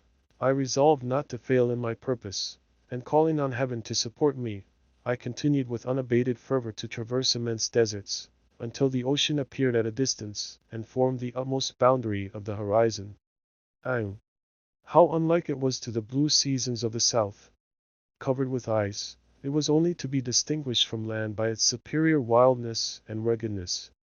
The Greeks wept for joy when they beheld the Mediterranean from the hills of Asia, and hailed with rapture the boundary of their toils. I did not weep, but I knelt down and with a full heart thanked my guiding spirit for conducting me in safety to the place where I hoped, notwithstanding my adversary's jibe, to meet and grapple with him. Some weeks before this period I had procured a sledge and dogs and thus traversed the snows with inconceivable speed. I know not whether the fiend possessed the same advantages, but I found that, as before I had daily lost ground in the pursuit, I now gained on him, so much so that when I first saw the ocean he was but 1 day's journey in advance, and I hoped to intercept him before he should reach the beach. With new courage, therefore, I pressed on, and in 2 days arrived at a wretched hamlet on the seashore. I inquired of the inhabitants concerning the fiend and gained accurate information. A gigantic monster, they said, had arrived the night before, armed with a gun and many pistols, putting to flight the inhabitants of a solitary cottage through fear of his terrific appearance. He had carried off their store of winter food, and placing it in a sledge, to draw which he had seized on a numerous drove of trained dogs, he had harnessed them, and the same night, to the joy of the horror-struck villagers, had pursued his journey across the sea in a direction that led to no land, and they conjectured that he must speedily be destroyed by the breaking of the ice or frozen by the eternal frosts. On hearing this information I suffered a temporary access of despair. He had escaped me, and I must commence a destructive and almost endless journey across the mountainous ices of the ocean, amidst cold that few of the inhabitants could long endure, and which I, the native of a genial and sunny climate, could not hope to survive. Yet at the idea that the fiend should live and be triumphant, my rage and vengeance returned, and like a mighty tide, overwhelmed every other feeling. After a slight repose, during which the spirits of the dead hovered round and instigated me to toil and revenge, I prepared for my journey. I exchanged my land sledge for one fashioned for the inequalities of the frozen ocean, and purchasing a plentiful stock of provisions, I departed from land. I cannot guess how many days have passed since then, but I have endured misery which nothing but the eternal sentiment of a just retribution burning within my heart could have enabled me to support. Immense and rugged mountains of ice often barred up my passage, and I often heard the thunder of the ground sea, which threatened my destruction. But again the frost came and made the paths of the sea secure. By the quantity of provision which I had consumed, I should guess that I had passed 3 weeks in this journey, and the continual protraction of hope, returning back upon the heart, often wrung bitter drops of despondency and grief from my eyes. Despair had indeed almost secured her prey, and I should soon have sunk beneath this misery. Once, after the poor animals that conveyed me had with incredible toil gained the summit of a sloping ice mountain, and one, sinking under his fatigue, died, I viewed the expanse before me with anguish, when suddenly my eye caught a dark speck upon the dusky plain. I strained my sight to discover what it could be and uttered a wild cry of ecstasy when I distinguished his sledge and the distorted proportions of a well-known form within. Oh! With what a burning gush did hope revisit my heart! Warm tears filled my eyes, which I hastily wiped away, that they might not intercept the view I had of the demon. But still my sight was dimmed by the burning drops, until, giving way to the emotions that oppressed me, I wept aloud. But this was not the time for delay. I disencumbered the dogs of their dead companion, gave them a plentiful portion of food, and after an hour's rest, which was absolutely necessary, and yet which was bitterly irksome to me, I continued my route. The sledge was still visible, nor did I again lose sight of it except at the moments when for a short time some ice rock concealed it with its intervening crags. I indeed perceptibly gained on it, and when, after nearly 2 days' journey, I beheld my enemy at no more than a mile distant, my heart bounded within me. But now, when I appeared almost within grasp of my foe, my hopes were suddenly extinguished, and I lost all trace of him more utterly than I had ever done before. A ground sea was heard. The thunder of its progress, as the waters rolled and swelled beneath me, became every moment more ominous and terrific. I pressed on, but in vain. The wind arose, the sea roared, and, as with the mighty shock of an earthquake, it split and cracked with a tremendous and overwhelming sound. The work was soon finished. In a few minutes a tumultuous sea rolled between me and my enemy, and I was left drifting on a scattered piece of ice that was continually lessening and thus preparing for me a hideous death. In this manner many appalling hours passed. Several of my dogs died, and I myself was about to sink under the accumulation of distress when I saw your vessel riding at anchor and holding forth to me hopes of succor and life. I had no conception that vessels ever came so far north and was astounded at the sight. I quickly destroyed part of my sledge to construct oars, and by these means was enabled, with infinite fatigue, to move my ice raft in the direction of your ship. I had determined, if you were going southwards, still to trust myself to the mercy of the seas rather than abandon my purpose. I hoped to induce you to grant me a boat with which I could pursue my enemy. But your direction was northwards. You took me on board when my vigor was exhausted, and I should soon have sunk under my multiplied hardships into a death which I still dread, for my task is unfulfilled. Ah! When will my guiding spirit, in conducting me to the demon, allow me the rest I so much desire? Or must I die, and he yet live? If I do, swear to me, Walton, that he shall not escape, that you will seek him and satisfy my vengeance in his death. And do I dare to ask of you to undertake my pilgrimage, to endure the hardships that I have undergone? No, I am not so selfish. Yet, when I am dead, if he should appear, if the ministers of vengeance should conduct him to you, swear that he shall not live, swear that he shall not triumph over my accumulated woes and survive to add to the list of his dark crimes. He is eloquent and persuasive, and once his words had even power over my heart, but trust him not. His soul is as hellish as his form, full of treachery and fiend-like malice. Hear him not. Call on the names of William, Justine, Clerval, Elizabeth, my father, and of the wretched Victor, and thrust your sword into his heart. I will hover near and direct the steel aright. Walton, in continuation. August 26, 17. You have read this strange and terrific story, Margaret, and do you not feel your blood congeal with horror, like that which even now curdles mine? Sometimes, seized with sudden agony, he could not continue his tale. At others, his voice broken, yet piercing, uttered with difficulty the words so replete with anguish. His fine and lovely eyes were now lighted up with indignation, now subdued to downcast sorrow and quenched in infinite wretchedness. Sometimes he commanded his countenance and tones and related the most horrible incidents with a tranquil voice, suppressing every mark of agitation. Then, like a volcano bursting forth, his face would suddenly change to an expression of the wildest rage as he shrieked out imprecations on his persecutor. His tale is connected and told with an appearance of the simplest truth, yet I own to you that the letters of Felix and Safie, which he showed me, and the apparition of the monster seen from our ship, brought to me a greater conviction of the truth of his narrative than his asseverations, however earnest and connected. Such a monster has, then, really existence. I cannot doubt it, yet I am lost in surprise and admiration. Sometimes I endeavor to gain from Frankenstein the particulars of his creature's formation, but on this point he was impenetrable. "Are you mad, my friend?" said he. "Or whither does your senseless curiosity lead you? Would you also create for yourself and the world a demoniacal enemy? Peace, peace! Learn my miseries and do not seek to increase your own." Frankenstein discovered that I made notes concerning his history. He asked to see them, and then himself corrected and augmented them in many places, but principally in giving the life and spirit to the conversations he held with his enemy. "Since you have preserved my narration," said he, "I would not that a mutilated one should go down to posterity." Thus has a week passed away, while I have listened to the strangest tale that ever imagination formed. My thoughts and every feeling of my soul have been drunk up by the interest for my guest which this tale and his own elevated and gentle manners have created. I wish to soothe him, Yet can I counsel one so infinitely miserable, so destitute of every hope of consolation, to live? Oh no! The only joy that he can now know will be when he composes his shattered spirit to peace and death. Yet he enjoys one comfort, the offspring of solitude and delirium.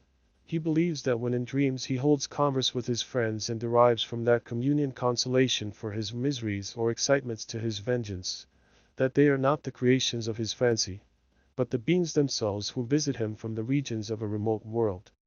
This faith gives a solemnity to his reveries that render them to me almost as imposing and interesting as truth.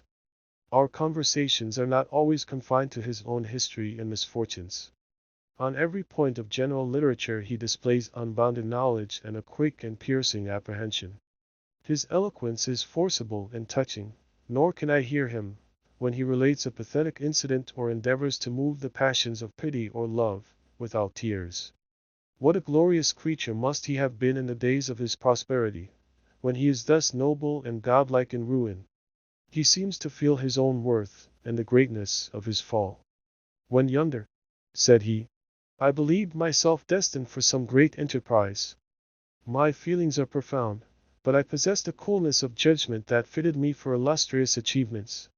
This sentiment of the worth of my nature supported me when others would have been oppressed, for I deemed it criminal to throw away in useless grief those talents that might be useful to my fellow creatures. When I reflected on the work I had completed, no less a one than the creation of a sensitive and rational animal, I could not rank myself with the herd of common projectors. But this thought, which supported me in the commencement of my career, now serves only to plunge me lower in the dust. All my speculations and hopes are as nothing, and like the archangel who aspired to omnipotence, I am chained in an eternal hell. My imagination was vivid, yet my powers of analysis and application were intense. By the union of these qualities I conceived the idea and executed the creation of a man. Even now I cannot recollect without passion my reveries while the work was incomplete. I trod heaven in my thoughts, now exulting in my powers, now burning with the idea of their effects. From my infancy I was imbued with high hopes and a lofty ambition, but how am I sunk? My friend, if you had known me as I once was, you would not recognize me in this state of degradation. Despondency rarely visited my heart. A high destiny seemed to bear me on, until I fell, never, never again to rise. Must I then lose this admirable being? I have longed for a friend. I have sought one who would sympathize with and love me. Behold, on these desert seas I have found such a one, but I fear I have gained him only to know his value and lose him. I would reconcile him to life, but he repulses the idea. I thank you, Walton, he said, for your kind intentions towards so miserable a wretch. But when you speak of new ties and fresh affections, think you that any can replace those who are gone? Can any man be to me as Clerval was, or any woman another Elizabeth? Even where the affections are not strongly moved by any superior excellence, the companions of our childhood always possess a certain power over our minds which hardly any later friend can obtain. They know our infantine dispositions, which, however they may be afterwards modified, are never eradicated, and they can judge of our actions with more certain conclusions as to the integrity of our motives. A sister or a brother can never, unless indeed such symptoms have been shown early, suspect the other of fraud or false dealing, when another friend, however strongly he may be attached, may, in spite of himself, be contemplated with suspicion. But I enjoyed friends, dear not only through habit and association, but from their own merits. And wherever I am, the soothing voice of my Elizabeth and the conversation of Clerval will be ever whispered in my ear. They are dead, and but one feeling in such a solitude can persuade me to preserve my life. If I were engaged in any high undertaking or design, fraught with extensive utility to my fellow creatures, then could I live to fulfill it. But such is not my destiny. I must pursue and destroy the being to whom I gave existence. Then my lot on earth will be fulfilled and I may die. My beloved sister, September 2d. I write to you, encompassed by peril and ignorant whether I am ever doomed to see again dear England and the dearer friends that inhabit it. I am surrounded by mountains of ice which admit of no escape and threaten every moment to crush my vessel. The brave fellows whom I have persuaded to be my companions look towards me for aid, but I have none to bestow. There is something terribly appalling in our situation, yet my courage and hopes do not desert me. Yet it is terrible to reflect that the lives of all these men are endangered through me. If we are lost, my mad schemes are the cause. And what, Margaret, will be the state of your mind? You will not hear of my destruction, and you will anxiously await my return. Years will pass, and you will have visitings of despair and yet be tortured by hope.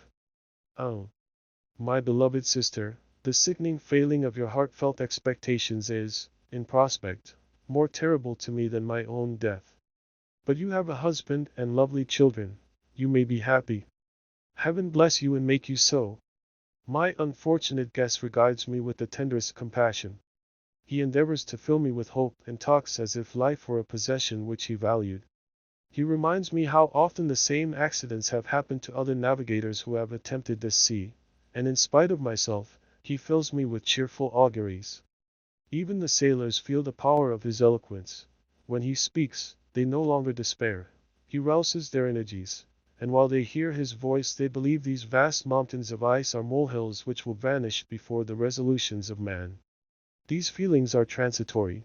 Each day of expectation delayed fills them with fear, and I almost dread a mutiny caused by this despair. September 5th. A scene has just passed of such uncommon interest that, although it is highly probable that these papers may never reach you, yet I cannot forbear recording it. We are still surrounded by mountains of ice, still in imminent danger of being crushed in their conflict.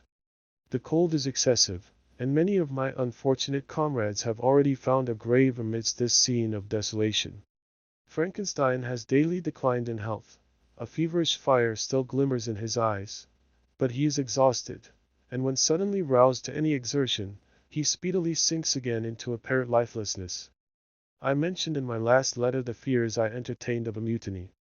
This morning, as I sat watching the wan countenance of my friend, his eyes half closed, and his limbs hanging listlessly, I was roused by half a dozen of the sailors, who demanded admission into the cabin.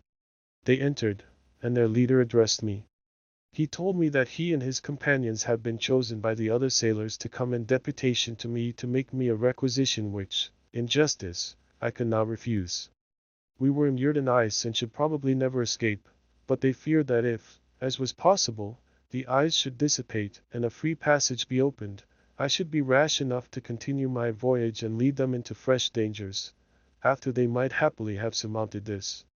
They insisted, therefore, that I should engage with a solemn promise that if the vessel should be freed I would instantly direct my course southwards. This speech troubled me. I had not despaired, nor had I yet conceived the idea of returning if set free. Yet could I, in justice, or even in possibility, refuse this demand? I hesitated before I answered, when Frankenstein, who had at first been silent, and indeed appeared hardly to have force enough to attend, now roused himself. His eyes sparkled, and his cheeks flushed with momentary vigor. Turning towards the men, he said, "What do you mean? What do you demand of your captain? Are you, then, so easily turned from your design? Did you not call this a glorious expedition? And wherefore was it glorious? Not because the way was smooth and placid as a southern sea, but because it was full of dangers and terror, because at every new incident your fortitude was to be called forth and your courage exhibited, because danger and death surrounded it, and these you were to brave and overcome. For this was it a glorious, for this was it an honorable undertaking. You were hereafter to be hailed as the benefactors of your species, your names adored as belonging to brave men who encountered death for honor and the benefit of mankind. And now, behold, with the first imagination of danger, or, if you will, the first mighty and terrific trial of your courage, you shrink away and are content to be handed down as men who had not strength enough to endure cold and peril. And so, poor souls, they were chilly and returned to their warm firesides.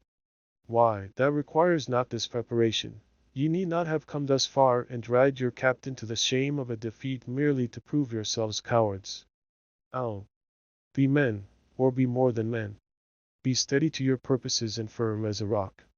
This ice is not made of such stuff as your hearts may be. It is mutable and cannot withstand you if ye say that it shall not. Do not return to your families with the stigma of disgrace marked on your brows. return as heroes who have fought and conquered and who know not what it is to turn their backs on the foe. He spoke this with a voice so modulated to the different feelings expressed in his speech, with an eye so full of lofty design and heroism, that can you wonder that these men were moved? They looked at one another and were unable to reply. I spoke.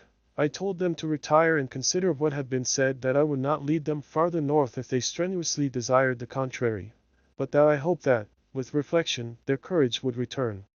They retired and I turned towards my friend, but he was sunk in languor and almost deprived of life. How all this will terminate, I know not, but I had rather die than return shamefully, my purpose unfulfilled. Yet I fear such will be my fate. The men, unsupported by ideas of glory and honor, can never willingly continue to endure their present hardships. September 7th. The die is cast. I have consented to return if we are not destroyed. Thus are my hopes blasted by cowardice and indecision. I come back ignorant and disappointed. It requires more philosophy than I possess to bear this injustice with patience. September 12th. It is past. I am returning to England. I have lost my hopes of utility and glory. I have lost my friend. But I will endeavor to detail these bitter circumstances to you, my dear sister, and while I am wafted towards England and towards you, I will not despond. September 9th, the ice began to move, and roarings like thunder were heard at a distance as the island split and cracked in every direction. We were in the most imminent peril, but as we could only remain passive, my chief attention was occupied by my unfortunate guest, whose illness increased in such a degree that he was entirely confined to his bed. The ice cracked behind us and was driven with force towards the north. A breeze sprang from the west, and on the 11th the passage towards the south became perfectly free. When the sailors saw this and that their return to their native country was apparently assured, a shout of tumultuous joy broke from them, loud and long continued. Frankenstein, who was dozing, awoke and asked the cause of the tumult. They shout, I said, because they will soon return to England. Do you then really return? Alas! Yes, I cannot withstand their demands. I cannot lead them unwillingly to danger, and I must return. Do so if you will, but I will not. You may give up your purpose, but mine is assigned to me by heaven, and I dare not. I am weak, but surely the spirits who assist my vengeance will endow me with sufficient strength. Saying this, he endeavored to spring from the bed, but the exertion was too great for him. He fell back and fainted. It was long before he was restored, and I often thought that life was entirely extinct. At length he opened his eyes. He breathed with difficulty and was unable to speak. The surgeon gave him a composing draught, and ordered us to leave him undisturbed. In the meantime he told me that my friend had certainly not many hours to live. His sentence was pronounced, and I could only grieve and be patient. I sat by his bed watching him. His eyes were closed, and I thought he slept. But presently he called to me in a feeble voice, and bidding me come near said, Alas! The strength I relied on is gone. I feel that I shall soon die, and he, my enemy and persecutor, may still be in being. Think not, Walton, that in the last moments of my existence I feel that burning hatred and ardent desire of revenge I once expressed. But I feel myself justified in desiring the death of my adversary. During these last days I have been occupied in examining my past conduct, nor do I find it blamable. In a fit of enthusiastic madness I created a rational creature, and was bound towards him to assure, as far as was in my power, his happiness and well-being. This was my duty, but there was another still paramount to that. My duties towards the beings of my own species had greater claims to my attention because they included a greater proportion of happiness or misery. Urged by this view, I refuse, and I did right in refusing, to create a companion for the first creature. He showed unparalleled malignity and selfishness and evil. He destroyed my friends. He devoted to destruction beings who possessed exquisite sensations, happiness, and wisdom. Nor do I know where this thirst for vengeance may end. Miserable himself that he may render no other wretched, he ought to die. The task of his destruction was mine, but I have failed. When actuated by selfish and vicious motives, I asked you to undertake my unfinished work, and I renew this request now, when I am only induced by reason and virtue. Yet I cannot ask you to renounce your country and friends to fulfill this task, and now that you are returning to England, you will have little chance of meeting with him. But the consideration of these points, and the well-balancing of what you may esteem your duties, I leave to you. My judgment and ideas are already disturbed by the near approach of death. I dare not ask you to do what I think right, for I may still be misled by passion. That he should live to be an instrument of mischief disturbs me. In other respects, this hour, when I momentarily expect my release, is the only happy one which I have enjoyed for several years. The forms of the beloved dead flit before me, and I hasten to their arms. Farewell, Walton. Seek happiness and tranquillity, and avoid ambition, even if it be only the apparently innocent one of distinguishing yourself in science and discoveries. Yet why do I say this? I have myself been blasted in these hopes, yet another may succeed. His voice became fainter as he spoke, and at length, exhausted by his effort, he sank into silence. About half an hour afterwards he attempted again to speak but was unable. He pressed my hand feebly, and his eyes closed forever, while the irradiation of a gentle smile passed away from his lips. Margaret, what comment can I make on the untimely extinction of this glorious spirit? What can I say that will enable you to understand the depth of my sorrow? All that I should express would be inadequate and feeble. My tears flow, my mind is overshadowed by a cloud of disappointment. But I journey towards England, and I may there find consolation. I am interrupted. What do these sounds portend? It is midnight, the breeze blows fairly, and the watch on deck scarcely stir. Again there is a sound as of a human voice, but hoarser. It comes from the cabin where the remains of Frankenstein still lie. I must arise and examine. Good night, my sister. Great God! What a scene has just taken place! I am yet dizzy with the remembrance of it. I hardly know whether I shall have the power to detail it, yet the tale which I have recorded would be incomplete without this final and wonderful catastrophe. I entered the cabin where lay the remains of my ill-fated and admirable friend. Over him hung a form which I cannot find words to describe, gigantic in stature, yet uncouth and distorted in its proportions. As he hung over the coffin, his face was concealed by long locks of ragged hair, but one vast hand was extended, in color and apparent texture like that of a mummy. When he heard the sound of my approach, he ceased to utter exclamations of grief and horror, and sprung towards the window. Never did I behold a vision so horrible as his face, of such loathsome yet appalling hideousness. I shut my eyes involuntarily and endeavored to recollect what were my duties with regard to this destroyer. I called on him to stay. He paused, looking on me with wonder, and again turning towards the lifeless form of his creator, he seemed to forget my presence, and every feature and gesture seemed instigated by the wildest rage of some uncontrollable passion. That is also my victim, he exclaimed. In his murder my crimes are consummated. The miserable series of my being is wound to its close. Oh, Frankenstein! Generous and self-devoted being! What does it avail that I now ask thee to pardon me? I, who irretrievably destroyed thee by destroying all thou lovedst. Alas! He is cold, he cannot answer me. His voice seemed suffocated, and my first impulses, which had suggested to me the duty of obeying the dying request of my friend and destroying his enemy, were now suspended by a mixture of curiosity and compassion. I approached this tremendous being. I dared not again raise my eyes to his face. There was something so scaring and unearthly in his ugliness.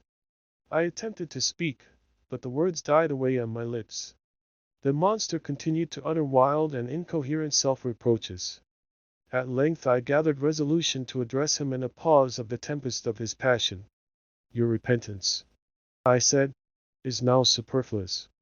If you had listened to the voice of conscience, and heeded the stings of remorse before you had urged your diabolical vengeance to this extremity, Frankenstein would yet have lived. And do you dream? Said the demon. Do you think that I was then dead to agony and remorse? See, he continued, pointing to the corpse. He suffered not in the consummation of the deed. Oh, not the 10,000th portion of the anguish that was mine during the lingering detail of its execution. A frightful selfishness hurried me on, while my heart was poisoned with remorse. Think you that the groans of Clerval were music to my ears? My heart was fashioned to be susceptible of love and sympathy, and when wrenched by misery to vice and hatred, it did not endure the violence of the change without tortures such as you cannot even imagine. After the murder of Clerval I returned to Switzerland, heartbroken and overcome. I pitied Frankenstein. My pity amounted to horror. I abhorred myself. But when I discovered that he, the author at once of my existence and of its unspeakable torments, dared to hope for happiness, that while he accumulated wretchedness and despair upon me he sought his own enjoyment in feelings and passions from the indulgence of which I was forever barred, then impotent envy and bitter indignation filled me with an insatiable thirst for vengeance. I recollected my threat and resolved that it should be accomplished. I knew that I was preparing for myself a deadly torture, but I was the slave, not the master, of an impulse which I detested yet could not disobey. Yet when she died, nay, then I was not miserable. I had cast off all feeling, subdued all anguish, to riot in the excess of my despair. Evil thenceforth became my good. Urged thus far, I had no choice but to adapt my nature to an element which I had willingly chosen. The completion of my demoniacal design became an insatiable passion. And now it is ended. There is my last victim. I was at first touched by the expressions of his misery. Yet, when I called to mind what Frankenstein had said of his powers of eloquence and persuasion, and when I again cast my eyes on the lifeless form of my friend, indignation was rekindled within me.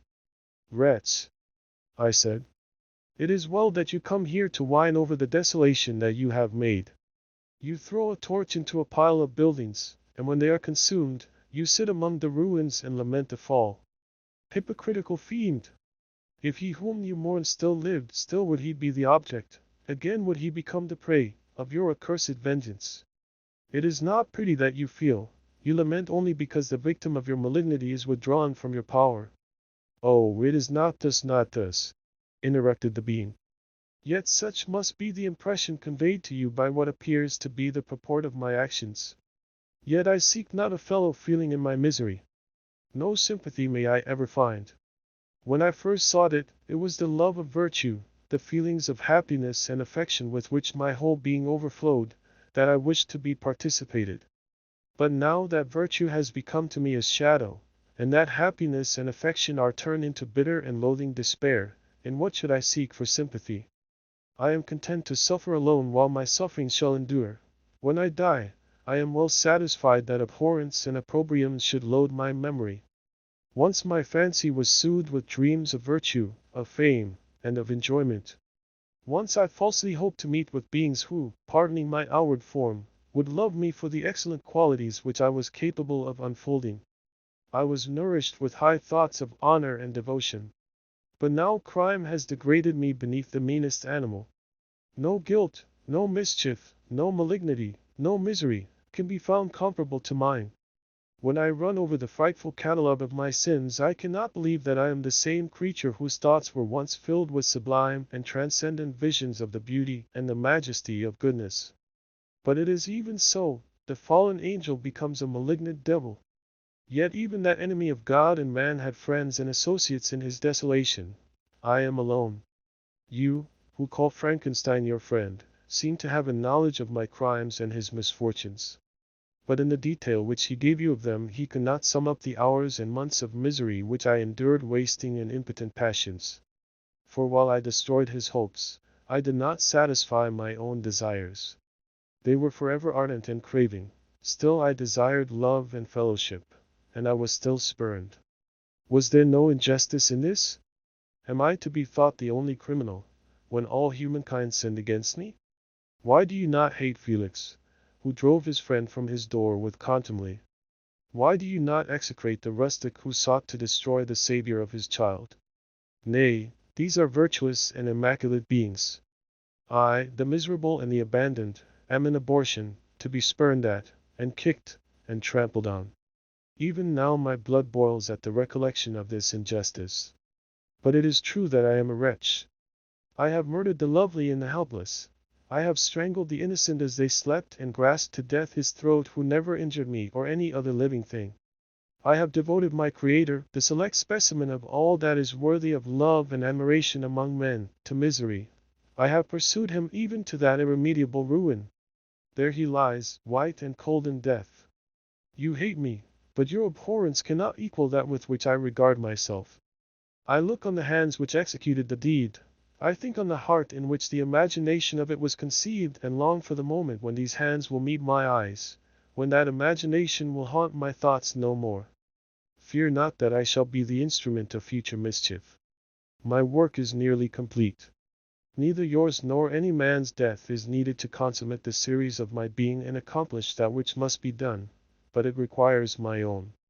Do not think that I shall be slow to perform this sacrifice. I shall quit your vessel on the ice raft which brought me thither, and shall seek the most northern extremity of the globe. I shall collect my funeral pile and consume to ashes this miserable frame, that its remains may afford no light to any curious and unhallowed wretch who would create such another as I have been. I shall die. I shall no longer feel the agonies which now consume me, or be the prey of feelings unsatisfied, yet unquenched. He is dead who called me into being, and when I shall be no more, the very remembrance of us both will speedily vanish. I shall no longer see the sun or stars or feel the winds play on my cheeks. Light, feeling, and sense will pass away, and in this condition must I find my happiness. Some years ago, when the images which this world affords first opened upon me, when I felt the cheering warmth of summer, and heard the rustling of the leaves and the warbling of the birds, and these were all to me, I should have wept to die. Now it is my only consolation. Polluted by crimes and torn by the bitterest remorse, where can I find rest but in death? Farewell. I leave you, and in you the last of humankind whom these eyes will ever behold. Farewell, Frankenstein. If thou wert yet alive and yet cherished a desire of revenge against me, it would be better satiated in my life than in my destruction. But it was not so. Thou didst seek my extinction, that I might not cause greater wretchedness. And if yet, in some mode unknown to me, thou hadst not ceased to think and feel, thou wouldst not desire against me a vengeance greater than that which I feel. Blasted as thou wert, my agony was still superior to thine, for the bitter sting of remorse will not cease to rankle in my wounds until death shall close them forever. But soon, he cried with sad and solemn enthusiasm, I shall die, and what I now feel be no longer felt. Soon these burning miseries will be extinct. I shall ascend my funeral pile triumphantly, and exult in the agony of the torturing flames. The light of that conflagration will fade away. My ashes will be swept into the sea by the winds. My spirit will sleep in peace, or if it thinks, it will not surely think thus. Farewell. He sprang from the cabin window as he said this, upon the ice raft which lay close to the vessel. He was soon borne away by the waves and lost in darkness and distance. Legal information creating the works from print editions not protected by U.S. copyright law means that no one owns a United States copyright in these works, so the Foundation, and you, can copy and distribute it in the United States without permission and without paying copyright royalties. Special rules, set forth in the general terms of use part of this license, apply to copying and distributing Project Gutenberg electronic works to protect the Project Gutenberg concept and trademark. Project Gutenberg is a registered trademark, and may not be used if you charge for an ebook, except by following the terms of the trademark license, including paying royalties for use of the Project Gutenberg trademark. If you do not charge anything for copies of this ebook, complying with the trademark license is very easy. You may use this ebook for nearly any purpose such as creation of derivative works, reports, performances, and research. Project Gutenberg ebooks may be modified and printed and given away. You may do practically anything in the United States with ebooks not protected by U.S. copyright law. Redistribution is subject to the trademark license, especially commercial redistribution.